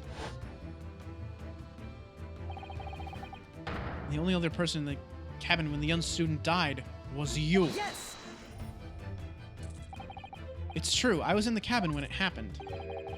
We were shut inside the cabin wardrobe, to be precise about the details. But I don't know Russian. There's no way I could have left that message. Not would have. There's no way you could have left that message, to be precise about the details. Would you mind? Forgive me, my dear fellow. As I was saying, the person in question wrote the word wardrobe in Russian on the floor, in an attempt to incriminate me for the crime, even though I had been asleep in there the entire time. And then, the same person picked up the broken glass bell that had fallen to the floor, for fear of it becoming evidence that would show how Mr. Asogi really died. But why wouldn't this person have taken all the pieces of the bell away? Leaving half behind was always going to raise questions. Yes, well, it was past 1 o'clock in the early hours of the morning. The cabin would have been quite dark. The single small lamp suspended from the ceiling would have barely cast any light into the floor there. Little wonder then that the culprit failed to notice a fragment of the tiny item. You all suspect me, don't you?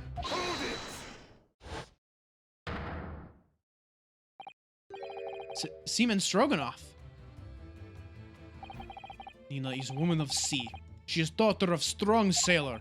2 years ago, they noticed her dancing skills and she went away to join ballet company. But before, she was dancer on the ship, a member of ship's band.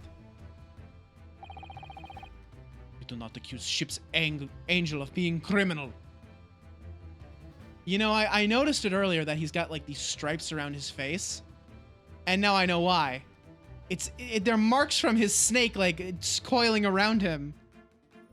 That's just another, like, tiny detail that I really enjoy. That's very, very clever. Also, his tie looks like a fish, and I like that too. Ah, so that's it. You say that when young student died, Nina was there in his cabin. But that is not possible. I give my tooth. Well, this is all most interesting. And why would you give your tooth, pray? How can you be so sure? You're a great detective. You should know. Look truth in eyes. Cabin bulkhead was bolted shut from inside. Nobody could go into cabin. Not Nina, not anyone. Or you want to tell me the killer can walk through locked doors? Niet. It's impossible. Ah, he's right. But wait, I've read about this in detective stories. People often tie... Okay, we already covered all this, like, several times. The bulkheads are sealed shut. Yes, we know. Watertight doors. Yep. We know. Of course not. Suggested earlier, so... Yeah. So Seaman Stroganoff has a valid point. The cabin door couldn't have been bolted shut from the outside. Not necessarily. What? I put it to you that I could bolt this cabin door without laying a finger on it. And in this very cabin, we see the traces of the method I have in mind being used before. I don't believe it. Well, Mr. Naruhodo, I believe you know what I mean, don't you? Way to shut the bolt of the cabin door from the outside? One way does spring to mind, yes. Yes, and so should you, because we've seen it happen. Indeed we have. So would you care to do the honors, Mr. Naruhodo? Point out the telling signs of the method that was used to slide the cabin door bolt across from the outside. Would be... there's no, like, emergency bell in here, is there?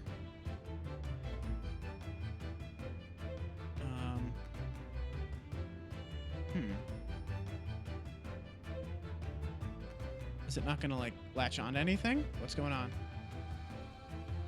No, I guess it's not gonna give me any hints here, is it? Yes! This is it.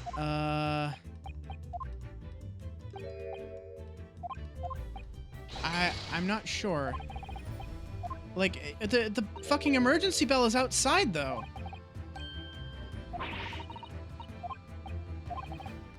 I'm confused because the emergency bell is outside. How am I supposed to point to it? Or how could you access the emergency bell from in here? That's the other question, I guess. My thought was to, like, point to the lock and say, oh, it's very, very loose. It'll just slide around, like, really easily. Oh, the books! Yes! That's what he meant. Okay. Look at the bookcase there. See how all the books and things on it have toppled over? That must have happened when the ship made its emergency stop before. Yes, that's right. It's a very powerful vessel, after all.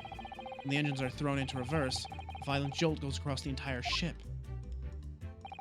Any small objects that aren't fastened down are bound to fall over. I believe, yes, it's what's known as the force of inertia acting on the objects. Is there nothing Susato-san doesn't know? Or that isn't in her book, at least.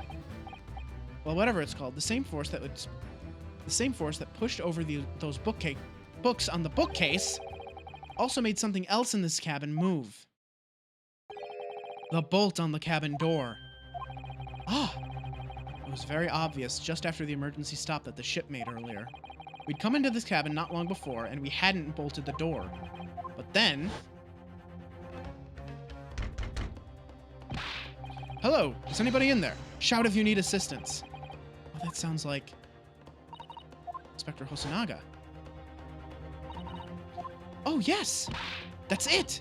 When the ship stopped suddenly, the bolt flew across and locked the door. Yes, it's made of metal, but it's small and light enough to be moved by the ship's sudden change of speed. Or the force of ineptia, if you want to call it that. Are you trying to say that last night, after Mr. Osogi was killed...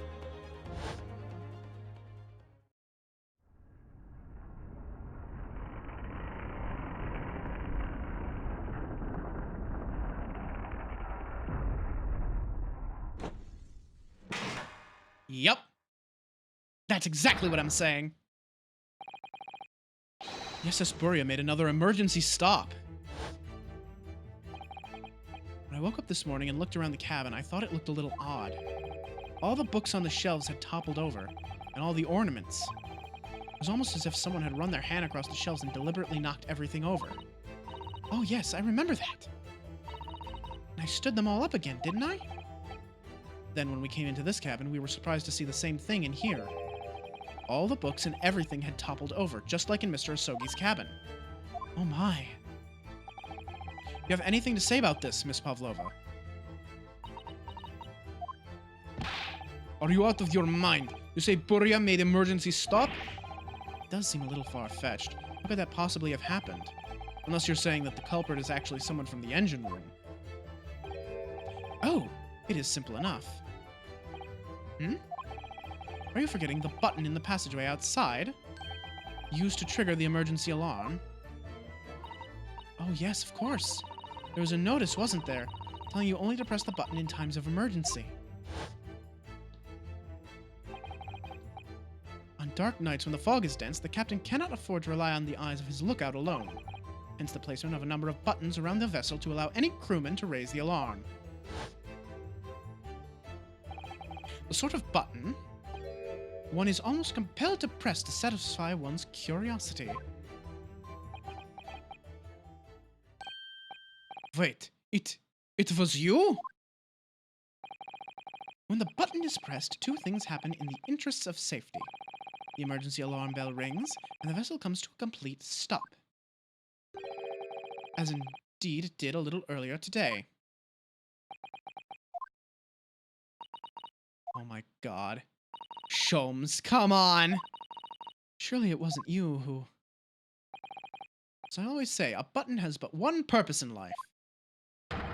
To be pressed, whatever the occasion. Sounds almost proud of himself. How dare you mess with the ship? I report you to Captain. You are in much trouble now.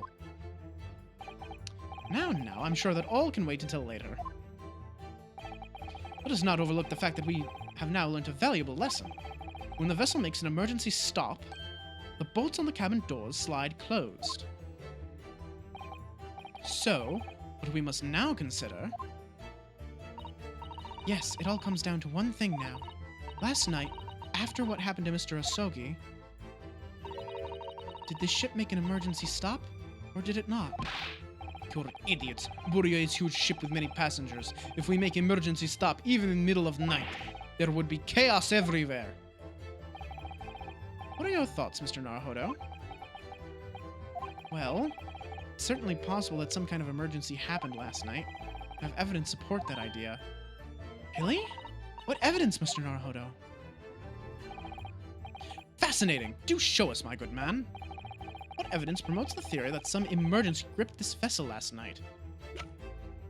That would be, this whole, like, blank area in the logbook. Yes! Seaman Stroganoff, it's your duty to patrol the first-class area of the ship, isn't that right? Duh, that is correct. Why? In the ship's log here, this would be where you record the details of your duties. What are you doing with that? That is mine. Ah, you rather carelessly left it atop the little makeshift bureau in the passageway out there. But as responsible passengers, we took it into our care with a mind to return it to you later. I left it there on purpose. That is where I put it always. The point is, looking at what you usually record, it's clear that under normal circumstances, you write the phrase, nothing to report, every 30 minutes. But from 2 o'clock last night until first light this morning, nothing was recorded at all. Nothing was recorded in the log? That is...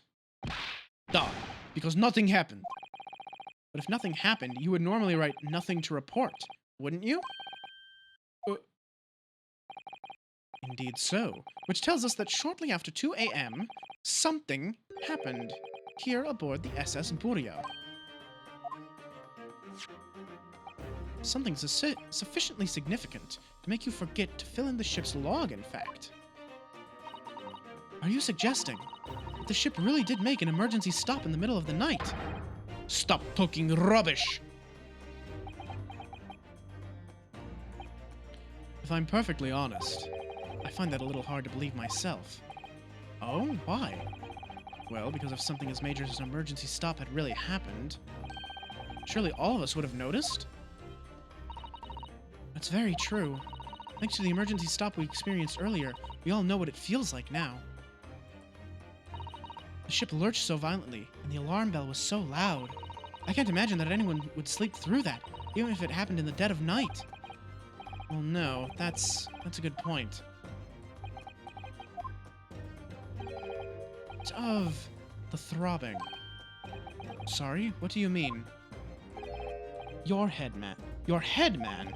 The throbbing of your head since this morning. We have all suffered with it. Ah. Oh, yes. I have had a headache, you're right. In fact, I haven't been feeling myself since I woke up today. Nor have I. My head has been feeling heavy ever since dawn. Yes, you've all been afflicted, haven't you? Just as I suspected. That's right, my head's been throbbing today, too. And since eating dinner yesterday evening, everything has felt sort of hazy. I can't really remember anything that happened after I climbed back inside the wardrobe. The food was drugged! And because... Oh my god. Because Ryunosuke ate the chicken that was drugged, and, Kazuma didn't. That's why Kazuma was awake, and everyone else was knocked out. Because their dinner was drugged. To facilitate an emergency stop so that they could helicopter in, Miss Pavlova. Holy shit!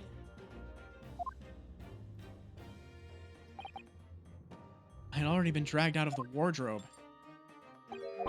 Handcuffs had been put on me. Why didn't I wake up when all that was happening to me? Tell me, Mr. Naruhodo. You boarded this vessel as a stowaway, didn't you? Oh, well, yes. Sorry. Stowaway class of accommodation doesn't usually include meals. What did you survive on?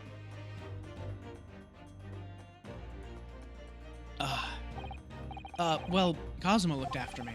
He was always happy to share his meals. So you enjoyed some of the whole roast chicken dish that was served yesterday evening, I take it? Yes, in fact, I had all of that. Kazuma wasn't fond of chicken. Oh, really? So the victim didn't eat any of the chicken at all? That's right. He didn't touch it. Is that relevant? My dear fellow, does that not strike you? Oh, Mr. Sholmes, do you mean to say that there was something wrong with the chicken? I do. No. Really? Is that really true? The meal prepared for passengers last night had been tampered with. Tampered with by the addition of a soporific designed to induce a very deep slumber in those who consumed it. A sleeping drug. Do you mean whoever did this laced every meal with a sleeping drug so no one would notice the ship's emergency stop? Mr. Naruhodo, of course that's not what Mr. Sholmes means. What a far-fetched idea. Precisely. Lacing every meal of every passenger on board with a soporific drug would certainly be impossible. Unless, that is, every single member of the crew was a conspirator. What? Mr. Sholmes? Well, Seaman?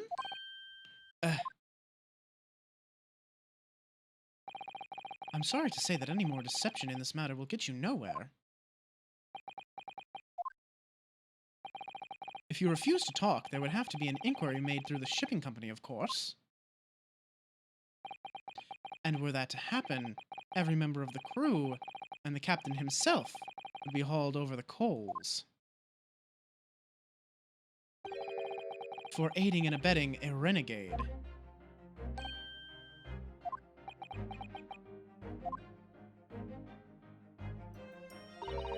Please, no more. I will tell everything. Eh?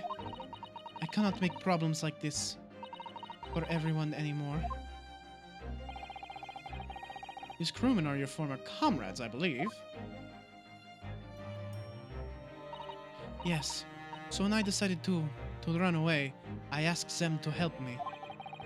We all agreed to help. Everyone together. She threw away everything. Our fame in the ballet, Mother Russia. We wanted to help our angel. I don't believe it. You are right. We put sleeping drug in chicken last night. Yes, I remember now. I did notice chewing on a lump of something strange and bitter at one point. We could not make all drug, how you say, dissolve?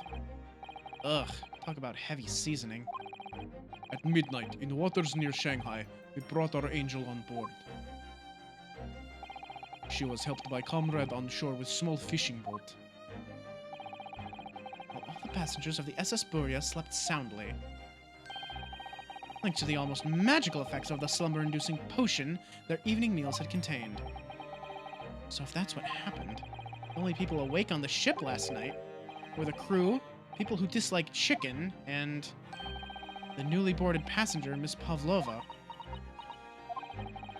And that means it would have been possible for you. You could have used the emergency stop trick to lock Kazuma's cabin door. How does that make sense?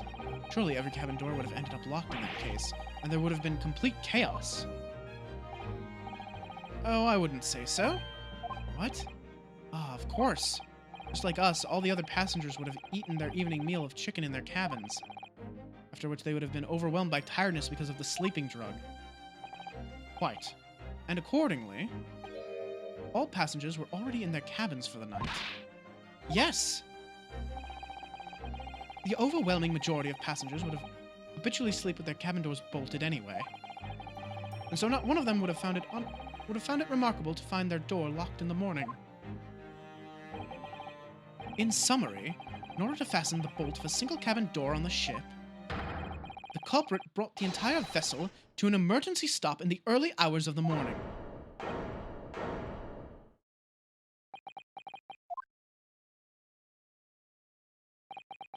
You have talked a long time and said many things. What is point? The point is what I said earlier. There was somebody else present on the scene when the victim lost his life last night. Someone who left a message in Russian on the floor in an attempt to incriminate another. Someone who tried desperately to hide the broken fragments of glass that would reveal the culprit's identity.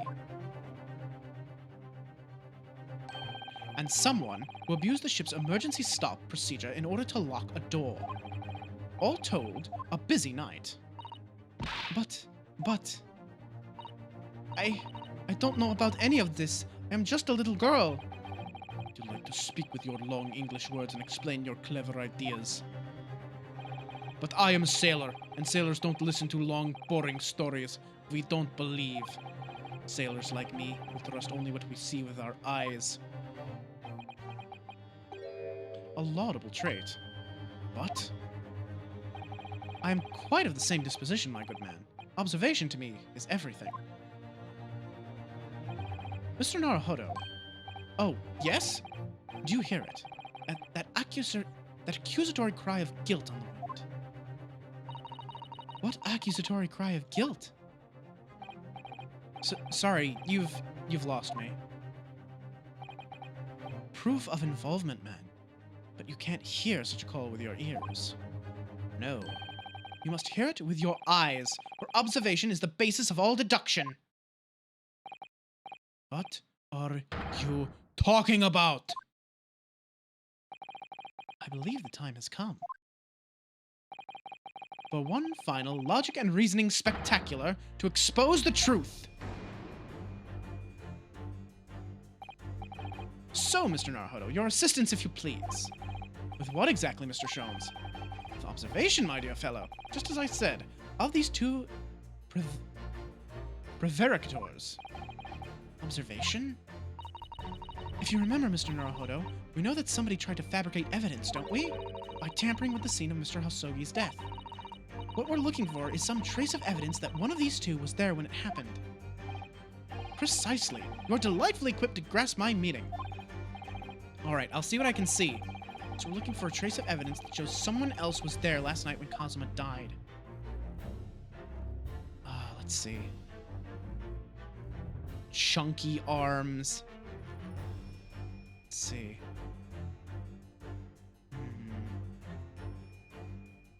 Pull around, maybe look in the background. These fellas here. So how do we prove someone was in? I mean, if one of them has like, oh, hello. Yes! Why do you have an ink stain on your shirt?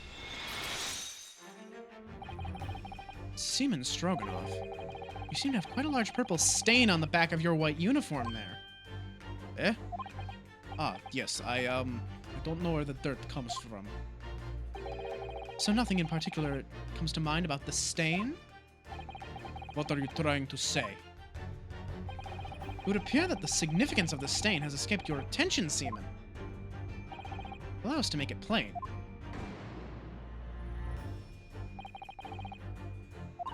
I think what made it is clear. Yep, indeed it is. So, Mr. Naruhodo, present the evidence that proves it.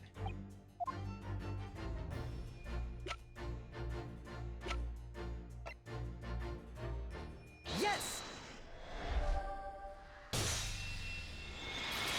Oh, it's too easy.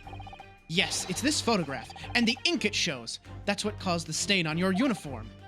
Ink. Rather unusual color of ink, purple. Ugh. Ah, the penny drops, at last. Now you see the significance. The Russian word on the floor next to the victim's body was written in purple ink. And the stain on the back of your uniform is ink of exactly the same color. How did it get on the back of his uniform, though? Well, what, did he just roll around on the floor after he like, made the message? Or, oh, did he get stumbled by the emergency stop, maybe? I don't know. No, because he would have done the emergency stop. So how'd the ink get there? How do you get ink on the back of your shirt like that? That's bizarre. Which means you must have been present in the cabin in the moments immediately after the ink was spilt. All right, yes. It was me. I did it. Everything. I arranged everything in dead student's cabin to make it look like Wardrobe Man did it. Then I pressed button to make Buria do emergency stop and bolt cabin door shut. I did everything so no one would suspect our angel. Biff, please. Don't worry, Angel. Let me do talking. It was after 1 in the morning. I was on duty, patrolling passageway. Then our angel came to me. She was white like sheet. Biff, please, you must help me. I went with her. The door to cabin number 1 was open. When I looked inside, I saw student boy on floor. What happened here? Please, don't tell anyone. My little one. My little furry friend. Everything that happened in cabin is like Angel told you. The kitten escaped through ventilator into Mr. Osogi's cabin. Then he tripped over it and broke his... Oh, then he tripped over and broke his neck when he fell to the floor. Yes, that is right. So after the incident when the cat ran away, Miss Pavlova then visited the cabin next to hers, only to find its occupant lying lifeless on the floor. She said she was worried when she heard sound of something falling on floor. That's when she went to look. No, Angel?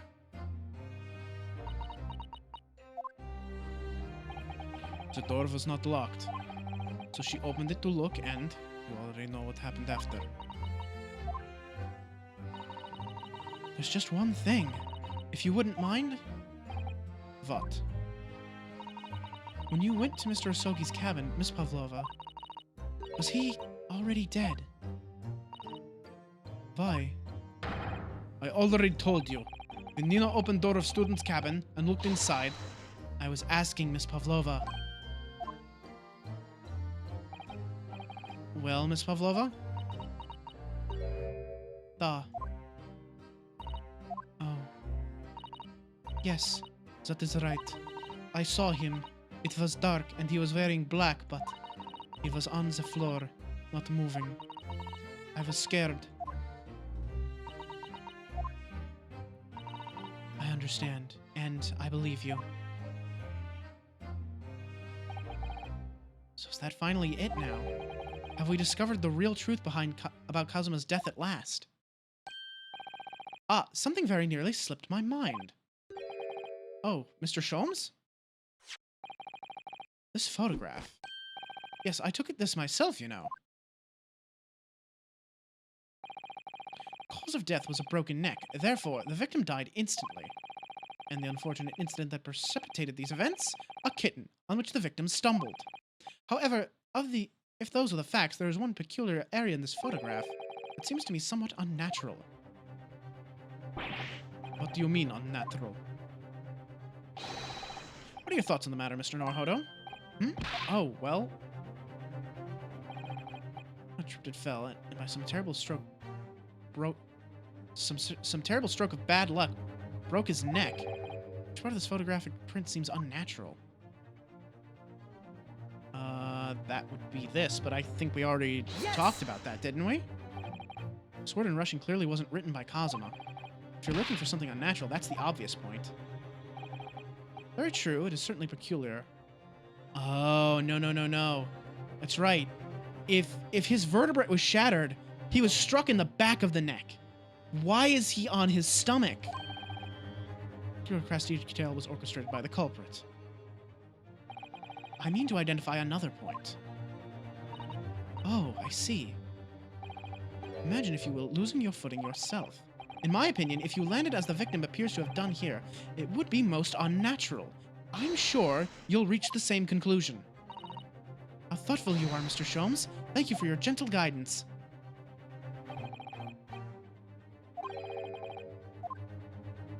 Yeah, it would be the fact that he landed on his stomach. Yes! Or should I be looking at the neck specifically?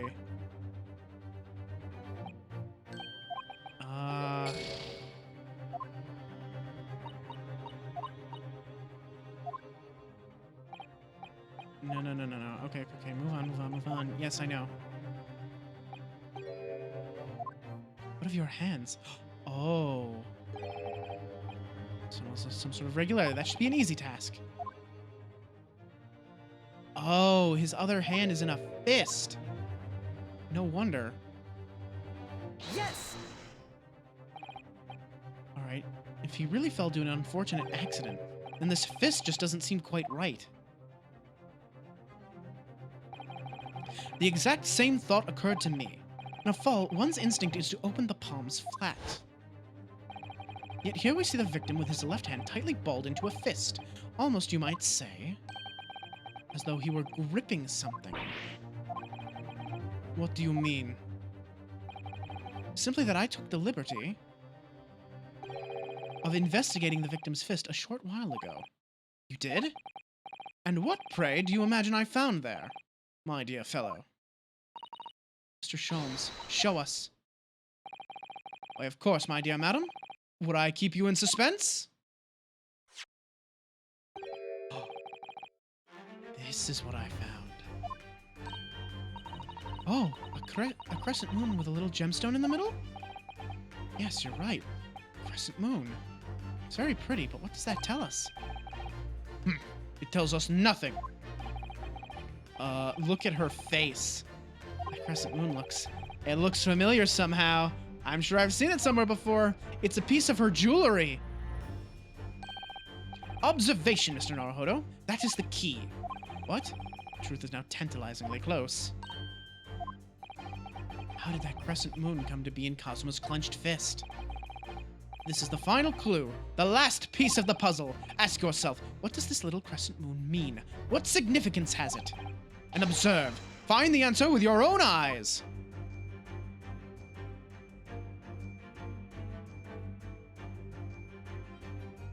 Uh-huh.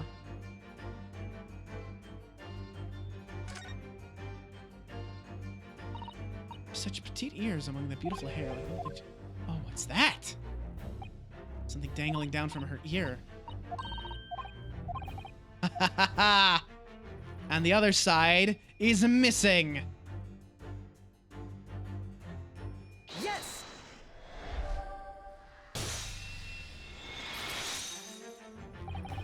Miss Pavlova, on your ear there. I see you have a crescent moon as well. Ah. What? And on your other ear, there seems to be a crescent moon missing. The little link holding it must have broken, I suppose. Now, the missing crescent moon was found in the victim's clenched fist. Clearly, there's only one logical conclusion. Wouldn't you agree, Mr. Naruhodo? Yes. Miss Pavlova, Mr. Asugi must have grasped that crescent moon and pulled it from your ear, perhaps just moments before he fell to the floor. In other words, last night in Mr. Asogi's cabin, you witnessed the moment when the victim fell with your own eyes. In fact, you were quite literally at arm's length from him. Then the question is, why did Mr. Asogi do that? Why did he pull your earring from your ear and hold it in his clenched fist during his final moments? Oh no. Angel. No one can protect you now. Please, Miss Pavlova, tell us the truth. Last night, what did you do to Kazuma? Ugh. Niet!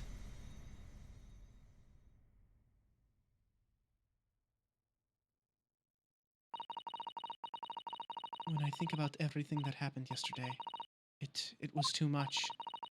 Running away as a fishing boat in the middle of the night, trying to climb onto this huge ship.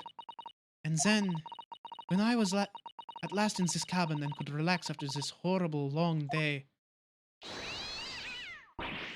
Tarka, wait!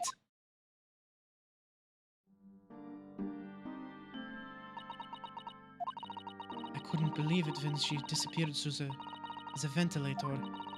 I tried to call to her with a little whistle. I tried waving her favorite toy, but nothing worked. Darkov would not come back. Oh.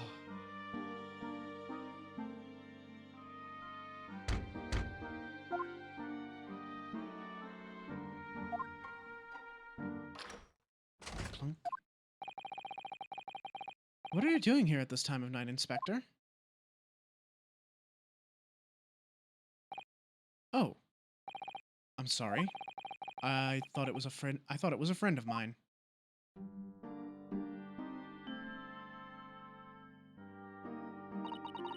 It's a young man from your country. He was very polite and kind.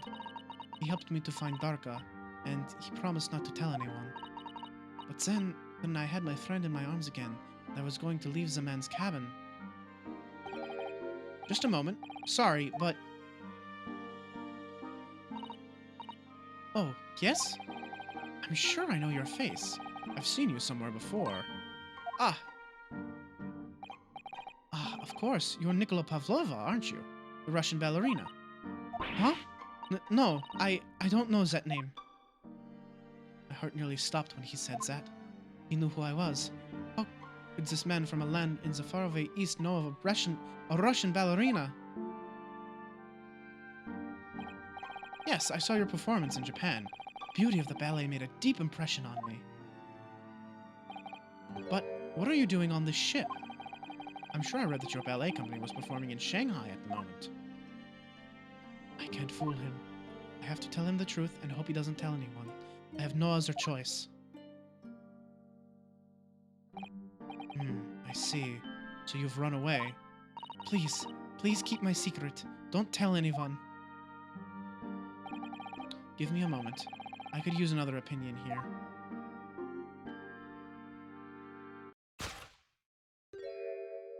He's going to pull that cord. He's going to tell the captain. Why did I think I could trust him? Then it happened. Everything at once. It was only a second, but It felt like forever. Wait, I shouted, and then... Tharka jumped out of my arms and down to the young man's feet. And... as he turned around to look at me...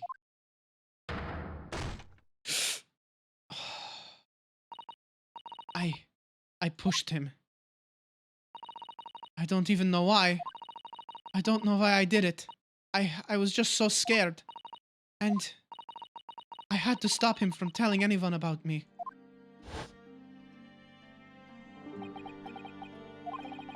And that's when you went to fetch help? From Seaman Stroganoff, who was on duty out in the passageway.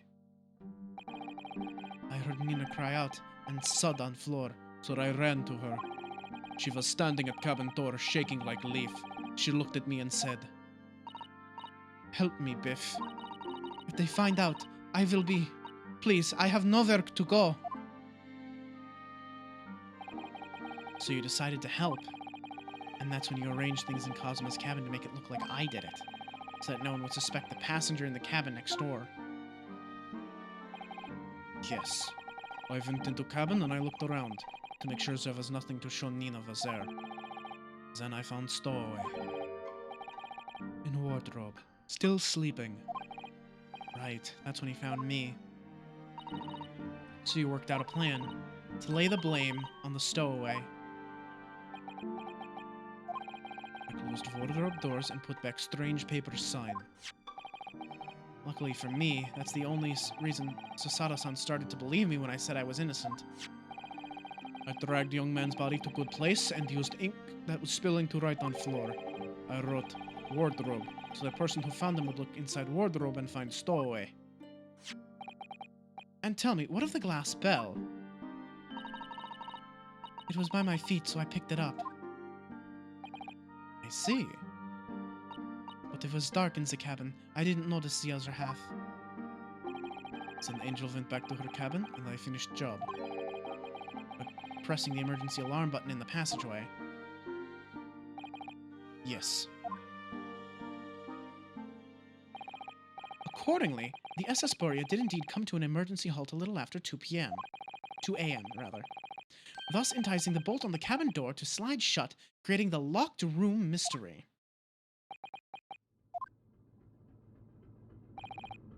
There's still one thing I don't understand, Miss Pavlova. But, well, you said that you told Kazuma about the fact that you'd run away from your homeland. It's because you were worried he was going to tell the captain that you pushed him. Isn't that right? But even if he had pulled the bell cord and called for the captain of the ship, aren't you friends with every member of the crew? Why would that have been a problem? It was what he said first that made me scared. What he said first?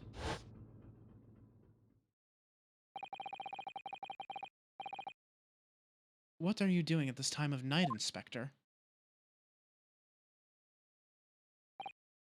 Oh, I'm sorry. I thought it was a friend of mine. He said an inspector was his friend. Ah, yes, meaning me. Who was supposed to be acting as his bodyguard. I thought that if police knew about me, they would arrest me. So before he could pull bell cord, May I stop you a moment, please, Miss Pavlova? It just doesn't seem to make sense. I mean, was Mr. Asogi really going to pull the bell cord? I don't know. But? What do you think, Mr. Naruhodo? No, he was gonna ask Ryusuke. Or Ryunosuke, rather.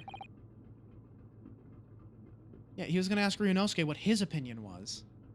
Well, I'm not Kazuma, so I can't know for certain, but... he was a man of his word. If he told you he wouldn't give your secret away, then he wouldn't have done. No, he was walking over to it. He was going to pull the cord. He was going to make them send me back. Well, Mr. Naruhodo, the day's work is not yet done, it seems. There is one more deduction to make. What? Another deduction? Yes. What action was the victim really about to take at that moment? Can we determine whether the young man's gaze was directed?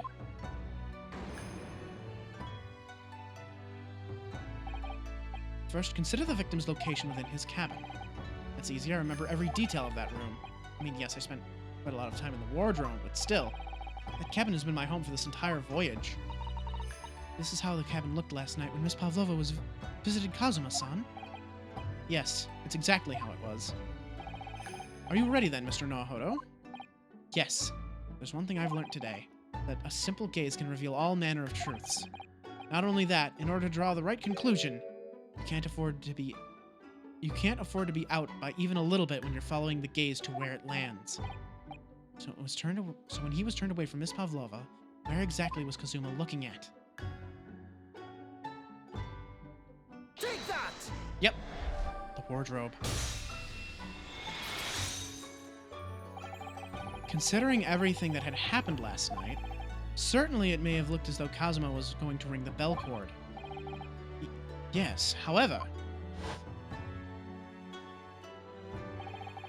what is directly beside the bell cord? The wardrobe. The wardrobe? And more importantly, what was inside the wardrobe? The man's great friend, sleeping soundly. Ah! Miss Pavlova, please, think back very carefully. What were Mr. Asogi's exact words last night? Give me a moment. I could use another opinion here. Another opinion? Yes, but not from a member of the crew. No, Mr. Asogi intended to consult his close friend on the matter. To see if, between them, they might be able to help in some way, no doubt. Oh no.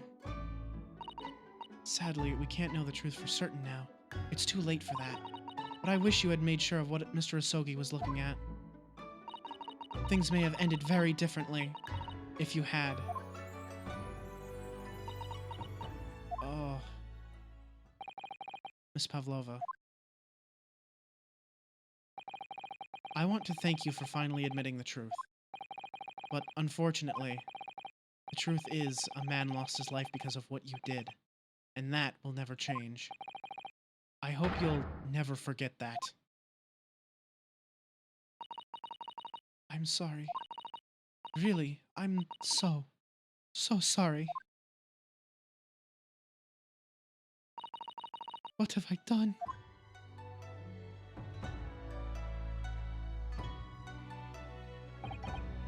And so, at long last, the mystery surrounding the tragic accident on the SS Borea was finally laid to rest. Oh, Christ.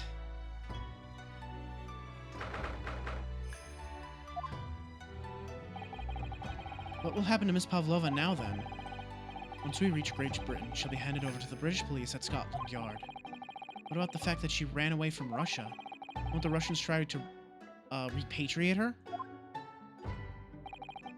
Apparently, the English detective can speak to the immigration office and sort all that out. Mr. Sholmes can do that? So she won't be going back to Russia then? No, I don't think so. Even if she wanted to return in the future, I doubt she would be able to. She ran away, so now she's in exile for life. I see. I'm sorry. Seaman Stroganoff? I wanted to help our angel, no matter what. But I didn't think about you, about how you lost good friend. I will go with Nina. I will give myself to British police. That's kind of you. In the meantime, thank you for letting me go free again. Kazuma's death feels like such a waste, but... Well, do what you can for Miss Pavlova, won't you? Duh. Well, I'm afraid you need to pack now. We're due to arrive in Hong Kong tomorrow. As much as it pains me, I'm going to have to hand you over to the consul to arrange your passage back to Japan. Yes, I did stow away after all. Couldn't really expect any different. So, you should get back to your cabin now. Except I'm pretty sure Mr. Sholmes is going to arrange us to go to England anyway. I just have that feeling, you know? Looks like my study tour to Great Britain is over before it's even begun then. I think that only 2 days ago, Kazuma and I were laughing together about how we tear up the streets of London. That seems like a distant memory now. Oh, what's that? Is it someone weeping? Oh, Susato.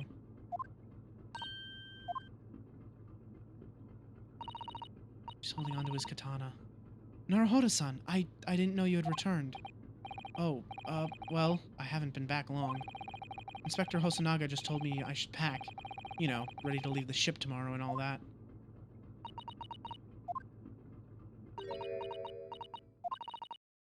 I still can't believe this has happened.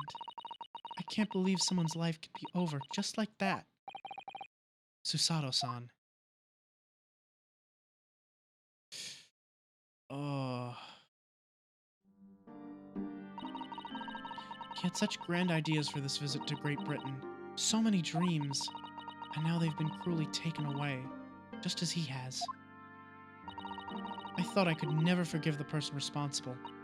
But now we know the truth. It was just an accident. Just a silly series of mishaps. It's too much, Naruhodo-san. It's just too much. Yes, I know. I wish there was something I could say. Inspector, my duty was to see Osogi-san safely to Great Britain. But I failed, and caused his two closest friends great pain and suffering as a result. I've let everyone down. And I will do anything to make up for my terrible blunder. Nobody blames you, Inspector. And I'm free again now, at least... Huh?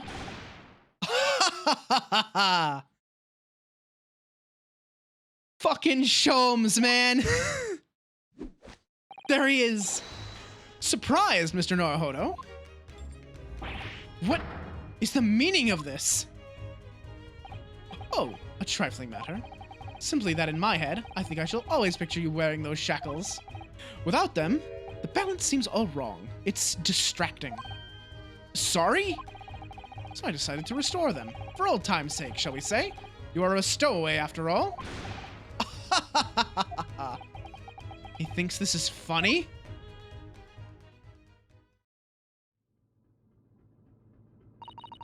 Mr. Sholmes. We do appreciate all your assistance. I'd like to thank you, from the bottom of my heart. Not at all, not at all. And though it's a little late, may I offer my sincere condolences. The loss of your companion is truly heartrending. I hope that you will be able to fulfill some of his aspirations in his honor.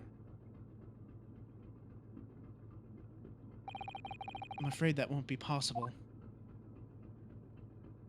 We shall be disembarking at the next port, in Hong Kong.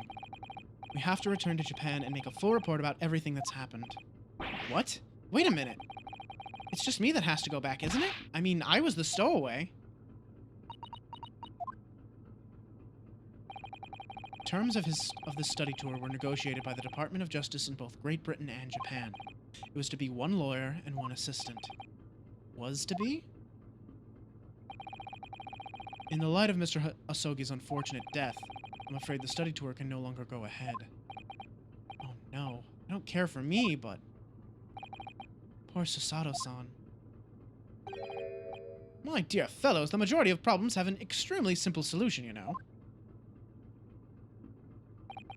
All you require is 1 lawyer, and the study tour can continue, surely. But there's no one else with the necessary qualifications, Mr. Sholmes. We know of no other lawyer. Qualifications, you say? Any qualifications obtained in your own country will be of little value in Great Britain, I'm afraid. Oh, but anyway, the voyage to London still promises a good month of time. Ample opportunity, I would say. Find yourselves another suitable lawyer. Yes. Mr. Sato? Yes? Do you think perhaps I might be able to do it? Ah, but you're not a lawyer, Mr. Naruhodo. Oh, unless... You studying law? No, I'm not, but... I'm sorry. In that case, I don't think there's even a chance it could work. But as I said, there's still more than a month before we reach England's shores. Isn't that right, Mr. Naruhodo? Yes, I have a month in which to study, to learn what I must to become a lawyer in Great Britain. Mr. Naruhodo, that's ridiculous. Are you seriously suggesting anybody could learn all of that in just 40 days? There's only one way to find out. I would work my fingers to the bone, Inspector, every single day. Will you let me try? And if by the time we reach Great Britain, I haven't learned enough to be recognized as a lawyer, I'll take whatever punishment is deemed appropriate. But why put yourself in such a difficult position? For Kazuma. He said that there was something he had to do in Great Britain, and that he would sacrifice anything to make it happen. He was passionate about it. I can't let all that passion just come to nothing. And anyway, it's for my own benefit, too.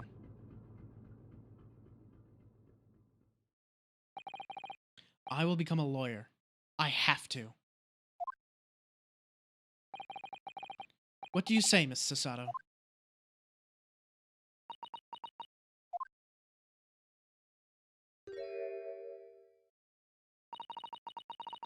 I think it's a wonderful idea. Thank you. So, what does our bespectacled inspector friend say? Are you serious? One lawyer and one assistant. The numbers are indisputable. No. It's madness.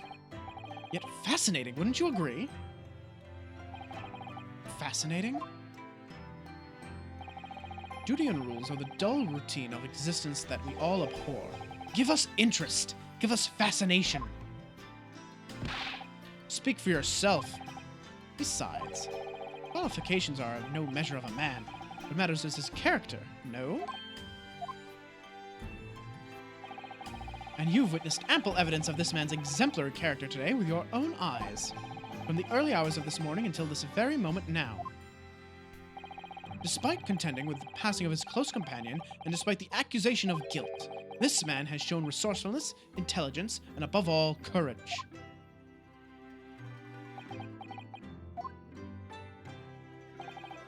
Very well. I'll think of a clever way to word my report to the Department of Justice. Inspector! After all, I did just make a promise, didn't I? I said that I'd do anything at all to make up for my shortcomings here. Oh, thank you, Inspector. If you'll excuse me, I must pay a visit to the captain's quarters, I think. I need to discuss what to do next and how best to make my report.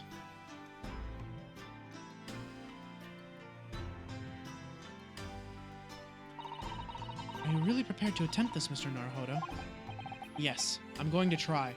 I wonder, would you consider teaching me what I need to know? Everything about being a lawyer?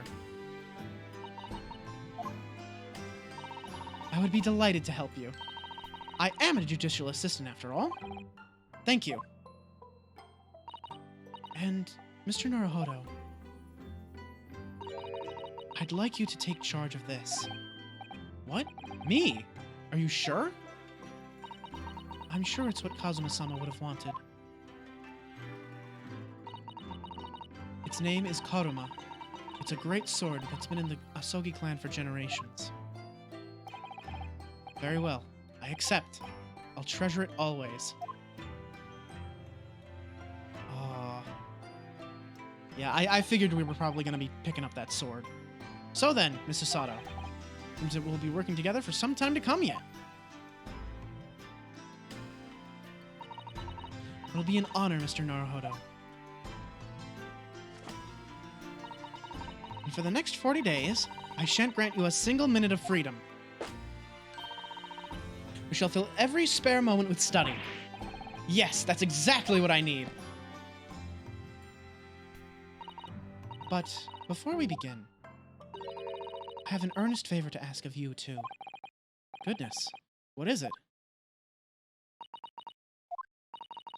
Please throw me to the ground. 3 times. to make up for all the times she suplexed us? What? I should never have doubted you. You were Kazuma-sama's closest friend. Of course you would never have done anything to hurt him. That should have been obvious to me from the start. But I allowed suspicion to get the better of me. And no matter how upset I was feeling, it was completely unforgivable behavior. No, you were in shock. You just found out about me stowing away. No, I won't let you make excuses for me. Whatever the circumstances, I should never have thrown you. Not just once, but 5 times. That number keeps creeping up, doesn't it? Please, you must. Just take hold of me and throw me. Do it. Don't even think about it. No, I don't even know how. I've never thrown anyone in my life. Very wise, Mr. Naruhodo. It isn't a skill one acquires without considerable training. Oh, Mr. Sholmes. I observed your throwing technique several times with great interest. I confess I was most impressed. When did he see that? I presume that would be a form of Japanese wrestling? Oh, well, in a way. It's not wrestling, but my own interpretation of an ancient jujitsu technique. Apparently it's called the Susato takedown. It leaves your head swimming, believe me. How beguiling. I am a practitioner of the combative arts myself. I am a somewhat accomplished boxer. There he goes, dancing around again. God, just hearing that makes me think of the boxing scene in the Robert Downey Jr. Sherlock Holmes movies. God, I haven't watched those movies in so long. I want to go back and watch those at some point. Those would be fun. I remember those, like, I watched them when I was young, but I remember them being good. I remember them being really fun. Discombobulate. Yes, I'd be honored. Then let us not dally. Demonstrate, my dear madam. Oh, of course. Wait, why are you turning to me? No, wait, why me? No, him. Throw him. Don't throw me. Sorry. There it goes. As you can see, you throw from the abdomen. Oh, yes, arresting indeed. And that is what you term the Susato takedown, is it? Actually, no. That was a Susato squash. Oh, Christ. Poor Naruhodo. My groggy state of consciousness. A scene from an evening recently spent with Kazuma flickered into my mind.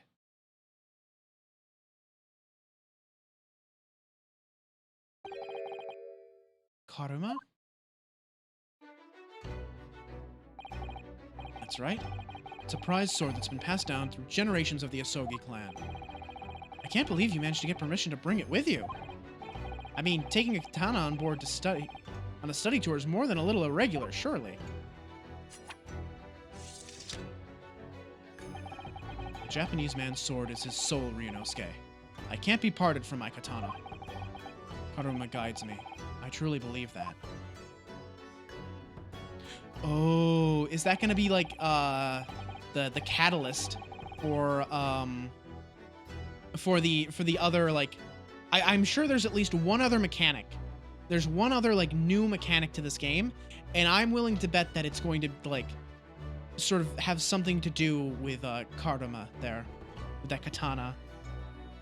So its name compels its wielder to slice evil in two? Not that you would need much compelling. On that subject, there's something very important that I have to do in Great Britain, and I'll sacrifice anything to make it happen. I'd appreciate you seeing it through with me. Of course I will. Whatever it is, I'll see it through to the end with you.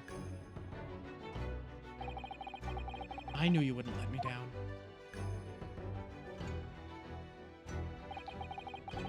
That important thing he had to do. I still don't know what it was. Oh, damn. But I'm going to see the place myself and work it out. In Great Britain's capital, London,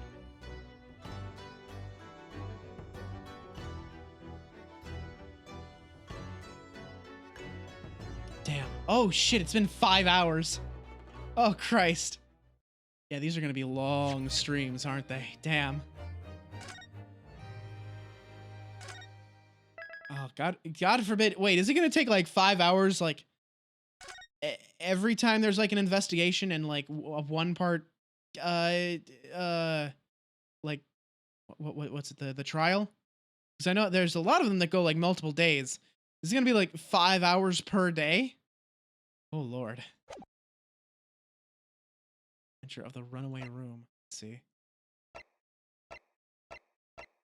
Oh wow, there's a lot going on. Hound of the Baskervilles. Oh, Adventure of the Clouded Kokoro. Have fun playing a 100-hour game. Is it really? I mean, I guess I wouldn't be shocked, but The Adventure of the Runaway Room. Okay, so when we come back, it'll be The Adventure of the Runaway Room. That'll be next Saturday, probably. Maybe it'll be Saturday. I'll think about it. As for tomorrow, stream is canceled because I'm going to the Renaissance Fair again, for Fantasy Weekend, and I will be dressing up as Hildebrand Manderville, because apparently cosplay is not uncommon for that sort of thing. I have a friend who's going dressed as Cicero from Skyrim, so that'll be fun. But yeah, so no stream tomorrow. Monday, I'm still deciding what to do. It might be SMT. I'm not sure. The problem is that Mondays I need to end at a very specific time. So games like SMT that have like checkpoints that don't just let you save wherever you want are kind of a problem, you know? So we got to figure something out about that. I don't know. I'll think of something. But yeah, and then next week it's going to be more SMT and more great adventures here. Great Ace Attorney. I want to do like a pixel art stream sometime soon too. Like I want to get some VTuber PNGs. The classic drop your PNG Twitter post, and I want to do some pixel art with that. And I have an idea that I think might be kind of fun and interesting. So stay tuned for that. That might not be next week just because of the way the days work out. I might not have time. I gotta figure out something smaller to do Monday that I can stop whenever I need to. Honestly, it might be this. It might be this just because I can save wherever I need to. Anyway, we are going to raid Ryusei because he's a good pal. He's a good guy. So I'm gonna kick y'all over to him. And yeah, take care, y'all. I will see you Monday.